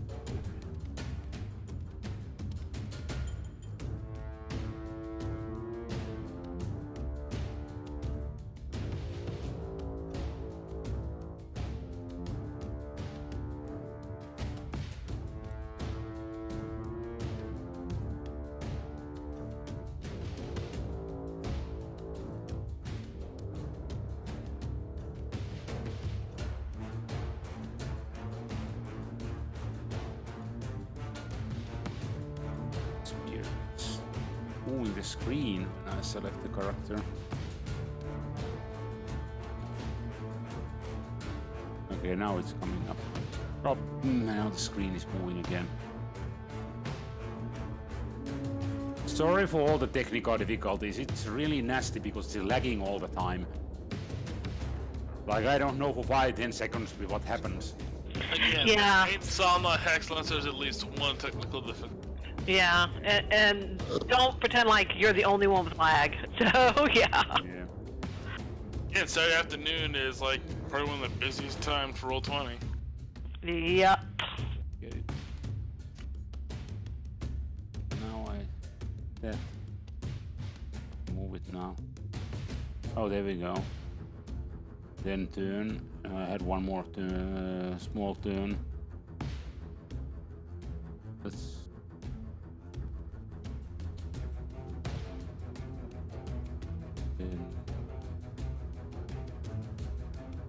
And I end up about there. Oh, and now it showed me backwards. Always where it ends up. Okay, done.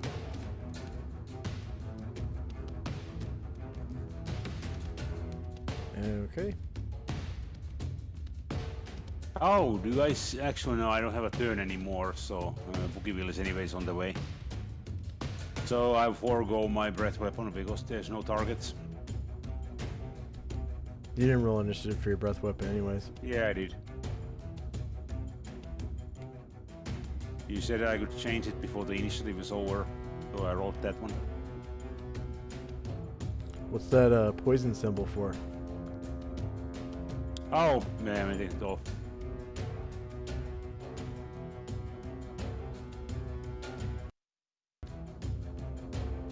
Okay.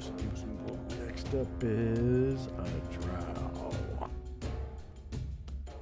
Dun dun dun.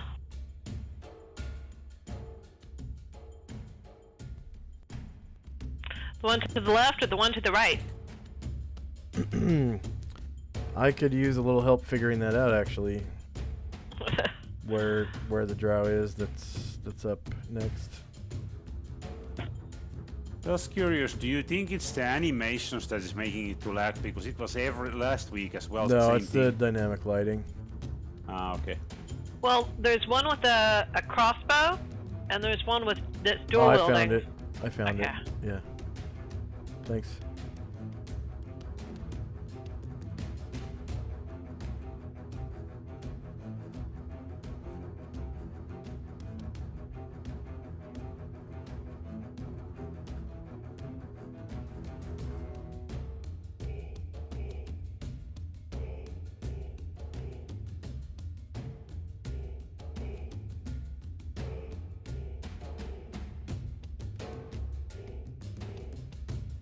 Okay. Onras.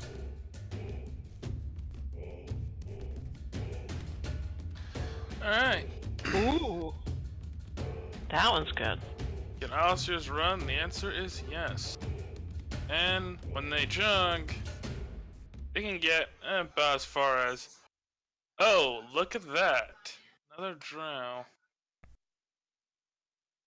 Guess I'll stop it from him because I can't actually attack after a jog.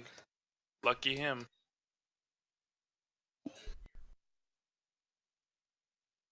But I can see something in the distance. Mm-hmm.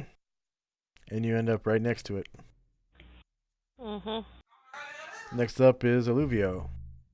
Olivia goes, pew, pew, pew, and he runs up here. 1, 2, 3, 4.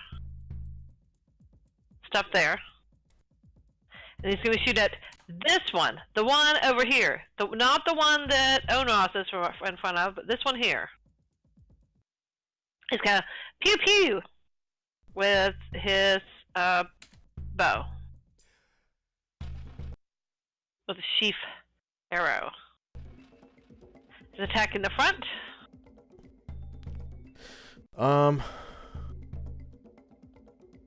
Let's see. Finally, your token finally moved for me. Oh, I'm sorry. And so it's the one behind the one in front of Onrus?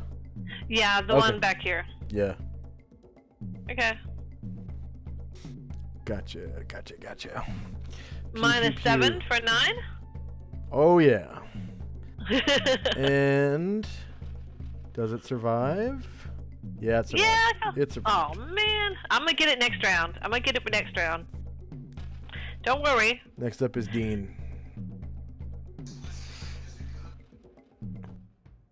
Maybe he can properly motivate his mule this time. Checks. For efficiency. Land-based riding. Horse. Alright, about time. Alright, now let's get... Alright, I'm just gonna go up. That's 80. 100. 120. Unfortunately, we can't get any dwarf action until quite some time, actually. But the beatdown will be coming. That's it for D. Land-based riding horse, 1 success. Yeah. Okay. Another one of the Kuotoa.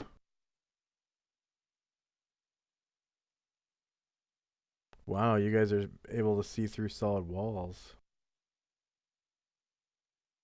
Yeah, there's some glitches with not with dynamic lighting right now. Well, I guess it's linked, but with advanced fog of war, where like little squares are popping up where you shouldn't have been able to see. Yeah, they look up, but they're not really easy to see, and they're, it doesn't give us any idea of where, how the shape or anything. So I figured. Yeah. Eventually, we're gonna run into problems with it, though, but hopefully they'll fix it before we do. But I can kind of, work around it by resetting the fog every once in a while, or just turning AFOW off. Oh my God! I've been forever forgetting the prayer and recitation. Well, it hasn't affected me, but my God, oh. Yeah, that's what those dots on your character are for, pink and purple. They're supposed to remind me, but I forgot. Okay, so this drow... Actually, before I do, I need...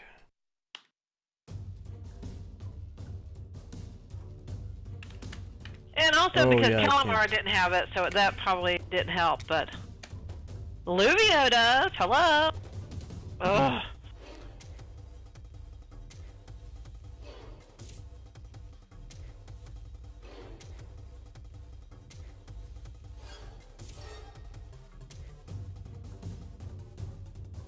Yeah, I think I might just turn off Advanced Fog of War.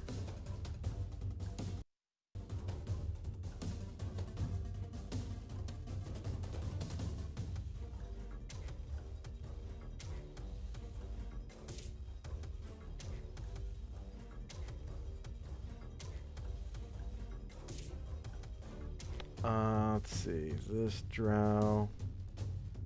Gonna shoot Illuvio.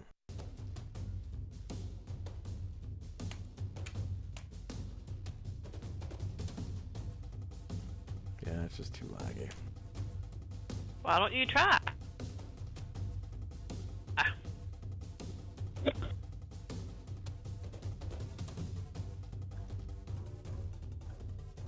Uh-oh.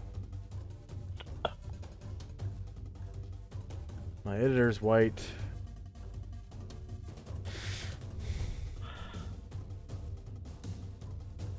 There we go. Okay.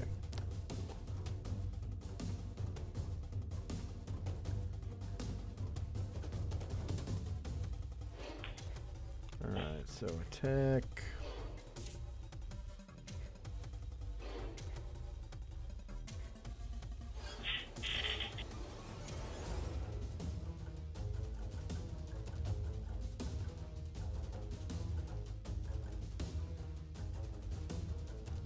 Come on, roll the fucking macro. Oh, I see. The character sheet is in the way. Alright. Attack.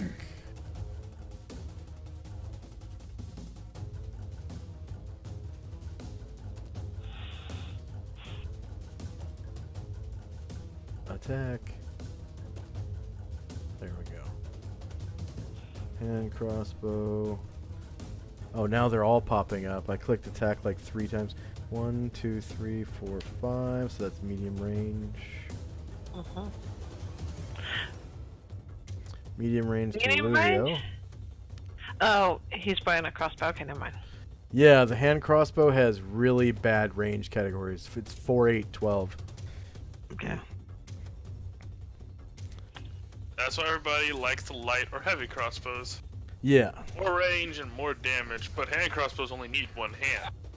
Yep. Yeah. So you can save dual the other wield one them. for rude gestures.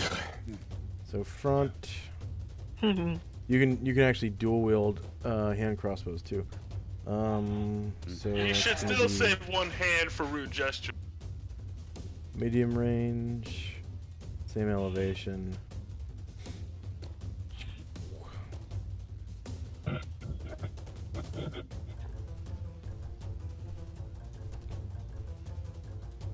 Nope. AC 13. 13 is a miss. Next drow.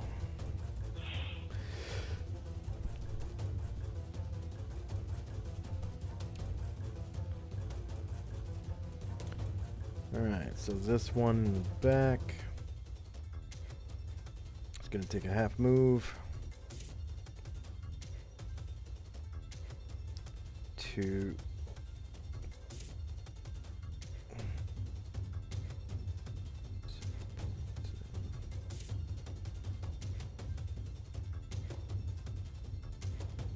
right there. 1, 2, 3, 4, 5, 6, 7, 8. That's exactly medium range. The hand crossbow. To Illuvio. Oh yeah, and hand crossbows you can shoot every round too. Front, medium, same elevation. Oh my, Ooh, good.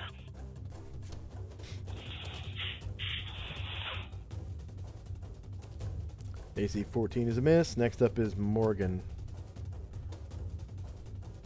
Okay, Morgan's just moving in still.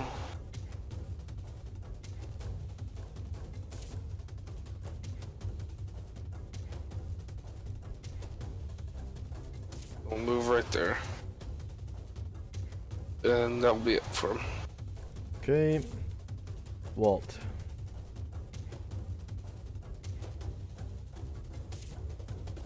Oh, my God, that's me. It took me a minute to get used to it. Yeah. He's gonna run. I can't remember if he had run or jog on last time. Do you remember?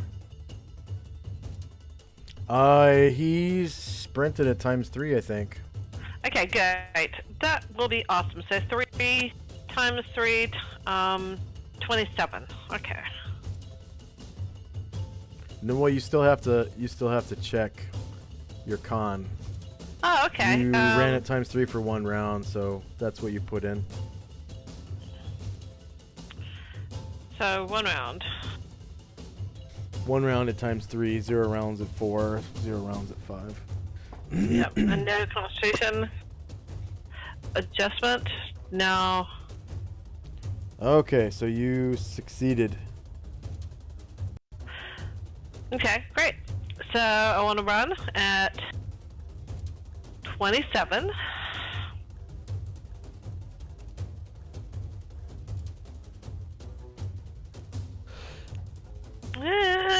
There we go.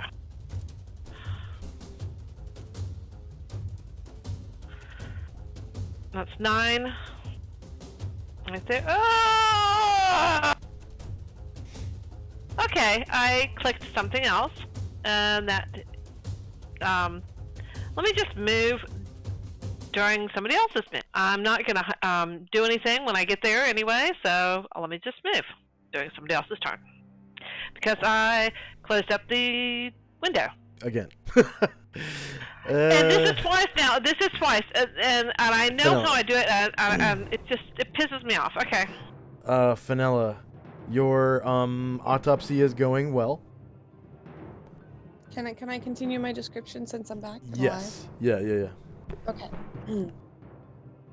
The first thing Fenella looks for is now that the chest cavity is open, is the comparison between the human anatomy and this creature's anatomy. Is it basically the same organs, just blue? No. You notice first off that there's no lungs. There's no lung cavity. There must be some kind of gill system or something like that. Fascinating. Is there a heart? Yes, and you actually notice the difference between its heart and a human's heart right off the bat. Its heart has 3 chambers instead of 4. Interesting. Yeah. Does it have a stomach? Yes. And inside of its stomach, you can see some sort of fleshy tissue that it's kind of looks like noodles, but it's pink, and it's kind of like in one big chunk, so like one big lump, and it seems to be split in 2 hemispheres, whatever it is. Kind of like a big piece of chewing gum that's kind of in 2 different hemispheres. Oh God, that thing ate Leifon goat. Oh no. Let's see, what do we got? We got. I want that. I want to examine it. Okay. So yeah, you make an incision in the stomach, and well, the problem is I don't have anything to carry it with. Oh. I don't want to put it in my iron pot. That would just be gross. Maybe we'll just take the body later. I'm going to start pulling out the intestines so I can measure them against my arm. Okay. Yeah, the intestines do seem to be rather like those of a human. And the matter inside of the intestines seems to look or feel similar to what's in its stomach. But a lot mushier, like it's been digested already. Right. Or I'm it gonna is make digested. a small incision, separating the intestines from the stomach, and starting by holding the cut part in my hand, start measuring it from wrist to elbow again and again and again and again and again until I find out how many it is. Yeah, that part takes a while. Yep, I figured. So. I got rounds to cover. Yeah.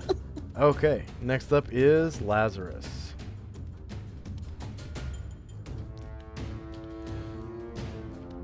Yep, Lazarus is way the hell back here. And he's also going to... Let me see how much more I can get. 6... 12... Oh, wow. So, But yep, he has to jug too. Oh, not through the friggin' wall. Actually, no. He can stop there at 12. Yes. Okay. Stab a let's stab a draw. Front. Short melee. That's his favorite sport. Well, it's not. We just haven't found any we haven't found any Tanari recently, so they're not available. True. Same elevation. +4 to hit. Normal creature. +1 in damage.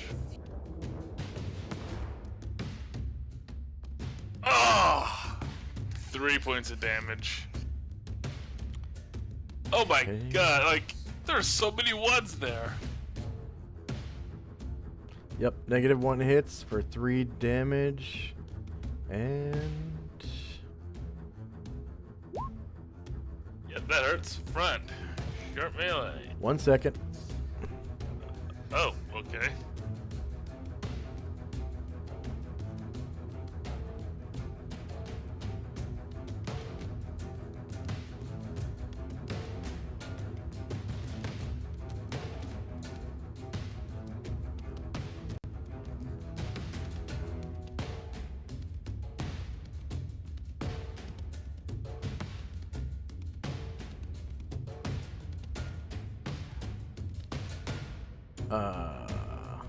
What the hell?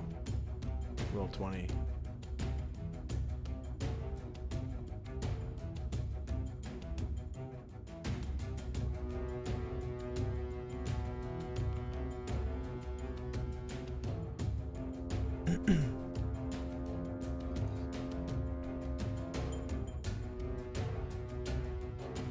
Okay, 1 second.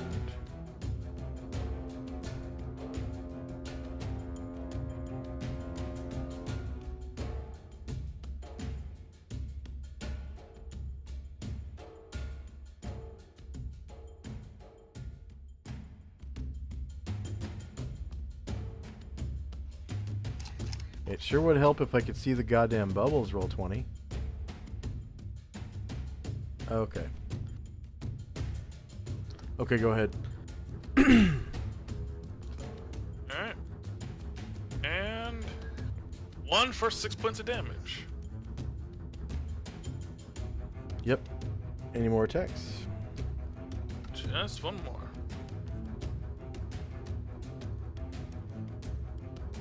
Front. Some elevation. It's 4 to hit.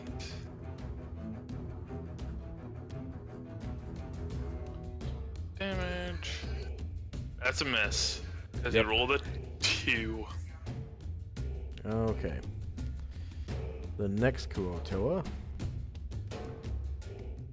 Something about some boring bullcrap quote about the plans of men and mice and men going awry.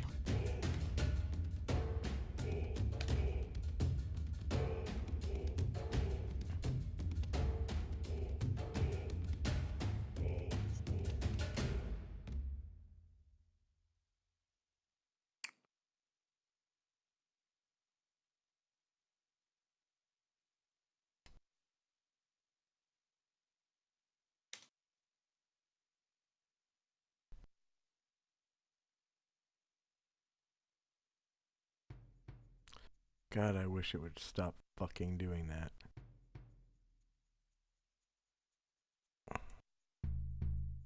I don't have a token selected.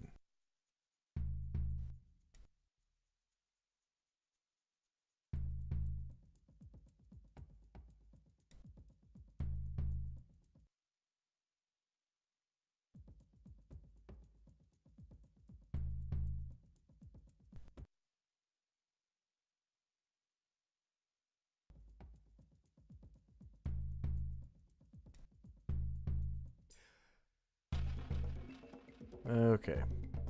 Does anyone see which Kuotoa is next?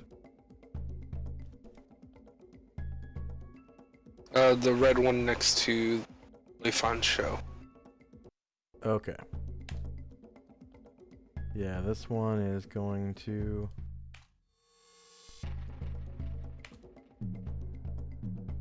go for a run towards the west. 7, 8, 9.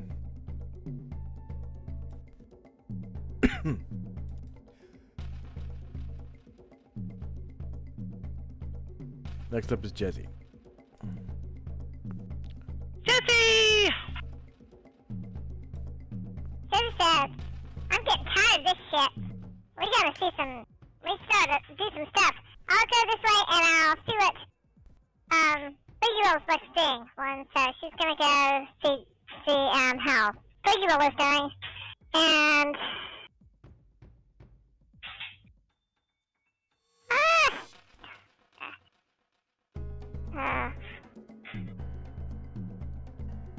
that would be 50, 45, and then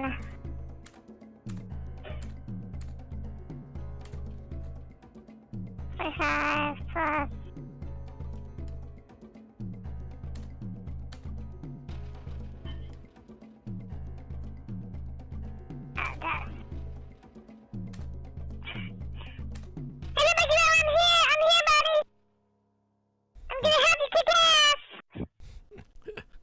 Says a voice emanating from somewhere around here. The Will says, Good, let's kick some butt. Let's kick some of this black ass. Damn. All lives matter. and I just now never noticed how freaking racist I am. Hey Josh, Yeah. remember, you know how you ever dream of having mainstream success? That's never gonna happen now. Never gonna happen. Oh my god. I just said that, and then as soon as I said it, I went, oh my god, what did I say? Oh god, I just want eat the words out back, eat the words back. That's right. Shannon, closet racist. Oh god, okay. Oh, I was talking about Drow, okay, Drow.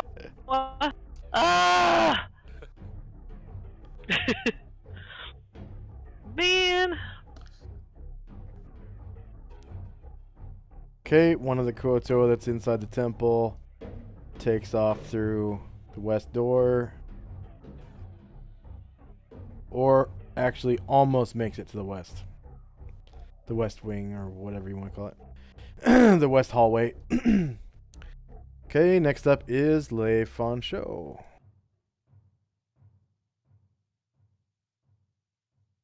Brad, are you here?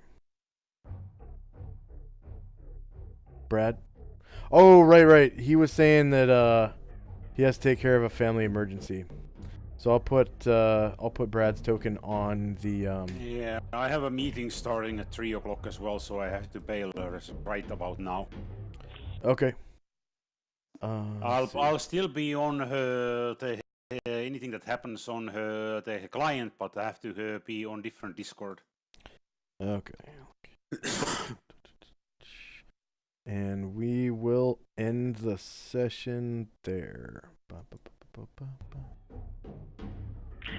Oh my god. Oh wait, Only no. we could have ended the session 5 minutes ago. I would have been so much happier.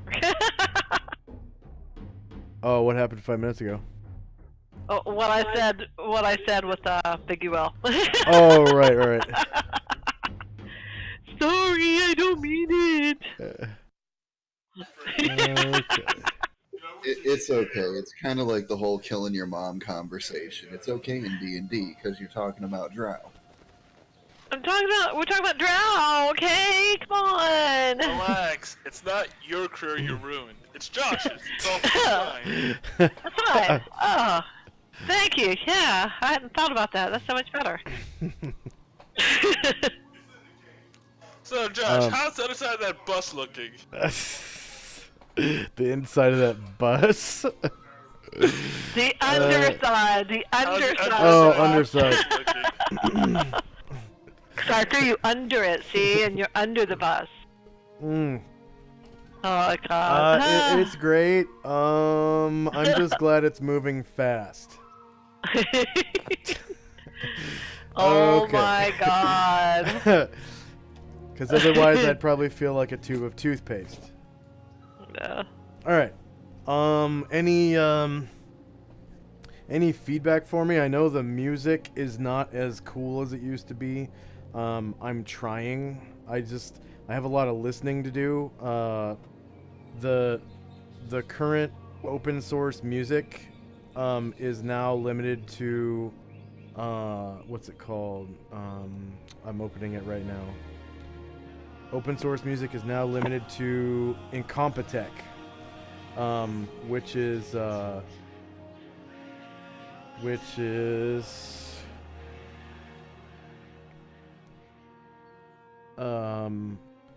Kevin MacLeod's website for open source music. Thank you, Kevin MacLeod. So kudos to you for making so much open source music. A lot of it sounds pretty good. It's just that there's no real like sound effects. So the sound effects part is going to be probably taken care of by me. I'll probably have to go find sound effects somewhere on the internet and then upload them. So that's going to take a long time. And gotta make sure you don't get copyrighted for them. Yeah. Yeah. So right. But you know, at least the campaign doesn't have like no music like it would on, you know, some other virtual tabletop. But yeah, we have playlists still and all that stuff. So, any feedback for me other than music? I think I've touched that base pretty well to make things faster or more efficient.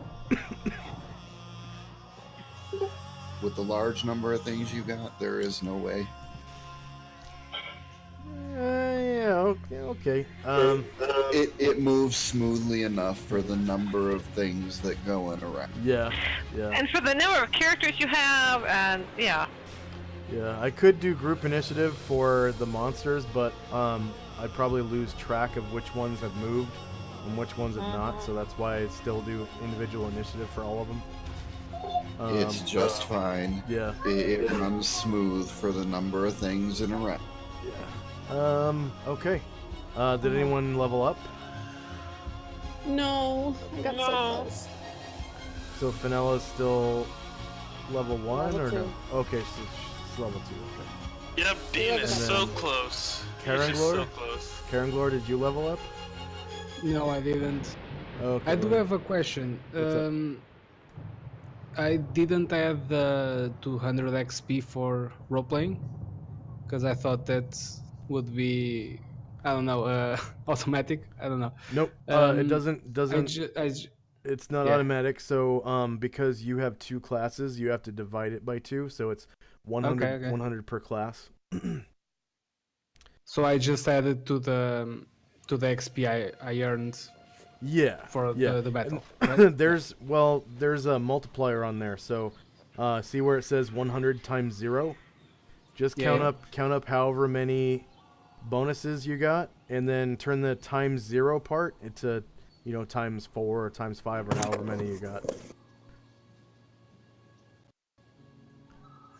I actually have an experience question here for you, Josh. Okay. So somehow with the numbers that we got, my prime requisite total gives me a decimal place. Do we round up or down or just drop it? 1 second.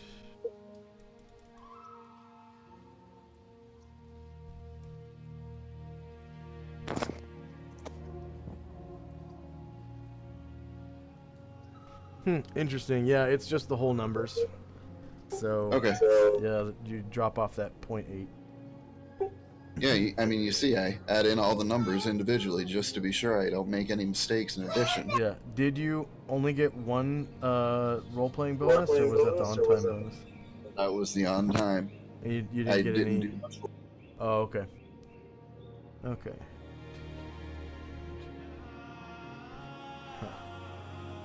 Yeah, that was just odd. That's the first time I've ever seen it come up as a decimal. Yeah, there. I get it a lot. Huh. Weird. Yeah, me too. Any other questions or any level ups or anything like that? Okay. I'd like to ask a question if nobody has any official business. Yeah. This is something that I was lying in bed last night, and it occurred to me for the first time ever, and it made me feel really, really stupid. So I was thinking about my character and what I was going to do with him when he was done with this campaign, and he's ready for his tower. Yeah. And I lay there thinking, and I thought, why not build a tower inverse? Why can't he build it in the ground instead of on top of the ground? Yeah. I can't believe that this never occurred to me, but is this something that is done for drow mages, or something that would allow him to experience he'd have a setting in the Underdark, or yeah. what? So Zentenzian, I've never mapped it out for you guys, but Zentenzian is all towers. The whole city is just towers, and so it's like it takes on the appearance of like an underground skyscraper skyline, pretty much. The towers are pretty common for drow underground, mostly because there's so much stone available, and then also you can carve a tower right out of a stalagmite. Oh, nice. And if stalagmites and stalactites are connected, you can make that tower really tall. Really, really tall. Like all the way to the top of the ceiling in the cave. And further. So. I also imagine that for drow, having a bigger and fancier stalagmite or stalactite, it's basically a dick measuring contest. Except girls can participate now. Yeah. Well, I was thinking for him in terms of this, like having him build something on the ground that would go into the ground, and that would go down and down and down, and build your own the entrance towers, to the and then have below. some, and then have lodging down below and everything else. Would that be possible? I mean, would that be? Yeah. Okay. Make your own basement, pretty much. Yeah, basement. Yeah. Yeah. Yeah. Yeah. But he'd like the top part to be pretty, and he liked wildflowers going on it, and kind of like maybe a some hideout peacock. or like a safe house of some kind. Yeah, a safe house, because I really am trying to combine the safe house and the tower together. Yeah. So yeah, you think that would do? Okay, that's cool. That sounds like a pretty cool idea. I mean, if I had a mage thief, I'd do something like that. I'd have like a safe house with, some kind of underground thing, like maybe a thief guild house or something. Yeah. Underneath the ground. Yeah. Yeah. Well, for a long time, I was thinking of the tower above ground, and then I would have like living quarters below. Yeah. And I thought, why? Why do I need that? Why can't I build it all down below the ground? Yeah, and have it really simple above ground, like a little shack or something. Yeah, exactly. And then, and he'd want it pretty, and like a bunker or a missile silo. Yeah. Yeah. Exactly. Yeah. Great. Cool Well, this idea. makes me think a lot, because by the time we're done with this dungeon, when you give us the experience and you give the treasure, I hope I have a lot of gold. So I like to think I can build it. Yeah. And, do you want to build it on the like, surface or underground down here? I want to build it on the surface, but is there an area where I can go? I want to research for this, where I can start start digging underground and eventually dig into the Underdark. So that like for the first 3 or 4 levels you will not feel anything. I'd allow you to create an entrance to the Great Below, if that's what you mean. Yeah, because he wants to feel that radioactivity. Yeah. Yeah. If he could, so yeah. Oh, fun! So I'd have to feel around and look for it, but yeah, that'd be great. Look for the proper location, maybe. Yeah, because before I was interested in where was the prettiest location and I wanted to see it, but now it's not just the prettiest location. There are some pretty locations. Your character knows about the crystal caverns or whatever. Basically, it's a crystal forest. A crystal forest. Wait, was that above or below the ground? Below the ground. It's part of the Great Below.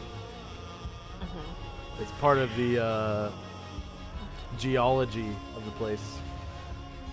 Geology and biology. It's like a mixture of the two, pretty much. But you know, if he's too connected to the Underdark, then maybe the baddies will come and try to attack him and stuff. But then again, I don't know. Or geology and ecology.